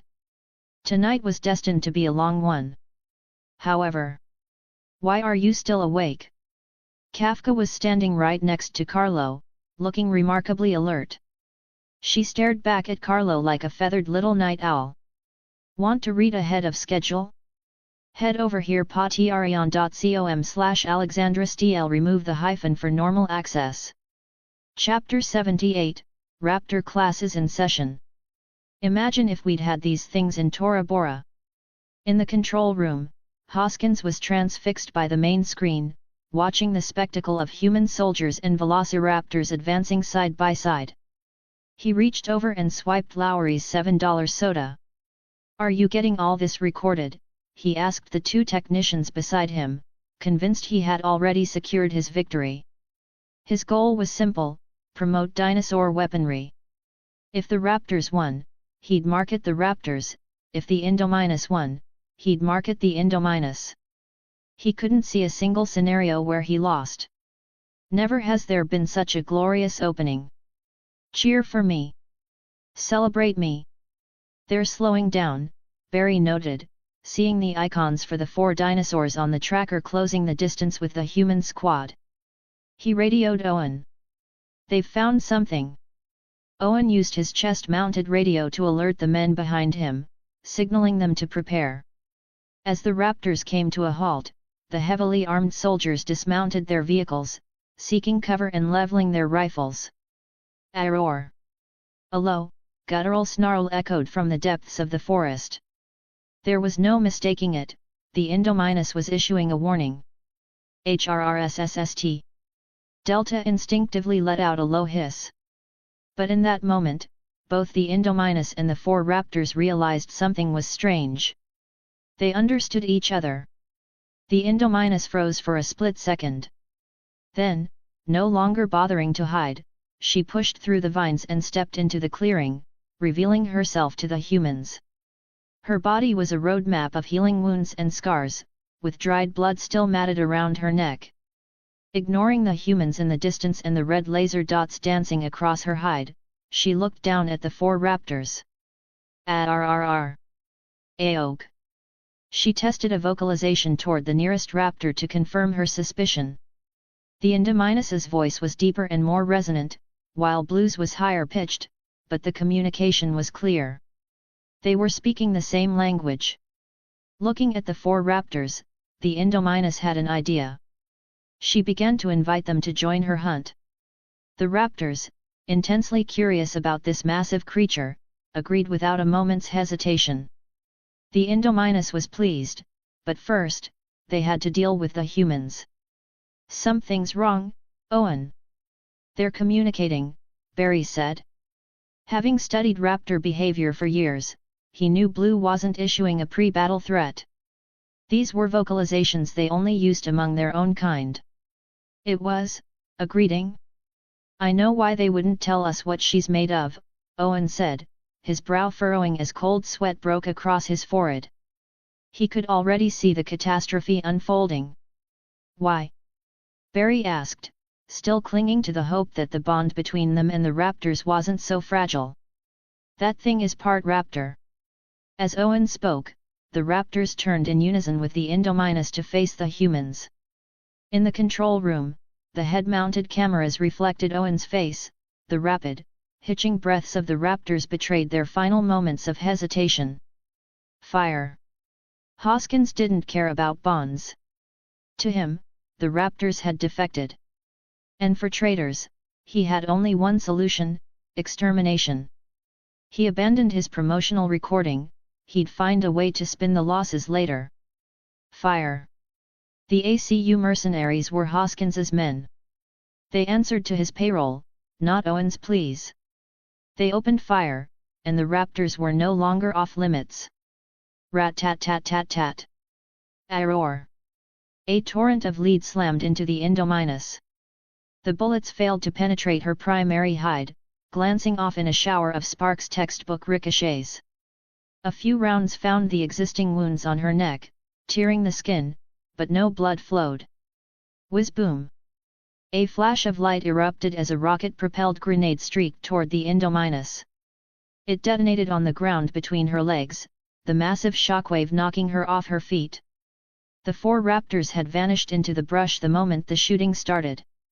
Owen, realizing the situation had gone south, stood up and emptied his magazine into the fallen Indominus. But the Indominus, with her genetically reinforced hide, wasn't deterred by standard-issue rifle fire.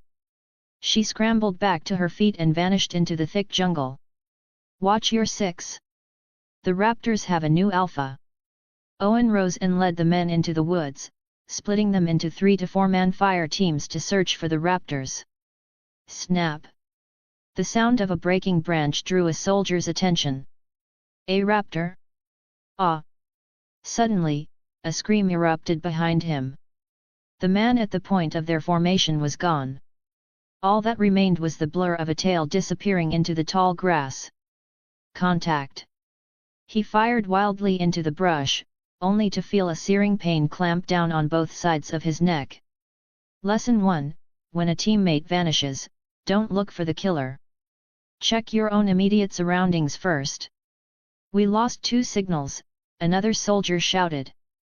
He was hyper-focused on the movement ahead, feeling a false sense of security with teammates covering his flanks.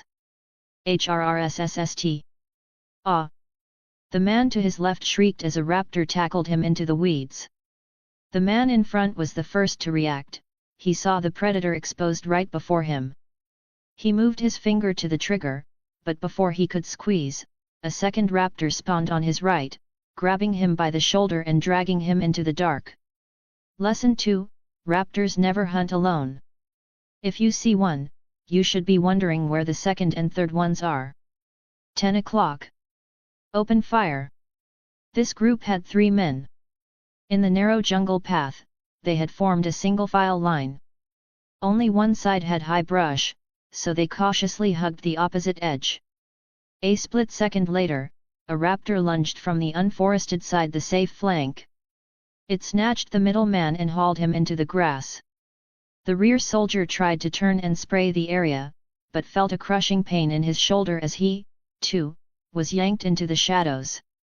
Lesson 3: Ensure the nearest tall grass is at least 10 meters away. It's not just where raptors hide, it's the black room where they take you to disappear. In the control room, Hoskins watched the carnage through the helmet cams. Realizing the tide had turned, he didn't hesitate. He stood up and headed for the exit, preparing to take his research and run. Owen moved alone through the high grass, rifle raised. His behavior was essentially a death wish, the act of a student who clearly hadn't listened to his own lecture.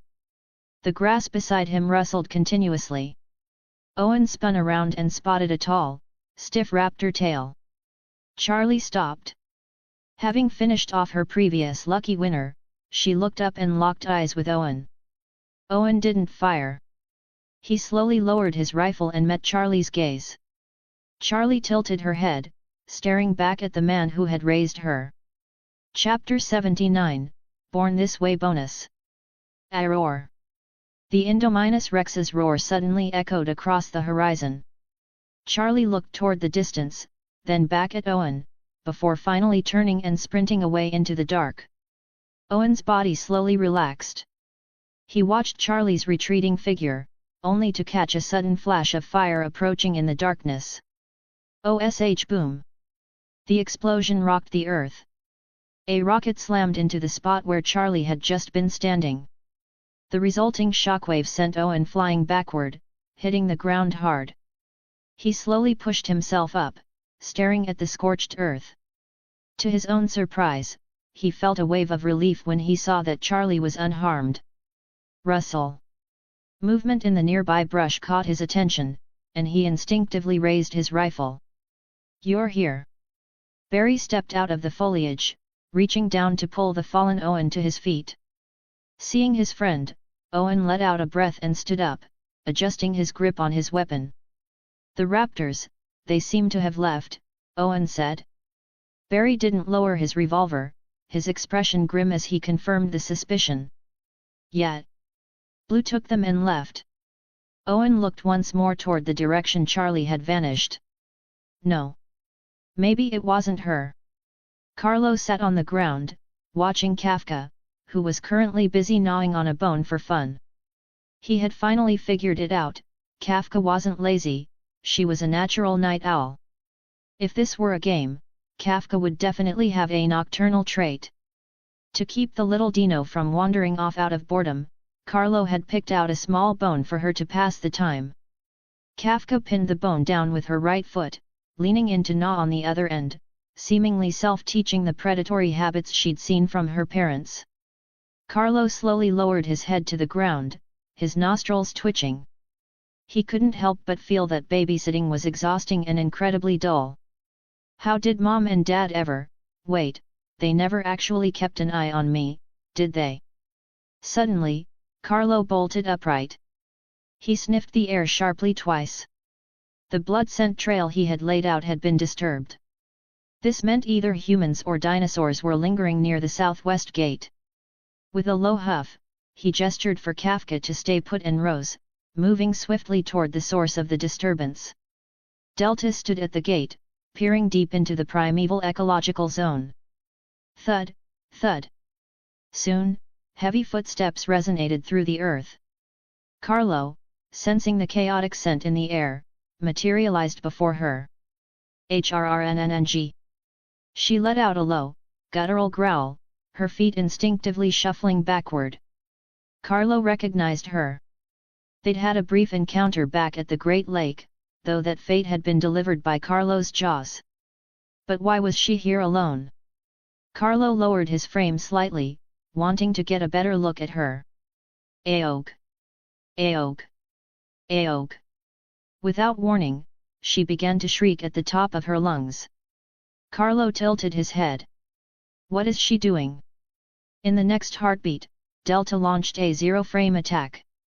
She leaped directly onto Carlo's head, her sickled claws slashing at his face. Then, 1, 2, 3 more raptors swarmed him. Their claws hooked into his flanks, sending sharp jolts of pain through his massive body. Are these things insane? Carlo began to thrash violently, trying to shake the insolent little creatures off. For some reason, he felt his heart beginning to race faster than it ever had before. A roar! Suddenly, the Indominus Rex charged out from the flank with a roar. Her elongated snout clamped onto Carlo's neck, using her massive weight to drive him forward. The Indominus's interference gave the clinging raptors a chance to regain their grip. Seeing she couldn't easily push him over, the Indominus kept her jaws locked on his neck and began to pivot, swinging Carlo in a wide arc using herself as the center. With his throat pinned and the Indominus's serrated teeth sinking into his flesh, Carlo couldn't find the leverage to counter the force. He was swung along by her momentum.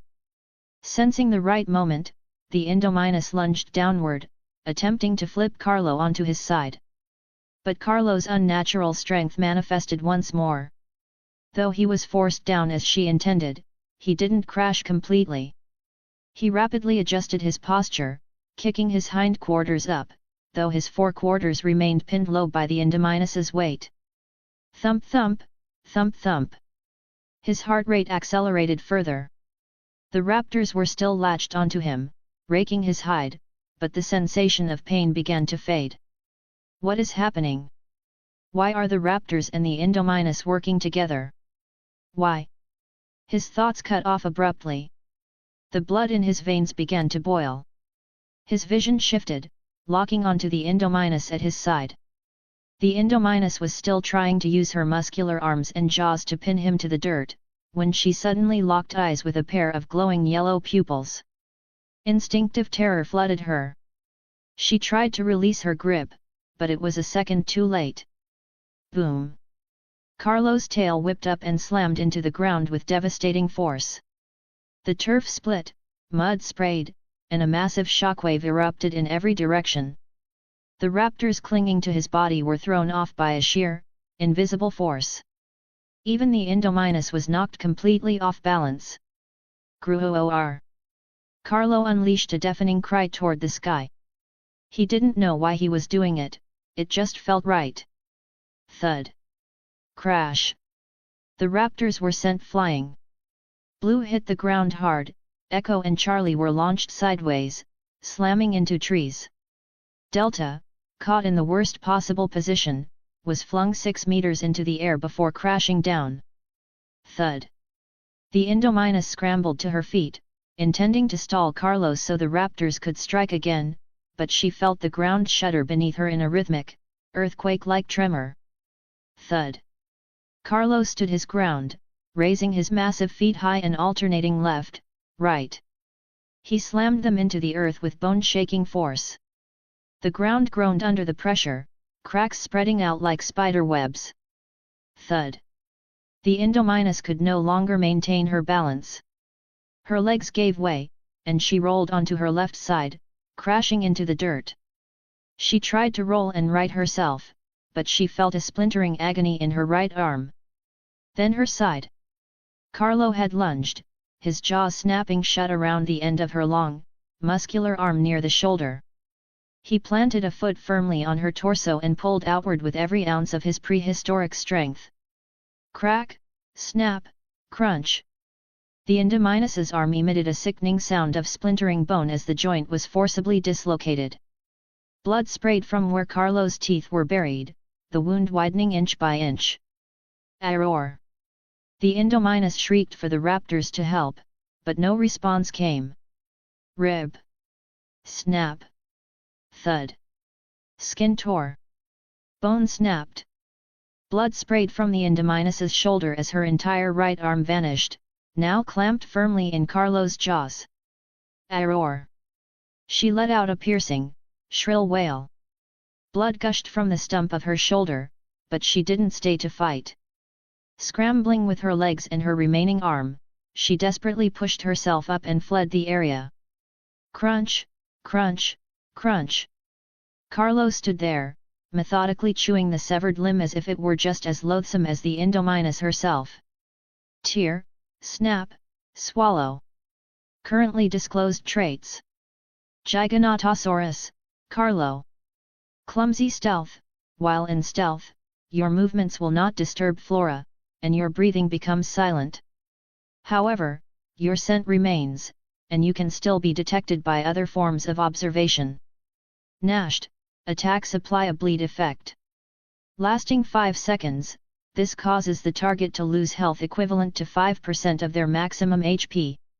Enraged, when taking massive damage in a short burst or losing 9% of maximum health within a certain time frame, Carlo will slam his tail into the ground, creating a shockwave that knocks back all creatures within 5 meters, followed by a roar toward the sky. Duration, 35 seconds, includes 5 seconds of invulnerability during the transformation. Effect, restores 1% of maximum HP per second and unlocks Ground Stomp. If 3 or more adult Giganotosaurus are present, it triggers a group rage. Ground Stomp, a special move available only during enraged state. Carlo raises a foot and slams it down, dealing damage and causing enemies within range to lose their balance. Want to read ahead of schedule? Head over here patreon.com/AlexandraSTL. Remove the hyphen for normal access. Chapter 80, Properly Chastened.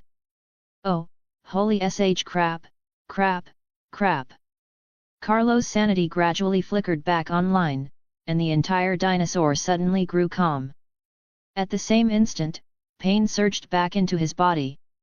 Ah, ow, ow, ow, ow.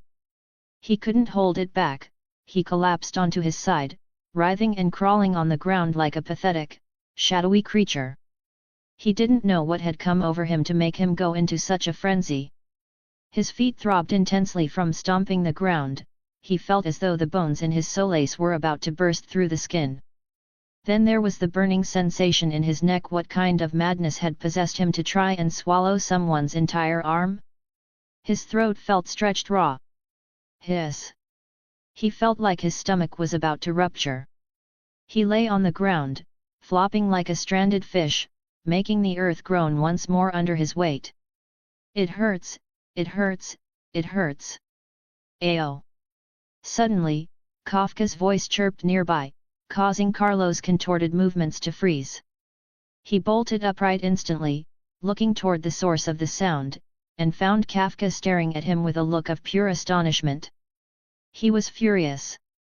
He wanted to bark at her, demanding to know why she hadn't listened to him, why she insisted on picking up his worst habits. But then he realized his voice would likely sound utterly bizarre due to the burning in his throat.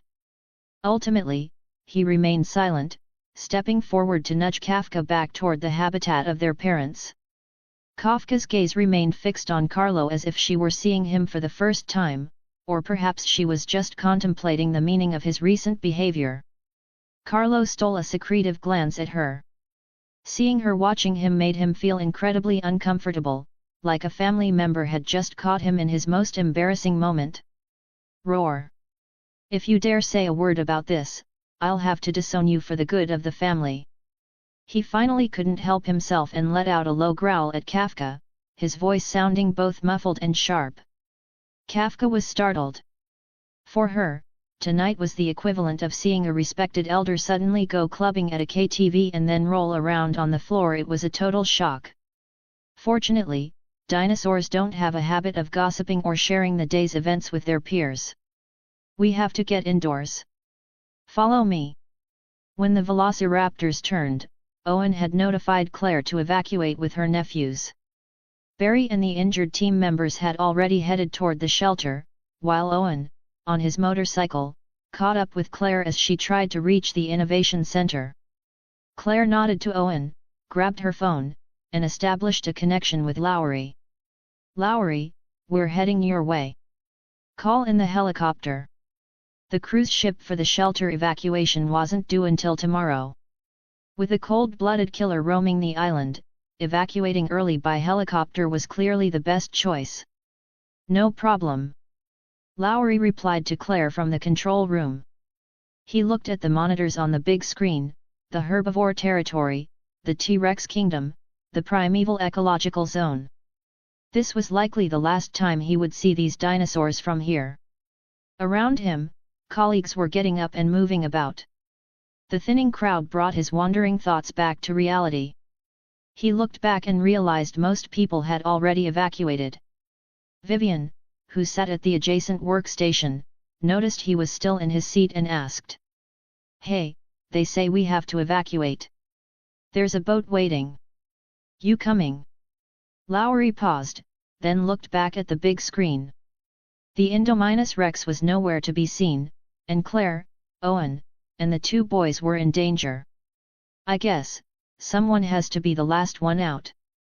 Besides, leaving by helicopter would definitely be more comfortable than the ferry, right? Inventory everything. Turn on all the backup generators. Keep the power flowing to the incubation pods." Dr. Wu paced rapidly through his laboratory, barking orders to the researchers. He moved toward the wall and used his fingerprint to open his secret lab. DRRR ring. His phone rang. Dr. Wu pulled it out and saw it was Hoskins. He answered and asked directly, "Where did you disappear to?" Hoskins' voice was hushed, as if he were in a place where it wasn't convenient to talk. "Change of plans. The mission failed. We have to evacuate with the troops." Dr. Wu's brow furrowed. The man was clearly packing his bags to flee, but Hoskins' suitcase certainly wouldn't fit all the dinosaur eggs in his lab. "The embryos are safe here. They can survive at least 8 weeks on the generators." He tried to argue his case, but Hoskins cut him off.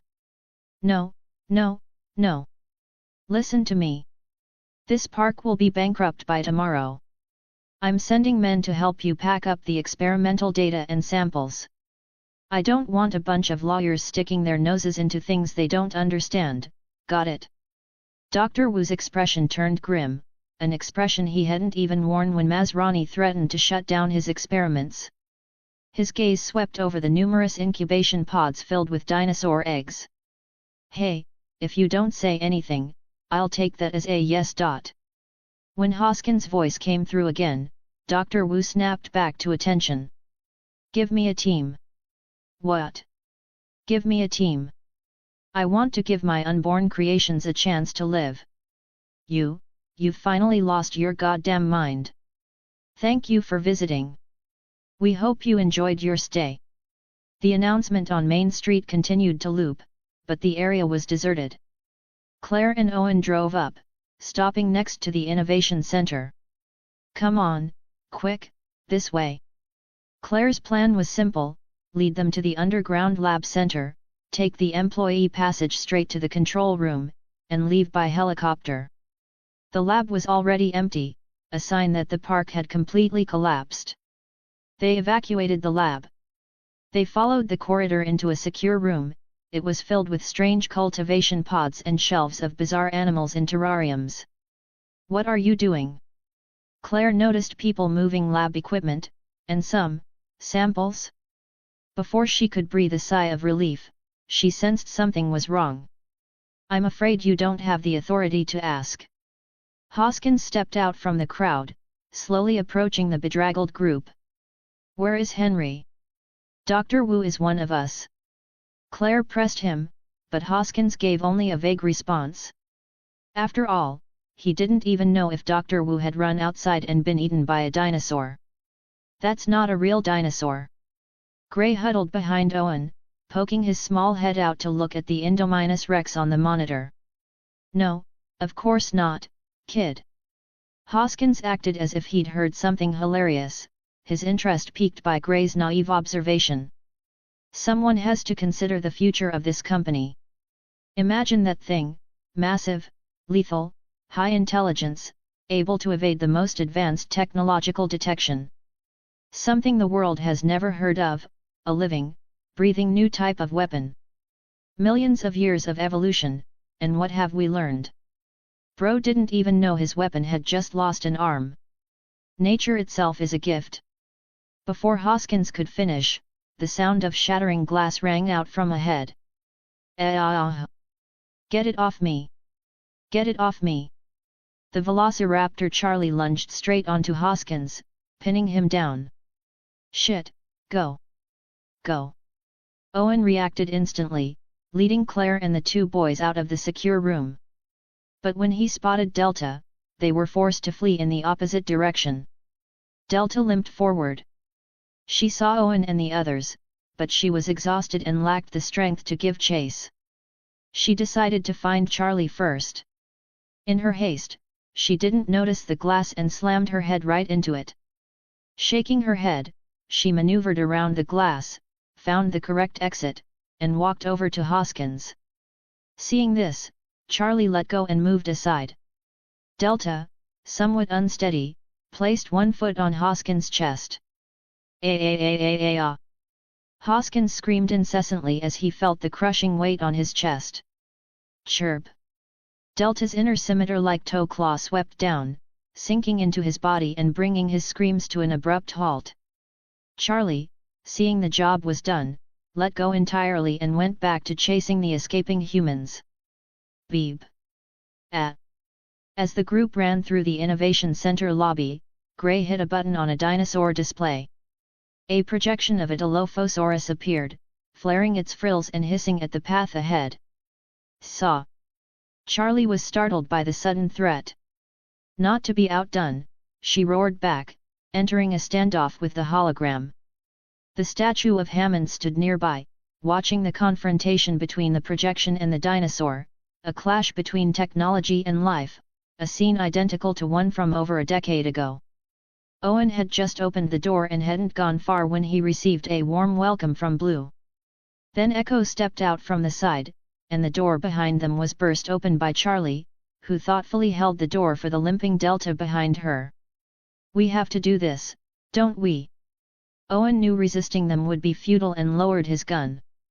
He slowly raised his hand, moving it toward the left side of Blue's face. Blue never looked away, staring at Owen. She was somewhat resistant but made no move to harm him. It's okay, it's okay. While soothing her, Owen reached for the head strap she was wearing, and then... click! The strap fell away. Blue seemed to relax, tucking away her slightly bared teeth and letting out a loud call toward the shadows behind Owen. Owen looked back and finally noticed the limping Delta. Then, with a look of sudden realization, he turned back to Blue, nodding as he spoke. Oh, so you guys finished fooling around and came back wanting me to clean up your mess. I roar. Before he could finish, the piercing roar of the Indominus Rex cut him off. The hybrid slowly entered the main street. Except, why was it missing an arm? Want to read ahead of schedule? Head over here patreon.com/AlexandraSTL. Remove the hyphen for normal access. Chapter 81, Indominus, why am I being treated like a rat in the street? I have been betrayed thrice. The first was by humans. They created me, locked me in a cage, and from the time I was small until I was grown, I never saw a living thing that wasn't a crane. The second was by the Giganotosaurus. I thought we were evenly matched rivals, but time and again, he survived situations I was certain were fatal. I trusted him to die, and he failed me. The third was by the velociraptors. When I first understood the language of other dinosaurs, I was astonished. When you agreed to hunt with me, I was elated. I do not blame you for abandoning me when I was in danger, that monster evokes fear in any creature that faces it. But what I cannot fathom is how you could betray me so easily for a group of humans. Why do you show me such little respect? You won't even call me Alpha." Enraged, the Indominus Rex swung her right arm, attempting to deliver a massive backhand to Blue, who dared to defy her. But she quickly realized her right arm was gone. The violent motion tore her wound open once more, and blood began to flow steadily from the stump. The air suddenly went still. Even with her accelerated healing, this wasn't just a wound that could close, it was a permanent mutilation. Roar! The humiliated Indominus grew even more livid. Roaring, she lunged at the nearest target, Blue, but predictably bit only empty air. This act served only to provoke the raptors, who responded with threatening shrieks and bellows. Owen stood with arms outstretched, shielding the others as they slowly retreated. He glanced at the 4 raptors beside him, then at the Indominus across from them, and managed a faint smile. He blew a sharp whistle and retrieved his weapon from the ground. On his signal, 3 of the raptors lunged forward in a coordinated strike, leaping onto the Indominus's massive frame to tear and claw. Claire hurried the 2 boys into a nearby plush toy kiosk for cover, while the injured Delta found a spot further back, claiming a prime seat as a spectator. Bang! Bang! The sound of gunfire mingled with the cacophony of raptor shrieks and Indominus roars. Gray leaned against the wall, staring at the Indominus, muttering under his breath. 2450, we need more. More what? Teeth, we need more teeth. Claire paused, looking toward the battle. She grabbed a flare and a radio from a nearby emergency kit. She turned to her nephews with a firm instruction. Okay, you stay here. You'll be fine. Okay, this is officially the first time I've eaten a midnight snack at my desk. Lowry pulled a cup of instant noodles from his bag, added water, and snapped the lid shut. He hadn't actually been that hungry, but watching the Dilophosaurus eat on the monitor had been strangely appetizing, it had made his mouth water. He had just taken his first slurp of noodles when the comms chirped. Lowry, are you still there? Startled, he bolted the scalding noodles down. MPH. Gulp. I'm here, I'm still here. Open paddock 9. Paddock 9. He took a frantic swig of water while sliding his chair over to the enclosure control interface. When he saw the paddock details, he nearly spat the water back out. Cough, cough, you're not joking. The 3 raptors worked in pairs, ensuring at least 2 were always clinging to the Indominus. This strategy was designed to drain her stamina while preventing the teammates from getting in each other's way. Having lost an arm, the Indominus's balance was severely compromised. She could no longer drop into a quadrupedal stance and was forced to whip her body around violently to shake off the attackers. Bang! Bang! Owen cleverly aimed his shots at the Indominus's open wound, significantly increasing the damage dealt by his rifle. Click, clack, click, clack. The rhythmic strike of high heels suddenly echoed at this moment. It was Claire having brought the Tyrannosaurus Rex with her. A roar! Rexy smashed through the Spinosaurus skeleton, letting out a thunderous roar. A burning flare struck the Indominus, drawing Rexy's focus. Seeing the shift in the battle, Blue barked a command, signaling her sisters to disengage from the hybrid's back. The Indominus had barely felt the weight lift from her body when she locked eyes with Rexy standing across from her. Seriously, dude? You too? The 2 titans locked eyes. It was time for a high-stakes, pulse-pounding poke. Dinosaur battle. Rexy lunged first, clamping her jaws onto the Indominus's neck, but the jagged osteoderm sliced into her gums, forcing her to release immediately. The Indominus retaliated with her remaining claw, but because Rexy was positioned to her right, where her arm used to be, she struggled to land a clean hit. Rexy tried to seize the Indominus's throat again. Holding the superior position, she shifted her weight twice in quick succession to find a better angle, but the stabbing pain in her mouth caused her to falter both times. The Indominus seized the opening and bit down on Rexy. A single snap left a prominent, bleeding gash on the T-Rex.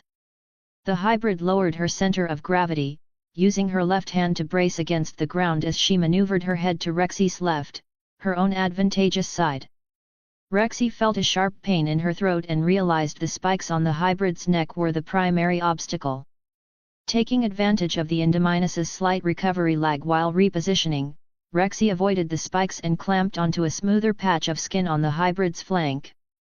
However, this prevented her from utilizing her full bite force.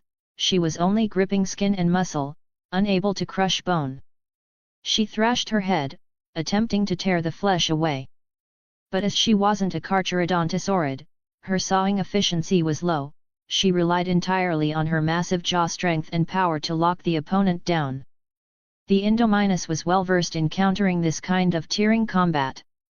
She actively swayed and rotated her body in sync with Rexy's movements, minimizing the chance of skin being ripped off. Her defensive maneuvers were so practiced it was almost pitiful. As Rexy's head swinging grew more frantic, she was eventually forced to let go. Rexy didn't want to lose her hard-won advantage and lunged for the neck again. But this time, the movement was too wide, and she was once again sliced by the spikes. The Indominus regained her footing and used her left hand to shove the T-Rex back, finally freeing her neck. She quickly ducked her head, evading a follow-up snap from Rexy, and used her left arm to pivot up on Rexy's other side. She kept Rexy positioned below her head, well within the reach of her left claw. Sensing the danger, Rexy retreated rapidly, but the Indominus was relentless, her left claws raking across Rexy's hide. Go, go, go. Move.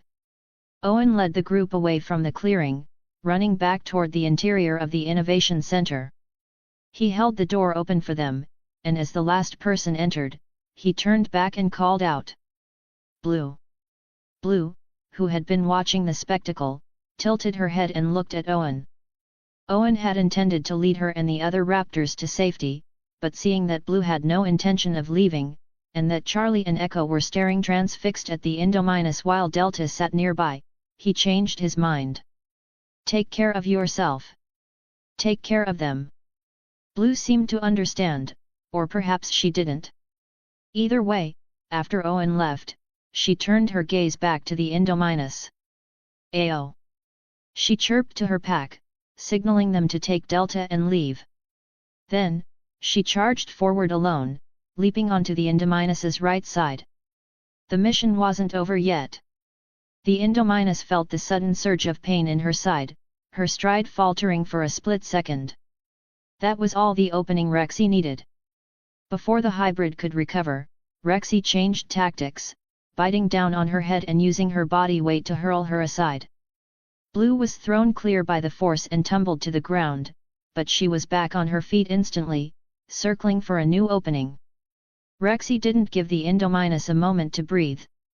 She clamped onto the hybrid's neck, and having learned from her previous attempts, she didn't try to crush it yet, but instead used her momentum to drive the hybrid into a nearby building.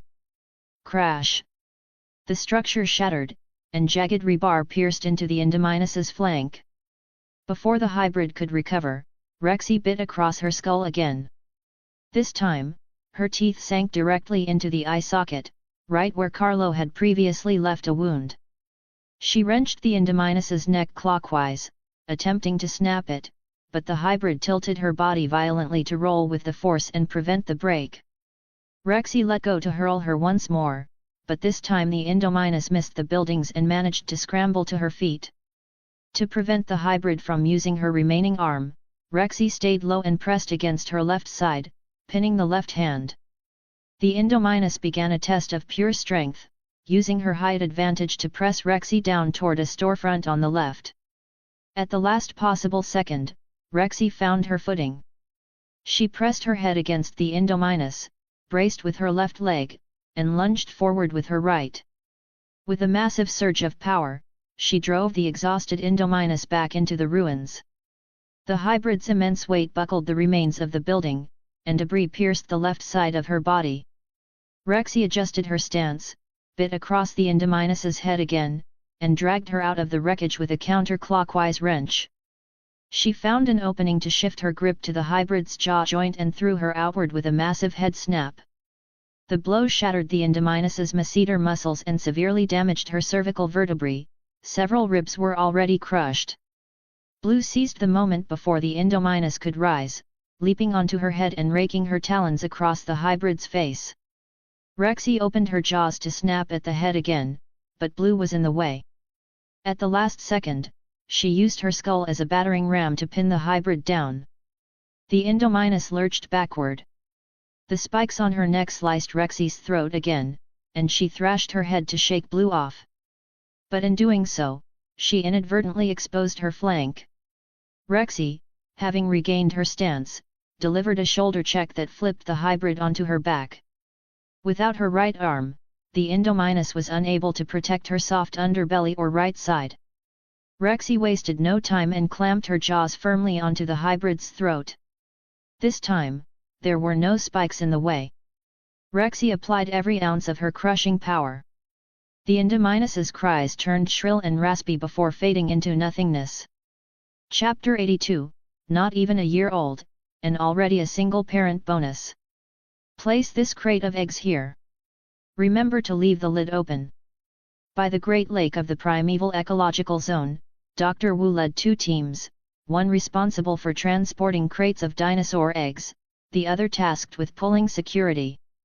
Doctor, there are no Parasaurolophus herds left here, a refined, muscular man noted as he stepped off the vehicle. He was reminding Wu that the Parasaurolophus populations had been slaughtered by the Indominus Rex. There were no adults left to foster a new generation. I am aware. But this is the safest place. Dr. Wu was not in the habit of explaining his motives to others. He typically only issued directives, just as he did in the laboratory. Fine. The refined muscle man didn't push further. He was a dinosaur enthusiast, not a professional, and he wasn't foolish enough to contradict a geneticist of Wu's stature. Click.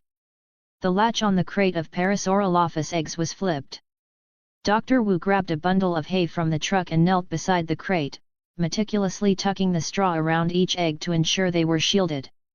He didn't speak. He simply stroked the shells lightly, feeling the faint pulse of life within. These eggs were near hatching. Other Parasaurolophus herds were too large and currently migrating. There would be little chance for them to care for hatchlings. The low-hanging foliage near the Great Lake was sufficient for these younglings to survive. Leaving them here was the best choice. Wu stared at the eggs, his thoughts unreadable. As a scientist, he possessed an obsession with his creations that bordered on the fanatical, whether for better or worse remained to be seen. A moment later, he stood up, about to signal the team to move out, when a shout from a team member beat him to it. Southwest. Threat Level 3. The sentry who called it out seemed to have originally been stationed in the Primeval Ecological Zone, using a code the others didn't recognize. When the group turned around, they were instantly drenched in a cold sweat. A pair of yellow pupils shimmered in the darkness like the eyes of a soul-reaping demon. Rifles were raised. Countless infrared beams danced across Carlo. Hey! Lower your weapons! Do not fire! Dr. Wu immediately stepped into the center of the group to issue the warning, but the men didn't relax. If anything, their bodies grew more tense. You are a total fucking madman, one of them hissed. In their eyes, the previous team had failed because they brought non-lethal weapons to a fight against 3 Giganotosaurus. This time, they were packed with great equalizers. Lower your guns, the refined muscle man told the group. He lowered his own first, setting the example. Are you fucking kidding me? Is the crazy virus contagious? Lower your guns, the man repeated, his voice firm as the others hesitated. Dr. Wu had now slowly walked to the front of the line, placing himself in a position where he could easily be hit by friendly fire. Because of this, more and more members finally lowered their muzzles. Doctor! What are you doing? Get back here! The refined muscle man knew Carlo and understood some of his behavioral patterns, but Dr. Wu's current stunt still shocked him. Damn it! Why are these scientists always so eccentric? Perhaps because he had already tasted a one-click triple shot from a shotgun before, Carlo didn't seem to care whether they would fire. He stepped slowly out of the woods. SHHH. SHHH. SHHH. Thud. Thud. Thud. Dr. Wu's footsteps were light, pressing down the grass of the lawn. Carlo's footsteps were heavy, making the very earth groan with every stride. After a moment, Wu stopped. Carlo stopped as well. Man and dinosaur stood on the grass, staring at one another.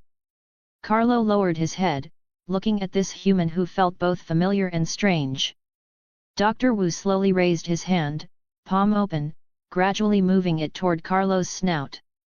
Carlo let out a sharp, sudden snort of breath that made the scientist stagger. Wu instinctively shielded himself with his hand and took 2 steps back, chuckling softly. I know. You don't like being touched by humans. He turned to look at the surroundings, the dead silence where there should have been Parasaurolophus herds, a few wandering strays, and oh, the Stegosaurus brother was still there. His smile vanished. He closed his eyes and whispered a single phrase. I'm sorry, for everything. He hadn't been there to watch Carlo grow up, hadn't noticed the anomalies in the primeval ecological zone in time, and had even created the very culprit that had turned this place into a slaughterhouse. Carlo tilted his head. This time, Dr. Wu wasn't speaking English, and he understood. Dr. Wu looked back up at Carlo. Seeing the creature's adorable head tilt, he couldn't help but laugh again. One day, my creations will be like you, gentle yet powerful. He turned and headed back toward the human squad. Carlo straightened his posture, momentarily failing to grasp the man's meaning. Gentle yet powerful? Me? The one who killed all those dinosaurs? In a sense, a canary is relative, a cat is relative, and gentleness and power are equally relative. Carlo had simply gained the recognition of the majority within those relatives. I fucking give up. I can't deal with this mad scientist anymore. Get a chopper and fly him out of here. Under the watchful eyes of the team, Dr. Wu boarded the vehicle. The driver immediately engaged the door locks. As the 2 vehicles drove away one after the other, Carlo slowly stepped forward to inspect what they had left behind. Whoa, these things in here look a lot like Parasaurolophus eggs. Wait. Eggs? You bastards came here to abandon your kids.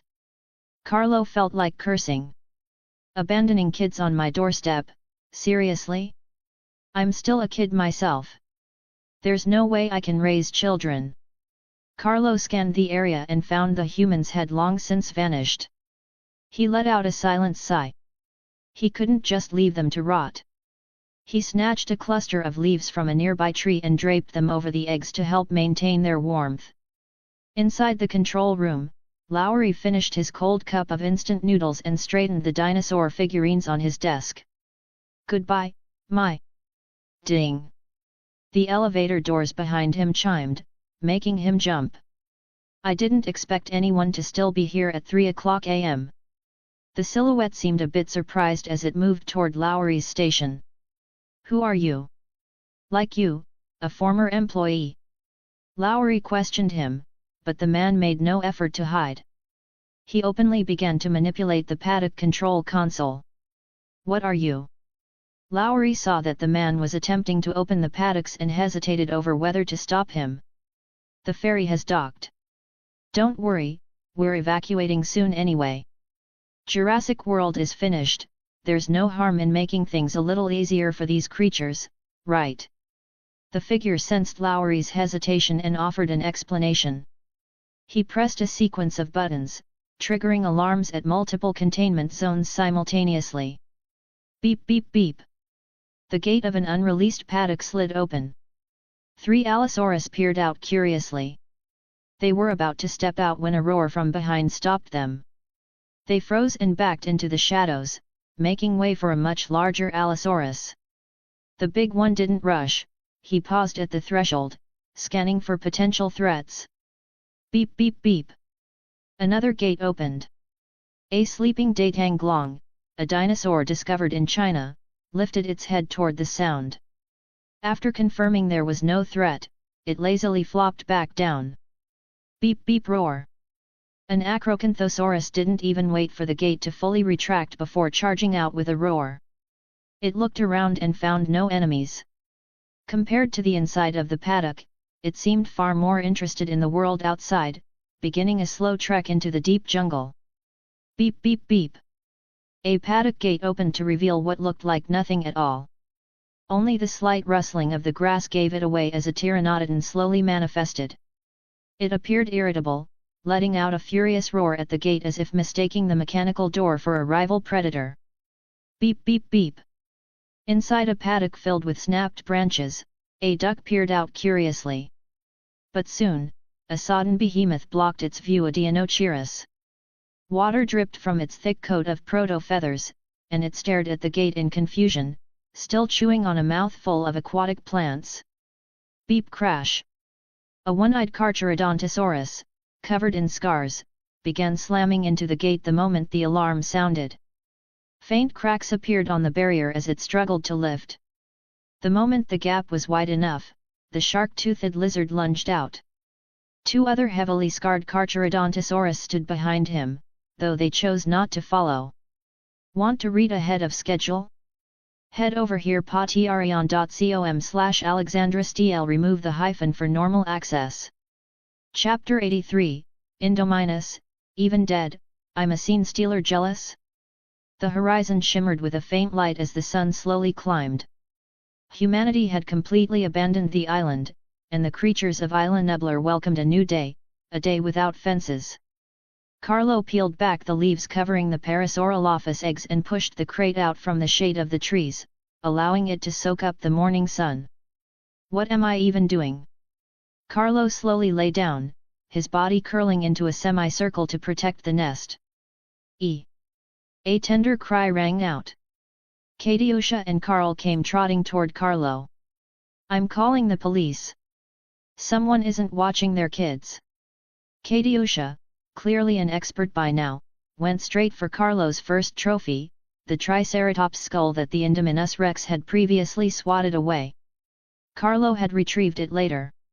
Finding the skull occupied and unable to best his older sister, Carl could only turn to Carlo. He immediately noticed the crate by Carlo's side, but he wasn't tall enough to see what was inside. Roar! Quiet down, you brat! Carlo let out a low huff, telling Carl to behave and get some sun. At the same time, he pondered what to do with these eggs. He couldn't actually raise them, could he? He really needed to find a decent herd for them. With that thought, Carlo stood up, gently nipped the two troublemakers by their tails, and headed toward his parents' resting grounds. The two little ones squealed in protest, perhaps because being dangled upside down was uncomfortable. Carlo simply quickened his pace and delivered them back. Seeing Kafka and his parents sleeping in the nesting area, Carlo dropped the two rascals and gave a low grunt, instructing the little ones to keep an eye on the adults. Since when did I become a 24/7 babysitter? 2 in the morning, 1 at night, you guys are going to be the death of me. Speaking of babysitting, Carlo suddenly remembered he hadn't covered the Parasaurolophus eggs properly. He scrambled back to hide them. This can't go on. I have to find them a foster family.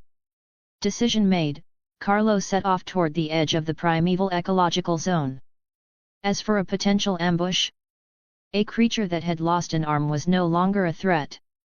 The ferry docked. Here, Masrani Global had set up several temporary hangars filled with volunteers and professional medical staff. They were registering tourists, treating wounds, and notifying families. Claire watched her nephews walk away into the distance before searching the crowd for Owen. Owen noticed her, their eyes met, and they slowly approached each other. Owen spoke first. I guess we're both out of a job. Claire chuckled softly, looking toward the exit. So, what do we do now? Owen followed her gaze, considering for a moment. I think we better stick together. He looked back at Claire and added. For survival. Then, he turned and walked toward the exit. Claire smiled and followed in his footsteps. Darius? Kenji? Ben? Suddenly, loud shouts from the distance caught their attention. Roxy and Dave were weaving through the crowd, calling out the children's names, hoping for a response. Brooklyn? Yasmina? Sammy? If you're here, say something. Ple cough, cough. Roxy's throat was parched, she had shouted her way from one hangar to the next, yet there was still no sign of the kids. Dave handed her a bottle of water, trying to comfort her. They'll be okay. I know they will. Roxy took the bottle and only took a small sip, looking out at the dense crowd with a look of intense guilt. It's because of me. If I hadn't gone. Dave saw her spiraling and quickly cut her off. Hey, nobody could have predicted the dinosaurs would escape, right? Besides, their parents might have already picked them up, right? Roxy sighed. You're right. She resumed calling their names, and Dave followed silently behind, scanning the faces in the crowd for anyone familiar. Yo! Yo! Yo! Yo! Yo! Yo! Yo! Yo! Yo! Look who we have here! Carlo stood beside the carcass of the Indominus Rex, giving it a tentative nudge with his foot. No reaction. Oh, so you're actually dead? While searching the area, Carlo had picked up the scent of the Indominus and charged over at full speed, only to find the body on Main Street. Splash thump! Movement came from the lagoon. Teacher Mosasaurus was likely worrying about her breakfast. Carlo leaned in and saw the mosasaur circling restlessly in the water, looking stressed. This is bad. Teacher Mosasaurus is going to starve.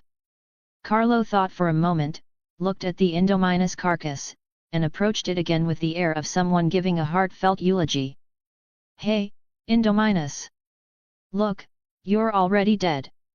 It doesn't matter who eats the body, right? Let's just give you a burial at sea. He gripped the Indominus carcass in his jaws, swung it, smashed through the lagoon railing, and kicked the body over the edge. Plop!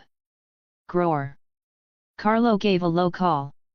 The mosasaur in the water was alerted, she swam over at high speed, clamped onto the Indominus carcass, and dove deep into the lake. Groar! Carlo was quite satisfied with the result and gave another low roar. Bye-bye. I'll come feed you again next time. Speaking of which, what kind of dinosaur managed to kill this Indominus? A roar! The next instant, a deafening roar rang out, startling Carlo. Like a thief caught red-handed, he hurriedly and quietly slipped away. Rexy had returned to Main Street. Having caught a strange scent, she had rushed back immediately, only to find the entire Indominus carcass was gone. The whole thing. Yesterday, the world-famous attraction Jurassic World suffered an unprecedented disaster. Multiple dinosaurs escaped their enclosures, dealing an irreversible blow to the park. The video feed showed clips of pteranodons, triceratops, apatosaurus, and a series of dinosaurs, including Carlo, in various standoffs with humans. As of now, Masrani Global has paid out over $800 million in compensation to the victims. The scene shifted to show tourists in shelters and relatives of visitors holding signs to sue Masrani. According to insiders, the cause of this incident is attributed to Simon Masrani's disregard for life. Mr. Masrani himself was tragically killed during the disaster. The video switched to surveillance footage, recording Masrani boarding the helicopter and the subsequent crash. Outside of America, almost every major news outlet globally reported the news. Because of this, many Jurassic World VIP users noticed a particular detail. You're right, but why hasn't the Primeval Ecological Zone livestream been shut down? Does nobody know the Primeval livestream is actually on a one-day delay? I just bought my VIP pass last week. Actually, I'm more concerned about whether that documentary that only aired for one season is getting a sequel. The Primeval livestream originally had a one-day delay to edit out exclusive paid content or anything unsuitable for display. However, yesterday, the employees in the Primeval ecological zone had been so busy monitoring the Indominus Rex that no one gave a thought to the livestream. Because the news snippets featured footage of Carlo confronting humans, many people believed he was one of the escapees and were trying to piece together what happened through the stream. Want to read ahead of schedule? Head over here patreon.com/AlexandraSTL, remove the hyphen for normal access. Chapter 84, is official still online? Ang. A Parasaurolophus slowly approached the thicket, lowering its head to tear off a few low-hanging leaves. As it chewed, it straightened its body to scan the surroundings. It immediately locked eyes with a gargantuan figure lurking mere inches away in the brush. "Hello there. Do you want a kid?" Carlo had been hunkering down in the undergrowth, observing the Parasaurolophus herd to see if they would accept a stray egg. He hadn't expected his camouflage to be this effective. This particular individual had grazed right up to his face without even noticing him. Ang! The Parasaurolophus's heart skipped a beat. It let out a panicked cry and bolted. Hearing the alarm, the rest of the herd scattered instantly. Snap, crunch. Carlo took 2 steps forward, emerging from the tree line. This current herd was clearly not fit to be a foster family. They were still migrating in search of a suitable habitat. Trying to stealthily tuck an egg into a group on the move simply wouldn't work. Eeng! Suddenly, a high-pitched cry from a distance caught his attention. It was a Parasaurolophus calf. See? This herd even abandons their own young. Definitely not foster material.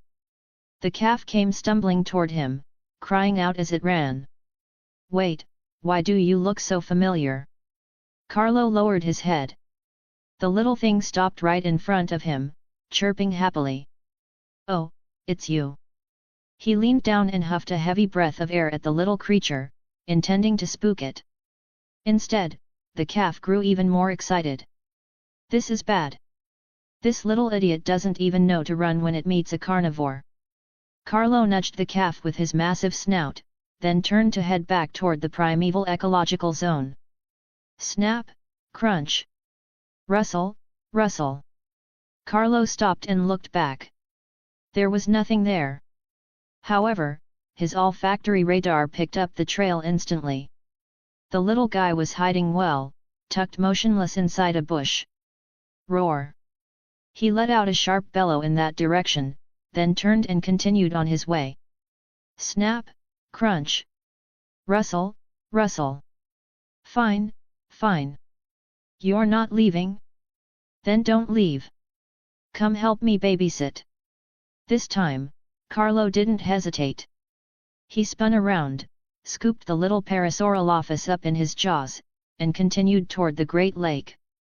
Family, does anyone know what kind of dinosaur this is? Image. Jurassic World was closed, but its website hadn't been fully taken down yet. Someone had posted a dynamic update on the Primeval Ecological Zone forums, a screenshot of an Indominus Rex standing behind a ruined fence. As the view count climbed, the post hit the trending sidebar. What dinosaur is that? It's in the Primeval Zone. Which camera caught this? I've never seen this footage before. Speculation ran wild until the original poster, OP, added another image. The Primeval Zone has no staff left running it. I hacked into their back-end database and pulled all the camera logs. Found this guy tearing down Southeast Gate 7. The photo showed the Indominus Rex the moment it smashed through the gate. Legendary. Isn't this illegal? This thing has to be the main culprit behind the park's collapse, right? Wait, then what about the Giganotosaurus? Based on the news backgrounds, he made it out of the park entirely. Maybe it was just the broken fences. Come on, a Giganotosaurus doesn't just leave its territory for no reason. Maybe its ecological niche was threatened, so it chose to expand its territory. Wait, bro? What kind of dinosaur could possibly threaten a Giganotosaurus's niche? The thread descended into a heated debate. Fortunately, they had locked onto suspect number 1. Everyone was buzzing, and the OP used the hype to promote his own site. Family, I've set up a social site. I've uploaded all the camera feeds there. The data is massive, and I can't go through it all myself. If you're interested, go look for yourselves. Address, xxxxxxxxxx. More and more people joined the hunt for the source of the disaster. Users began piecing together the Indominus's movement path. Found it. It definitely threatened the niche, except it didn't hit the Giga hit it. Video. The video showed the two Carnotaurus 1 and 2 facing off against the Indominus, only for Carlo to burst onto the scene and send the hybrid flying with a single strike. However, the camera near the waterfall seemed to have malfunctioned, missing the conclusion. Holy crap, that power! Wait, is the Giga healing the Carnotaurus? Am I dreaming? Image 10 minutes later, it smashed this gate. Looks like it was running for its life. Wait, is no one going to talk about those two kids? Image those kids went in via gyrosphere and ran straight into it. You can drive a gyrosphere into the primeval zone. I'm done, I missed out on $200 of fun. Some netizens relied on luck, browsing random cameras for the Indominus, while others were more methodical, switching feeds step by step to track its movement. This isn't right. Why is it killing everything it sees? Does it have active camouflage? I don't think this thing is a dinosaur. I don't think any dinosaur has opposable thumbs like that. At Tyrannosaurus Rex, look at this guy's hands. While many were obsessed with the Indominus, a significant portion of users chose to follow Carlo. After all, he had appeared in the news footage, so following him was a safe bet. The little Giga is back with his family again. Even though Carlo had grown up, the netizens' nickname for him never changed. One second he's bathing with his family, the next he's gone. Comparing the paths, it looks like he went on a direct intercept course. Unlikely, right? The distance is huge. He wouldn't just charge over there for no reason. Are you questioning the strength of the acknowledged lord of the primeval zone? Maybe the neighbor killed so many things it set off the little Giga's alarms. No need to guess. He definitely went for the kill. Someone on the other thread found footage of the little Giga hunting it out of the primeval zone. Wait, so that's it? That's how the park ended. Looks like it. That's the exact timestamp Jurassic World started the site-wide shutdown. The Giganotosaurus zone you follow has been updated. Video 1, Unknown dinosaur invades primeval zone? Giganotosaurus dispatches immediately. Video 2, Unknown dinosaur enters primeval zone again, encounters Giganotosaurus. Strength and defense like a monster, cannot be defeated even with full effort. Video 3, Unknown dinosaur battles Giga for the third time, 5 dinosaurs team up to ambush Giga. The long silent official Giga account suddenly sprang to life, startling everyone. The 3 videos showcased the showdowns between Carlo and the Indominus. Video 2, however, consisted of corrupted body cam footage from the asset containment unit. The subsequent 3 Gigas vs humans scene was blacked out, though the audio told a chilling story. The park is bankrupt, and the official account is still online. Confirmed, the admin is a Giga fanboy. Wait, did he spend a whole day hunting this thing down? There's this much footage. Look at video 2. My opinion of corporate ethics has reached a new low. Wait, hold on. If the humans hadn't interfered, the disaster might not have even happened. Are we the stupid teammates? Little Giga, I can't carry this team, enabling friendly fire. It wasn't just the Giga account, more and more former Jurassic World employees began leaking behind-the-scenes intel, including the Battle of the Birdcage, the human attempts to block Carlo, and more. This effectively threw the already roasting Masrani global into the volcanic pits of public opinion. People began lashing out at their irresponsible behavior. Because it involved the extinct species, even animal rights groups were beginning to mobilize. But whatever was happening in the outside world no longer mattered to the creatures of Isla Neblar. Carlo, at this moment, sat by the lake in a semi-crouched posture, his tail thumping the ground rhythmically as he watched the Brachiosaurus family in the distance. The little Parasaurolophus stood tall beside him, peering over the edge of a crate to look inside. It was peaceful. No fences, no bloodthirsty biological weapons, no humans. Want to read ahead of schedule? Head over here patreon.com/AlexandraSTL. Remove the hyphen for normal access. Chapter 85, Newborns and New Beginnings. A faint scream suddenly echoed from the distant woods, causing Carlo to flinch. He immediately snuffed the air, but detected no scent of humans. Is the distance too great? Is it a stranded tourist? Or someone up to no good? Should I go check it out? Carlo lowered his head, looking at the clutch of Parasaurolophus eggs, and hesitated for a long time. Forget it. I'll deal with it if they actually get close. He slowly rested his head on the ground and closed his eyes to conserve his strength. Between the Indominus Rex and the chaos of yesterday, he hadn't rested at all. Even with his heightened stamina, he couldn't help but feel the weight of fatigue. Chirp chirp. Feeling a familiar presence near his snout, Carlo knew the little dentist had arrived. He obligingly opened his mouth, letting the small scavenger perform its routine dental maintenance. Climb. Get up the trees. Now. Darius led Brooklyn and Sammy as they scrambled toward their temporary campsite, a herd of panicked herbivores hot on their heels. Waiting at the site, Kenji and Yaz saw the commotion and immediately scrambled up the nearby trunks to join them. Ang! A herd of Stegosaurus thundered through the clearing, smashing the building materials Kenji had painstakingly gathered into splinters. Oh, no! Kenji wailed. That was intense. I guess that's why they built the original camp in the trees, Brooklyn remarked, panting. Once the dust settled and they had a moment to breathe, the conversation turned back to the necessity of a shelter. We can't go to Main Street, the T-Rex is nesting there, she noted with a touch of bitterness. Mountains, grasslands, jungle, the whole island belongs to the dinosaurs now. Which idiot let them all out, anyway? Sammy offered a quick word of comfort, we already sent the distress signal.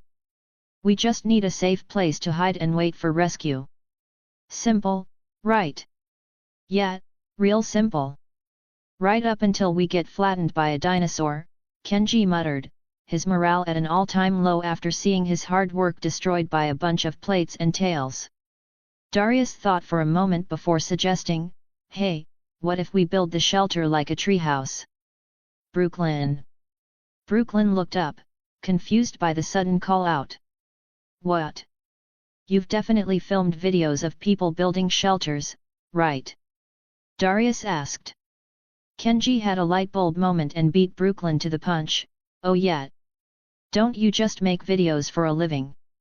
The low EQ comment immediately riled her up. Excuse me, I know how to do plenty of things besides filming, she snapped. She sighed, rubbing her forehead. But yes, in my first time in Amish country vlog, I did help raise a barn. Cool, Darius said, impressed. Yaz, ever prepared, pulled out her sketchbook and pen. Beyond her athleticism, she was a master of quick sketches and ink drawings. In no time, she had drafted a concept. Like this. She showed the hand-drawn design to the group, earning immediate approval. Perfect. But we definitely need a lookout tower, Darius added. We need bunk beds to save space, Sammy chimed in. And a place to store food, somewhere the dinosaurs can't reach, Brooklyn finished. Yaz listened to the suggestions, her pen flying across the paper as she adjusted the blueprints. With the plan set, they began scavenging materials from the ruins of the original Camp Cretaceous treehouse. However, Darius soon noticed something off. "Guys!" The group gathered around him, except for Yaz, who stayed back due to her injured left ankle. Before them lay a section of the collapsed treehouse, but a wide path had been cleared through the debris, as if something massive had crawled out from under the wreckage. "The Giganotosaurus from the primeval zone, is it still alive?" Darius whispered to himself. They had witnessed the clash between the Indominus Rex and the Giga, but after the Giga vanished from sight, they had assumed it had fallen to the hybrid. "Darius, maybe we should find a different spot."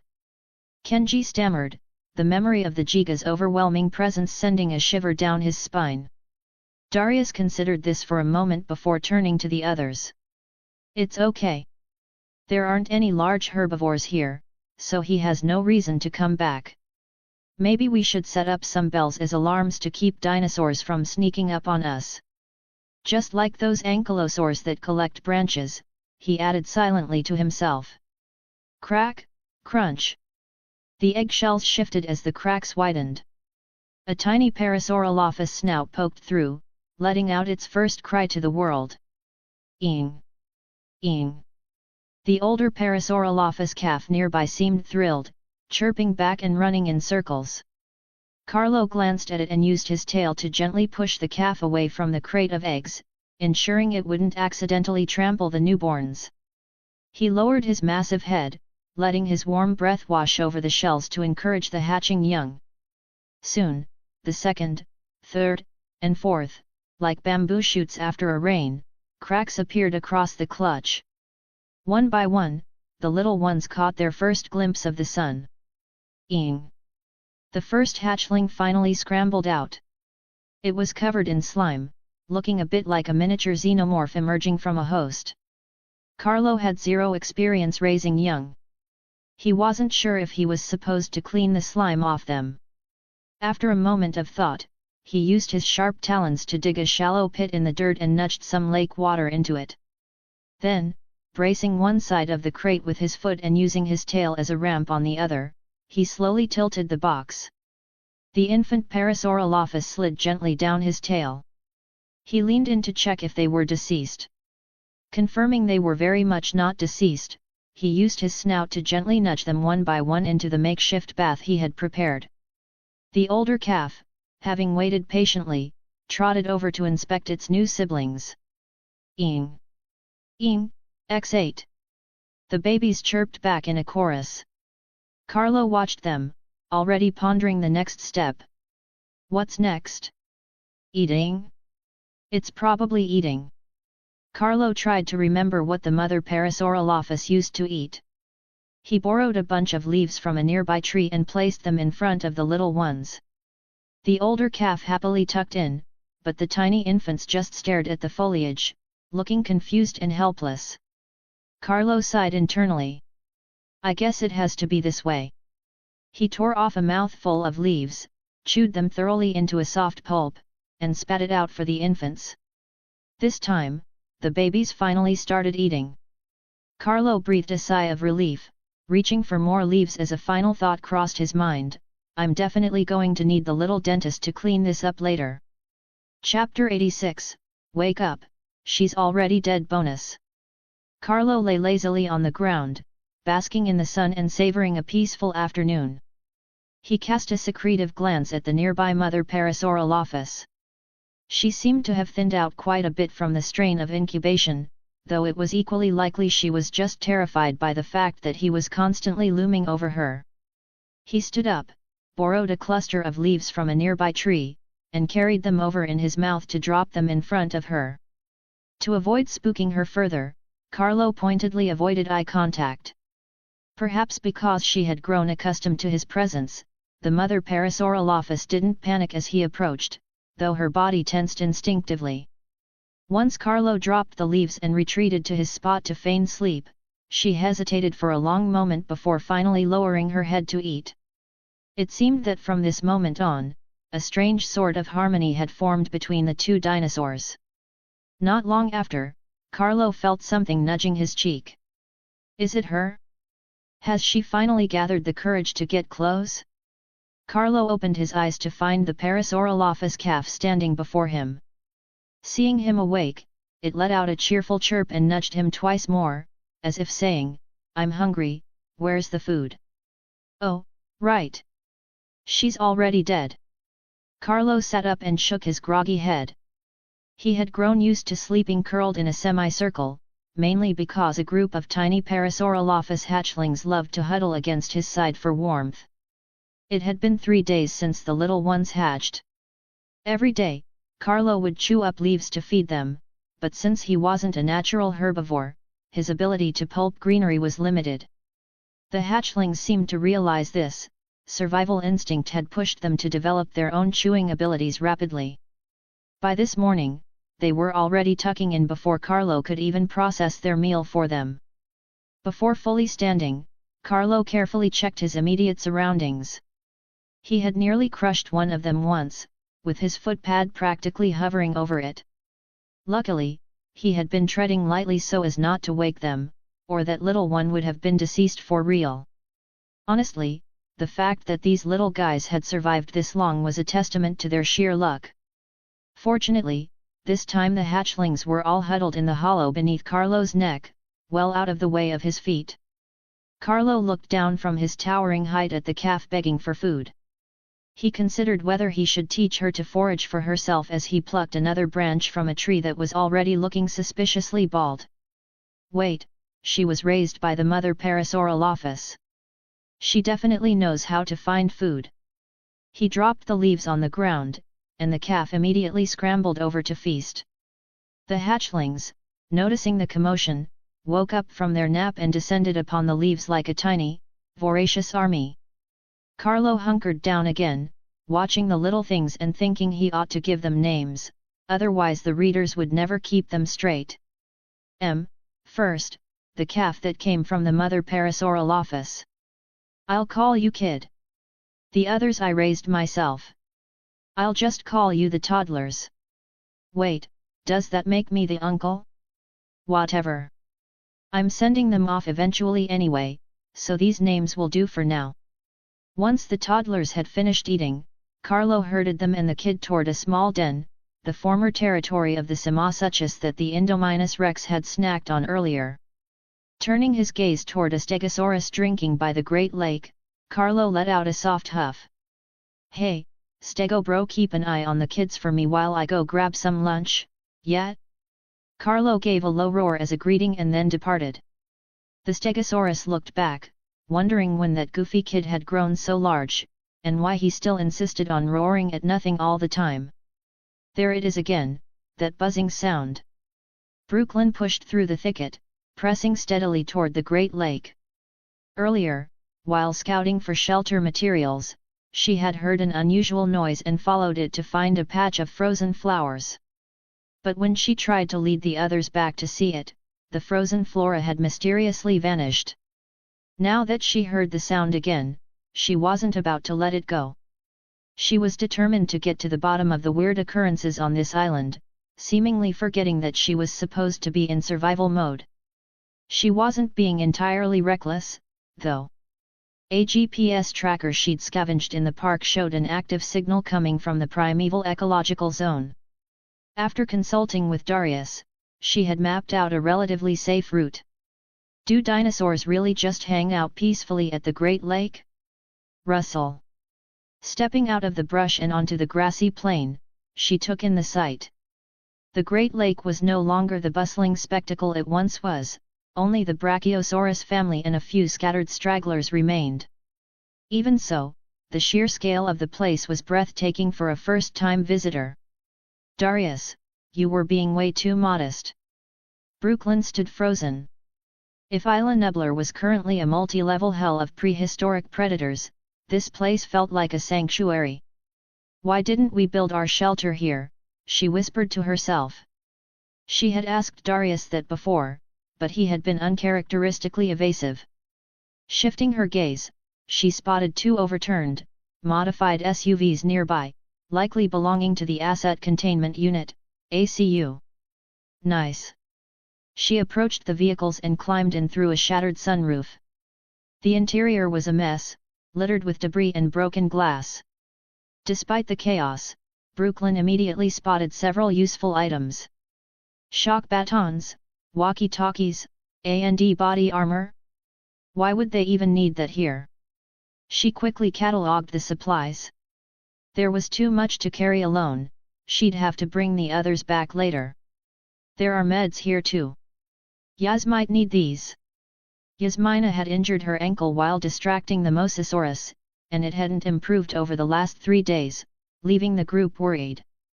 Brooklyn stuffed the promising-looking medicine into her bag and grabbed a shock baton before climbing out. Suddenly, her eyes caught a glint in the distance, a cracked helmet with a GoPro-style recorder still attached. She picked it up and inspected it. Maybe I can fix this. As a tech enthusiast, anything with a screen excited her. It was a shame almost every communication device on the island was dead, otherwise, they would have been rescued days ago. As she turned to leave with the recorder, she failed to notice a Triceratops skull lying silently in the shadows of the trees nearby. Want to read ahead of schedule? Head over here patreon.com/alexandrastl. Remove the hyphen for normal access. Chapter 87, Rexy, what the hell? Name, Carlo. Species, Giganotosaurus carolinii. Available points, 144, grayed out. Health, 45,318.0/80,960. Stamina, 750/750. Oxygen, 510/510. Food, 10,000/10,600. Weight, 0/898. Melee damage, 180%. Torpidity, 0/143,800.5. Sure enough, babysitting is hazardous to your health. Carlo's food drain was usually quite slow. Normally, 1 meal a day was plenty to keep him going, but now he had been reduced to scrounging for 2. Still, he hadn't come here just to fill his own belly this time. Ang!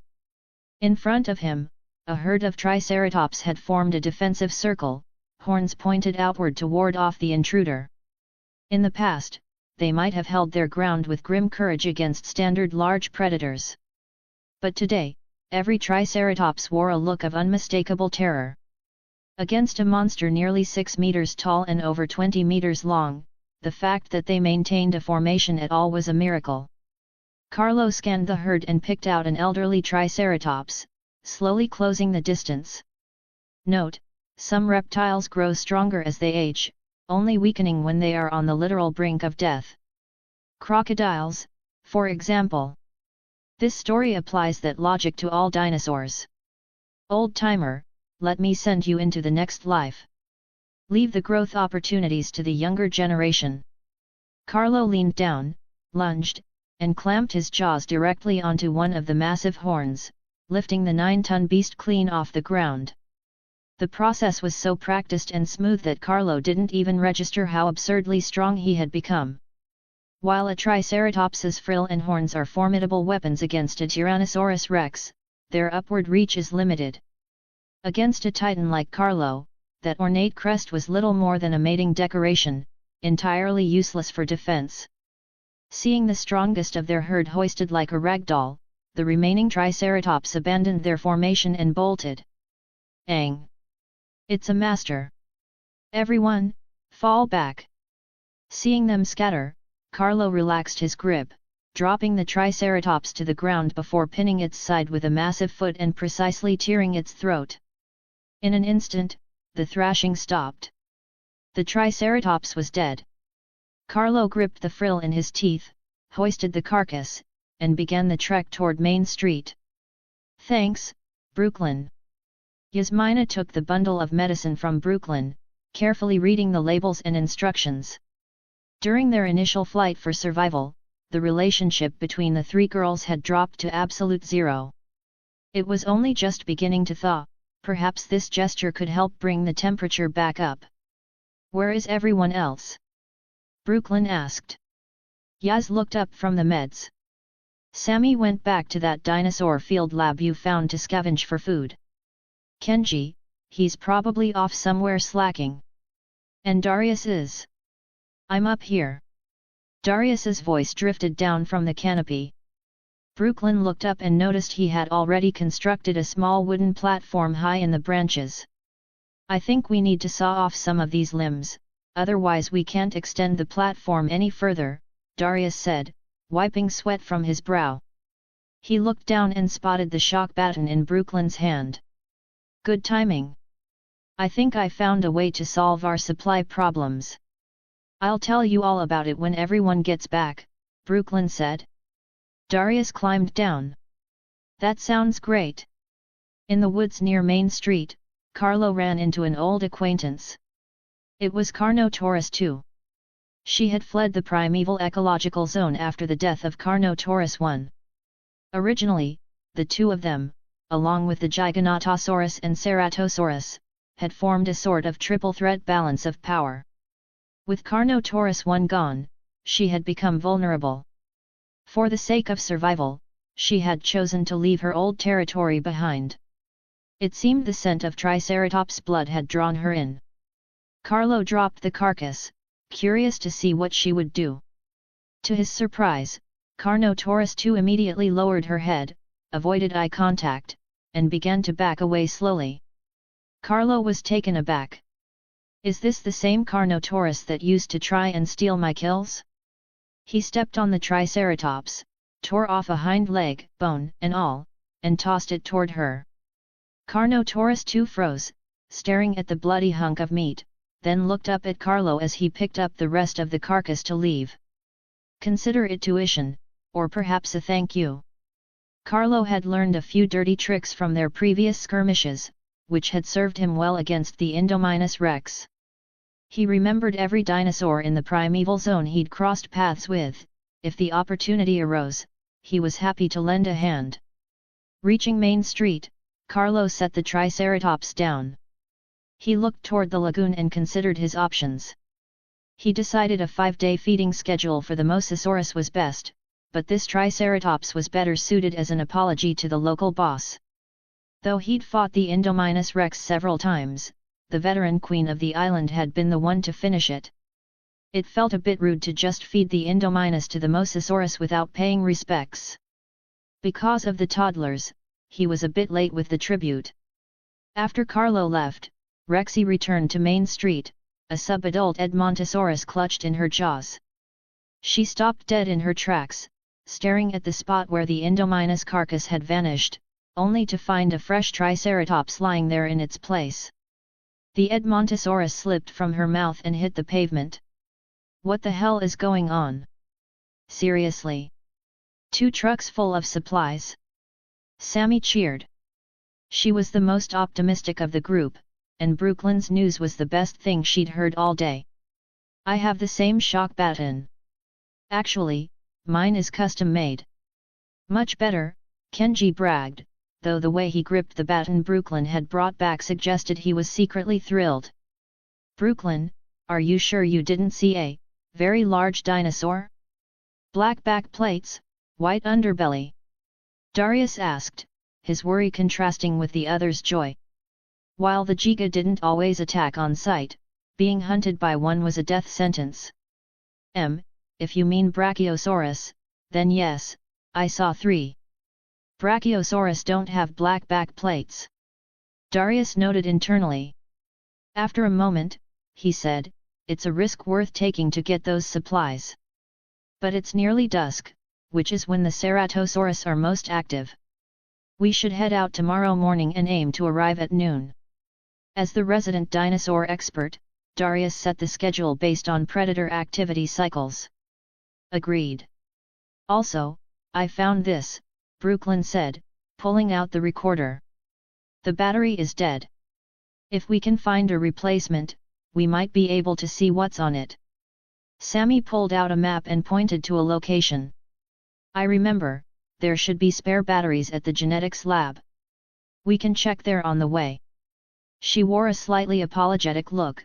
She had previously lied about her identity as a corporate spy for Manta Corp, but now, survival and teamwork were the only things that mattered.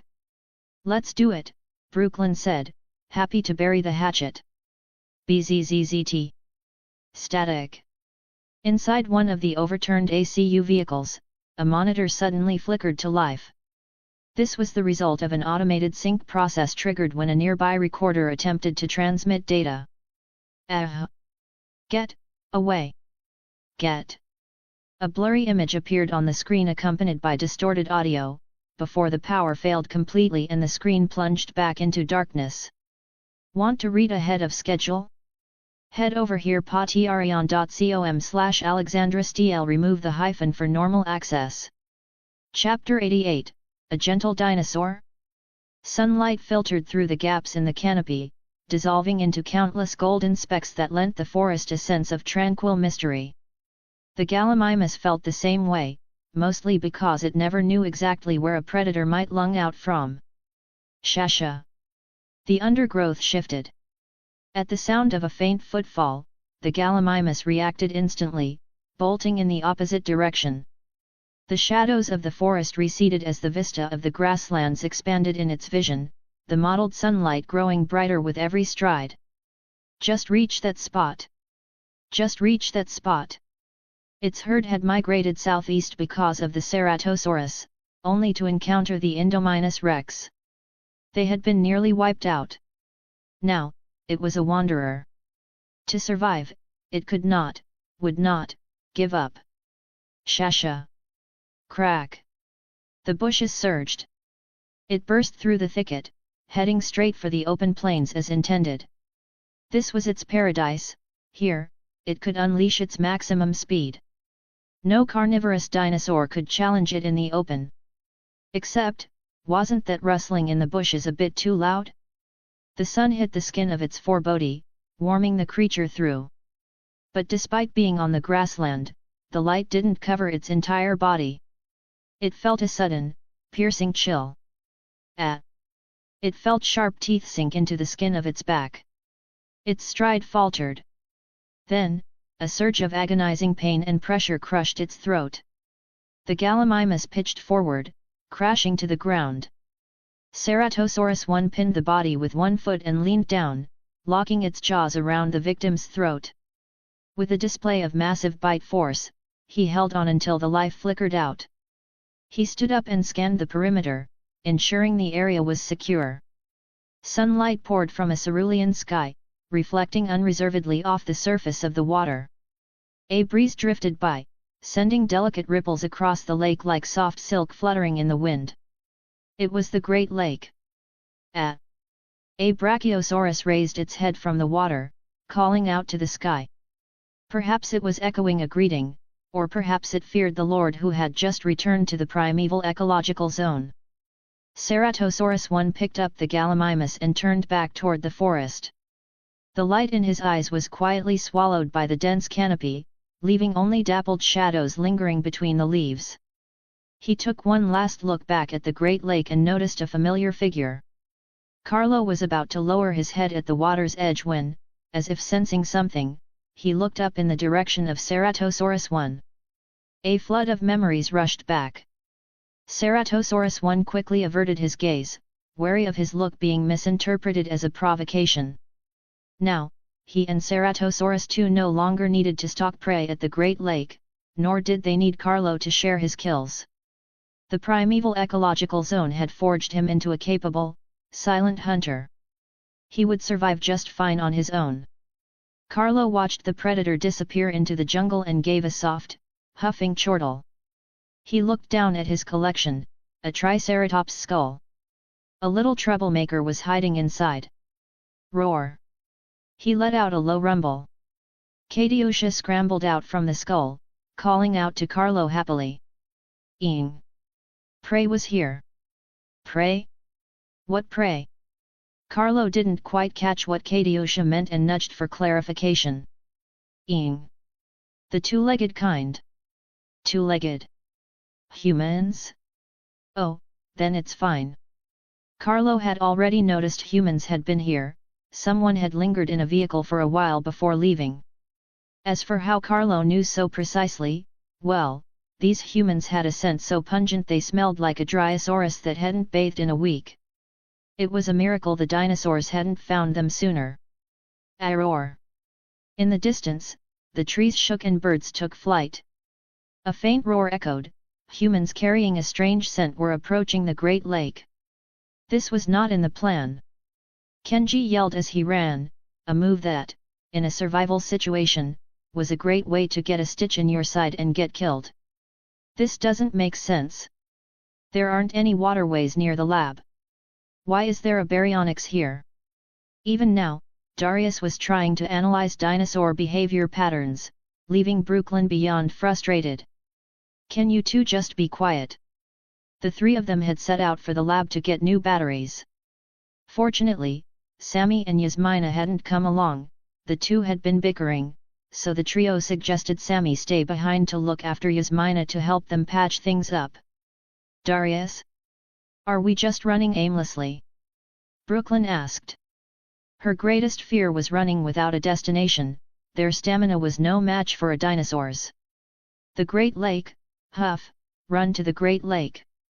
Darius sounded confident, which eased their panic slightly.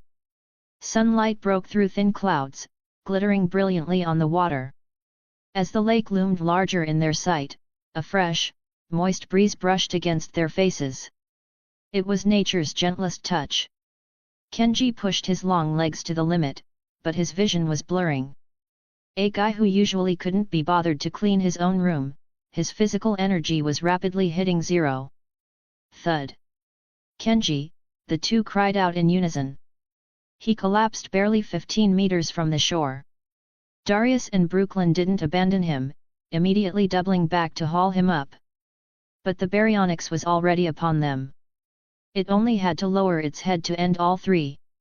Thump! A massive foot hit the ground. A shadow engulfed the trio, and the baryonyx froze in its tracks. Carlo didn't make a move. He simply stared the baryonyx down, waiting for its next play. Perhaps not every dinosaur followed the rules of the Great Lake, especially the piscivorys. The predator's gaze shifted back to the three humans, seemingly unwilling to give up its meal. Roar! This time, Carlo wasn't being polite. He unleashed an ear-shattering, thunderous bellow. The three humans on the ground instinctively clutched their ears. The baryonyx, unable to cover its own ears, stumbled unsteadily before hitting the dirt and promptly scrambling into a retreat. Seeing the intruder take the hint, Carlo silenced his roar. He turned to leave, only to find the Brachiosaurus herd watching him warily. The wandering herbivores had raised their heads to observe the commotion. Even the Stegosaurus brother, the Stegosaurus brother were still just drinking water. As Carlo settled down slowly in the shade of a tree, the alert herbivores relaxed. Young Parasaurolophus emerged from their burrows to resume playing. Katiosha peeked her head out from the Triceratops skull, watching the scene. Phew, were we just saved by a dinosaur? Brooklyn let out a breath of relief. Kenji was still gasping, haunted by the close call. Darius. Darius looked like his soul had left his body, his eyes fixed unblinkingly on Carlo. It seemed that anyone who truly loved dinosaurs couldn't look away from Carlo. Darius. Brooklyn checked to see if he was still conscious, only to realize he was inching forward toward Carlo. Darius. What are you doing? Kenji hissed, but the boy acted as if possessed, giving no response. Carlo sat up and slowly turned his head to look at Darius. The boy seemed to snap out of it, quickly turning his head away to avoid eye contact. Carlo didn't lie back down this time. He faced forward, watching the Parasaurolophus calves play. Darius, seeing that the protagonist wasn't stopping him, grew bolder and tried to get a little closer for a better look. Carlo turned his head again, staring the boy down in an attempt to ward off this impertinent kid. Since the last time he was attacked by humans, his opinion of the species had plummeted. Dr. Wu was the exception, mostly because Wu didn't let people attack him. He had saved the three because they had entered the Great Lake, and Carlo permitted no creature to break the sanctuary's peace. The Great Lake held many of his fondest memories. It was a sacred land not to be violated. As for why he wouldn't let Darius get close? Because the boy's scent was too strong. Pungent. Oh, sorry. Darius backed away 2 steps quickly. As if hoping Carlo could understand him, he spoke. Thank you for saving us. My father, he loved you most when he was alive. We talked about your behavior so much. If he could have seen you with his own eyes, he would have been so happy. Seeing that the human had no intention of further polluting his air, Carlo finally lay back down, watching the calves play. Katiusha stepped out from behind the skull, curiously eyeing the Parasaurolophus younglings. She looked at Carlo, then at the hatchlings, seemingly lost in thought. Darius! Brooklyn hissed. Darius had noticed the strange domesticity of the scene and wanted to investigate further, but Kenji grabbed him. The 2 of them hoisted him up and began the trek back to the camp. Carlo glanced in the direction they were leaving, mentally noting the location of their habitat. Want to read ahead of schedule? Head over here patreon.com/alexandrastl. Remove the hyphen for normal access. Chapter 89, The Data Recorder. Run, you foolish kids. He was like a savior. He just appeared behind us out of nowhere. Do you guys have any idea what that felt like? It was practically. Darius was preaching like a man possessed in the middle of the camp, leaving the staying members, Sammy and Yasmina, staring in bewilderment. They turned their eyes toward Kenji, silently pleading for an explanation. It's about his dad, Kenji mouthed, making no sound. The 2 understood instantly. The group had lived together in this camp for quite a while now, everyone knew a bit about each other's baggage. They could afford to be patient with a currently hyperfixated Darius.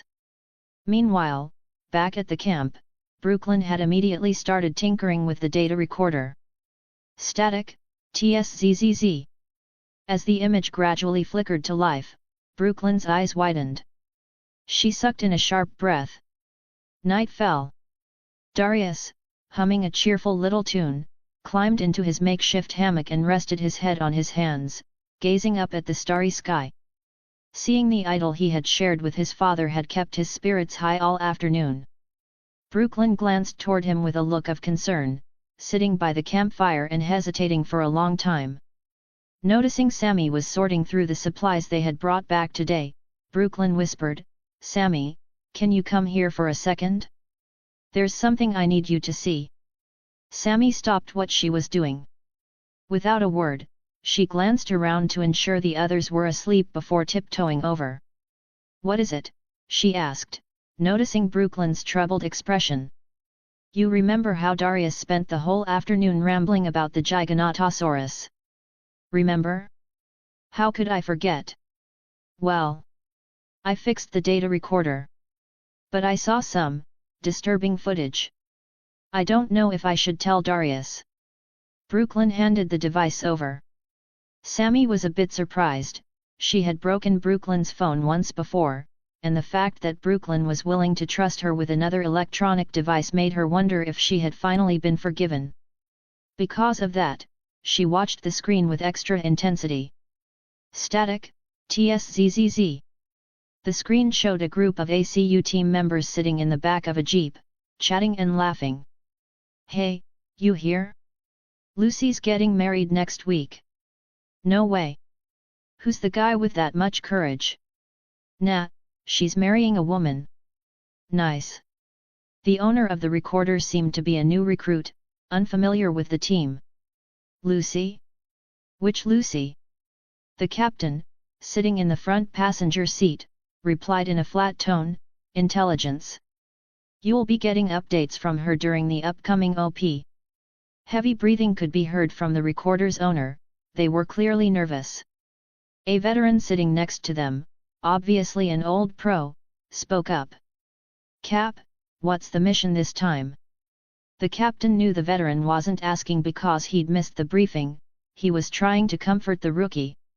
He played along. Just tranquilizing a dinosaur. We've done missions like this 1,000 times. There's no danger. The veteran patted the rookie's shoulder, his eyes saying, "See? Told you it was fine." Static, TSZZZ. Fire. You're going to shoot a living creature for the sake of a monster. Fire. Arguments broke out over the comms. Superiors who couldn't agree on a plan always filled their subordinates with unease. The camera shifted slightly, the owner seemed to be looking at the captain. "Open fire," the captain said. His voice was calm, steadying. Static, TSZZZ. The Indominus Rex is heading toward. The intelligence officer's voice cut through the earpiece, then abruptly snapped into silence.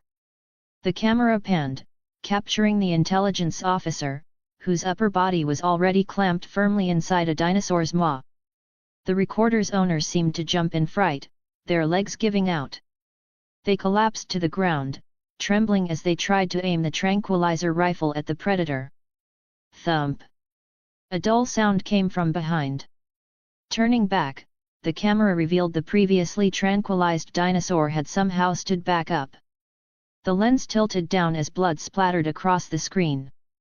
Standing in that spot just a moment ago was Captain. The owner's voice was shaking. Static, TSZZZ.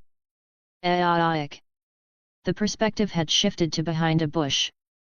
Through the gaps in the leaves, a person could be vaguely seen being torn in half. Bang! Following the gunshot, the screen went completely black. Only the heart-wrenching screams of the recorder's owner remained. Sammy sucked in a breath of her own.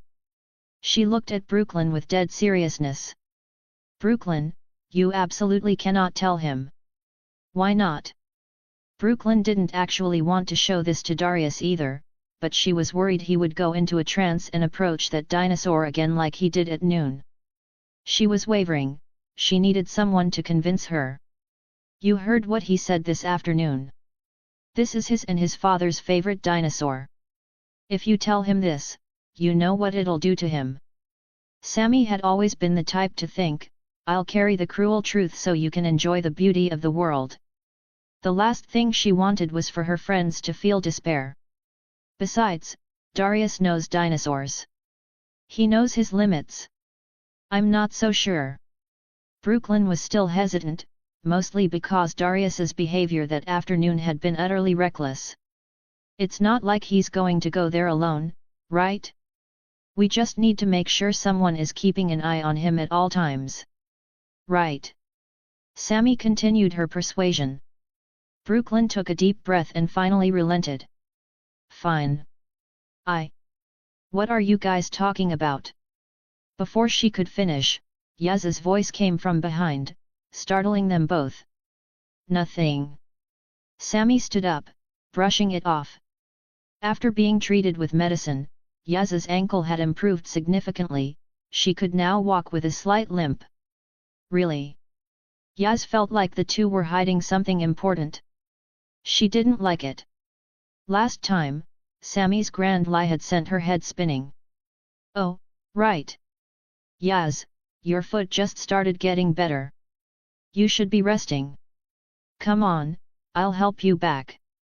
Sammy shifted the subject somewhat awkwardly, guiding Yaz away from the campfire. "Wait, I can walk on my, fine." Yaz eventually gave in, obediently heading back to rest. The moonlight was hazy, and stars dotted the night sky over the lake like pearls scattered across a silent mirror. The trees along the shore swayed gently in the breeze. The Parasaurolophus toddlers were fast asleep, nestled comfortably against Carlo. He lifted his head, gazing at the stars, his tail thumping the ground rhythmically. Fortunately, Katiusha hadn't asked him if there was some undinosaur-like relationship between him and the Parasaurolophus today, otherwise, it would have been a total social death. Suddenly, the nearby bushes rustled. Carlo turned his head and saw Kafka emerging from the thicket. "Seriously? Is this never going to end?" Chapter 90, Special Chapter, If You Get Hungry, You Can Eat Me. Day 3 of Solitary Living. Carlo still wasn't used to sleeping alone. He kept waking up in the middle of the night feeling restless and anxious, so he shamelessly decided to go sleep next to the Parasaurolophus herd. It is the third day since I laid my eggs. That massive giant who was eyeing them before actually came over and slept right next to me. He's not going to eat them, is he? No. This is the Great Lake. He wouldn't. Day 7 of solitary living/egg incubation. Carlo woke up as usual, finished a meal of Diplodocus, and returned directly to the Great Lake. The Parasaurolophus mother seemed to catch the scent of blood on him. She was trembling with fear. Only then did Carlo realize he had forgotten to wash the gore from his snout before returning. If he didn't clean up, he'd just keep terrifying her. Day 14 of solitary living/egg incubation. Carlo noticed something strange. Most of the nesting mothers in the herd had other members bringing them fresh leaves. But the mother next to him was different. She only received a tiny portion of food, usually whatever was left over after the others had their fill. Is it the herd hierarchy? Is her social standing really that low? Carlo didn't know for sure, but watching her grow thinner by the day made him feel uneasy. On a whim, he borrowed a cluster of leaves from a nearby tree and placed them in front of her, hoping she would eat. The Parasaurolophus mother didn't actually like that specific type of leaf, but Carlo didn't know that. He was just happy to see her finally eat the food he brought. From then on, whenever the herd's feeding time arrived, he would bring her a fresh cluster from the canopy. Day 16 of solitary living/egg incubation. The mother was away from the nest today, likely out foraging for herself. The low-hanging vegetation nearby had grown sparse, and since those leaves were reserved for the hatchlings, the adults had to trek further out to eat. Honestly, I could have just grabbed the high-ground leaves for you. Carlo sat alone in the Parasaurolophus nesting grounds, his tail thumping the earth rhythmically as he watched the eggs, waiting for the little ones to crack their shells. There isn't much in the way of entertainment in the dinosaur world, and before he knew it, Carlo had spent the entire afternoon just staring at those eggs. The midday sun on Isla Nublar was brutal, leaving even Carlo feeling overheated and irritable. Suddenly, he had an idea. He rose slowly and left the nesting area. When the mother returned, Carlo was gone. At first, she couldn't even find her own nest in the glare of the sun. Egg incubation requires a precise temperature. Too hot and they cook, too cold and they die. She had no choice but to sit on the nest under the blistering heat. About 30 minutes later, she began to feel ill, likely suffering from heat stroke. Her head swam. Then, a shadow draped over her. A green curtain blocked the sun, allowing only soft, filtered light to reach her. The shadow wasn't huge, as it didn't cover her entire body, but it cut the glare significantly. She turned and saw Carlo sitting beside her, holding a massive fan-shaped leaf in his maw.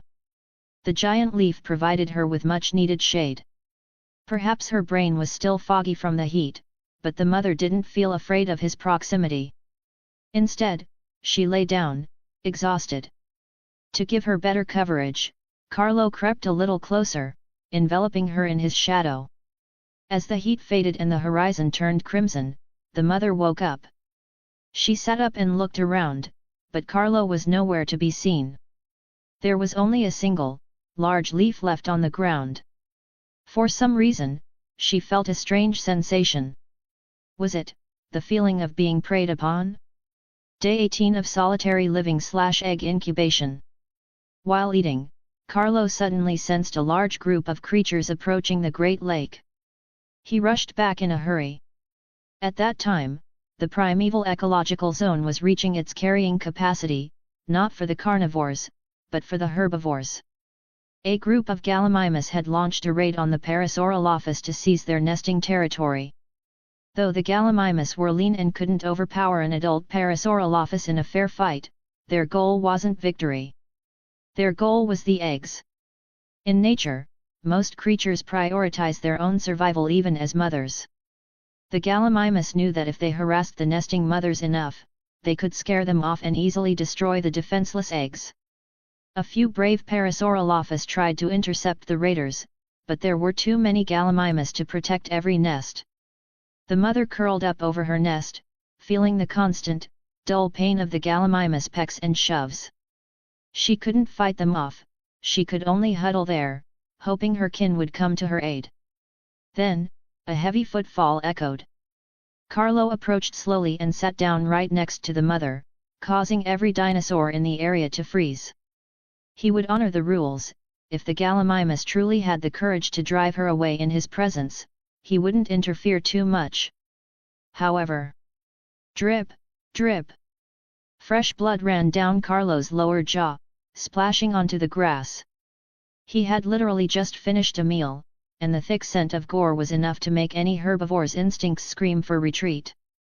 The first to cry out was a Parasaurolophus, who fled in sheer terror. This should have been the Gallimimus' chance, but they couldn't even hold their ground. As the herbivores scattered, the mother looked up, appearing incredibly weak. Was she going to run too? To Carlo's surprise, she seemed to have run out of strength entirely. She simply slumped over, leaning against him. Carlo turned his head, confused. Droplets of blood flicked onto the mother's skin. Lacking the energy to stand, she stayed there, leaning against Carlo, and fell into a deep sleep amidst the heavy scent of blood. What a strange creature! Whatever, of solitary living. The Parasaurolophus eggs finally hatched. The hatchlings spent their time happily frolicking around Carlo, completely robbing him of his peaceful afternoon naps. Carlo sat up, shaking his head, and looked at the mother with a sense of helplessness. You've certainly got a big heart, letting your kids play with me. 10 days until the Indominus Rex escape. Carlo instinctively borrowed another cluster of leaves for the mother. It was usually the time the herd distributed food, and he had momentarily forgotten she no longer needed him to provide for her. Whatever, I already picked them. Carlo lay in his usual spot. A few of the hatchlings, seemingly influenced by him, flopped down in the empty space between him and their mother for a nap. Sensing the movement, the mother lifted her head. She noticed the leaves on the ground and Carlo lying nearby. She simply laid her head back down, following his lead and settling in for a nap. Actually, you know, those leaves you bring me have never been the kind I like. But I know that what you like most are creatures like me. So, if you ever get hungry, you can eat me anytime. Want to read ahead of schedule? Head over here patreon.com/AlexandraSTL. Remove the hyphen for normal access. Chapter 91, A Master Artist? 10 days later. Late night. The primeval ecological zone, north of the Giganotosaurus territory. Carlo was slinking stealthily through a herd of sleeping Diplodocus, hand-picking his prey. This lovely Miss Diplodocus right here. Your sleeping posture is truly tranquil and graceful. Would the lady care to dance with me? He intentionally caused a slight stir. Several Diplodocus were jolted awake, but his positioning was surgical, cutting off the lady at the edge of the herd and isolating her instantly. The Diplodocus let out a panicked cry. Carlo snapped his jaws at the air in front of her, making a sharp clack. Paralyzed by intimidation, the Diplodocus lost all capacity for rational thought. Her only instinct was to get as far away from the behemoth in front of her as possible. To Carlo, her running speed was no different from a cephalaspes, yet he played along, trailing behind her and weaving left and right to herd her toward a relatively open clearing. When the timing was right, Carlo lunged alongside her. This time, however, he didn't go for the standard top-down neck snap.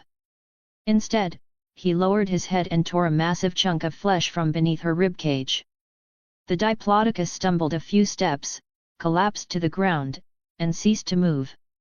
Seeing the job was done, Carlo swallowed the scrap of meat and let out a low roar toward the trilene. Shasha! The bushes rustled as Kafka came trotting out eagerly. She immediately began to feast on the opening Carlo had torn into the prey's chest. Carlo sat nearby, waiting for Kafka to finish. A few days ago, Kafka had sought him out in the middle of the night. Carlo had been shocked to discover that she had never actually seen her parents hunt. Thus, after finishing a Brachiosaurus earlier, he had brought her out for a midnight snack, and a live demonstration of hunting techniques. How much she learned was entirely up to her. Carlo looked up, noticing the eastern sky beginning to pale as the curtain of night slowly receded. A streak of crimson dawn was quietly spreading across the horizon. Roar! Time to go home! He let out a soft huff to Kafka, who obediently crawled out from the Diplodocus's chest cavity. She gave Carlo a chirp and began running back toward her parents' territory. Roar! Carlo called out to her again, reminding her to wash the scent of blood off her body before returning to her nest. Eeng! Kafka chirped in response and changed course, heading toward the nearest river. Watching her run with such youthful energy, Carlo suddenly felt a pang of nostalgia for the days when he used to sneak out to play behind his parents' backs. He gave a low, throaty chuckle, which, to anyone else, would have sounded like a heavy, menacing growl, and began to follow at a leisurely pace. Kenji! If you spend 45 minutes in the shower one more time, I swear I'm cutting off your water supply. Hey! Staying handsome is part of my brand. Well. Then every time you finish, remember to go to the river and refill the buckets yourself. The treehouse platform was starting to take shape. Aside from the beds, the first utility the group had built was the shower. Brooklyn and Kenji were currently arguing over water usage, mostly because Kenji managed to go through an entire water cooler jug per shower without ever replacing it. Here we go again, Yasmina grumbled. She was doing her physical therapy exercises on the ground below. After being inactive for so long, she felt like her bones were starting to rust. They just need time to adjust to each other, Sammy said, sitting nearby and weaving a small tool. She was trying to play peacemaker. Darius was lying on a patch of open ground, scribbling away in a small notebook spread out before him. All right, I think I've recovered enough. Darius, when are we going to the Great Lake? Yasmina stood up and stretched. Brooklyn had given them a vivid description of the scenery there, but Yaz's ankle had been too badly injured for her to see it firsthand. Darius had been documenting dinosaur behavior patterns lately and was dying to go back himself. The two hit it off immediately, deciding to head out as soon as Yasmina felt her foot was ready. Yaz, your ankle. Sammy looked worried, wanting to convince her to rest a bit longer. But after being cooped up in camp for over 10 days, Yasmina was restless. It's fine. The sprain medicine Brooklyn brought is working wonders. I can run now. It's midday. I think now is the perfect time to head out, Darius added once he confirmed her status. He stood up and began packing his gear. Seeing she couldn't stop them, Sammy stopped protesting and turned her attention to Darius with a stern warning. Darius, you cannot get possessed like you did last time. You hear me? Okay, I get it. I promise it won't happen again. Darius responded quickly, even raising his right hand in a mock oath. Carlo was sprawled in a semicircle by the lakeside, but this time, the Parasaurolophus hatchlings weren't around him. The little ones had wandered off to eat low-hanging leaves on their own. Carlo had clearly picked some choice branches from the trees for them, but they still chose to graze on the scrubby bushes instead. Carlo was puzzled, looking at the tree he had partially stripped bare. Do Parasaurolophus just not like these leaves? Sensing a familiar scent approaching, Carlo turned his head slightly and saw two humans arriving. They bathed this time. Good, good. Yasmina still seemed a bit wary of the dinosaurs. She sat on a protruding rock some distance away, holding her sketchbook and quietly beginning to draw. By contrast, Darius was far more audacious. He blended right in between two triceratops, took a sip of water, and sat down in the middle of the herd to start his observations. Is that little girl peeking at me? Carlo's gaze flicked toward Yasmina, who was sitting on the rock directly facing him. She was making a major mistake. Unless you've been marked by a predator, you should never maintain a constant stare for long periods, not even for a second.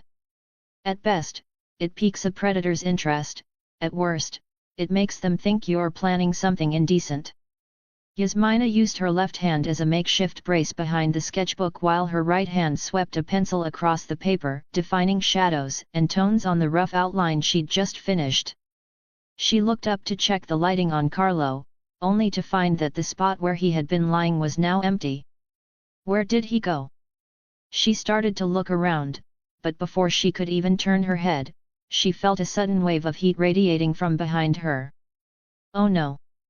Want to read ahead of schedule? Head over here patreon.com/AlexandraSTL. Remove the hyphen for normal access. New chapter is coming soon. Write a review.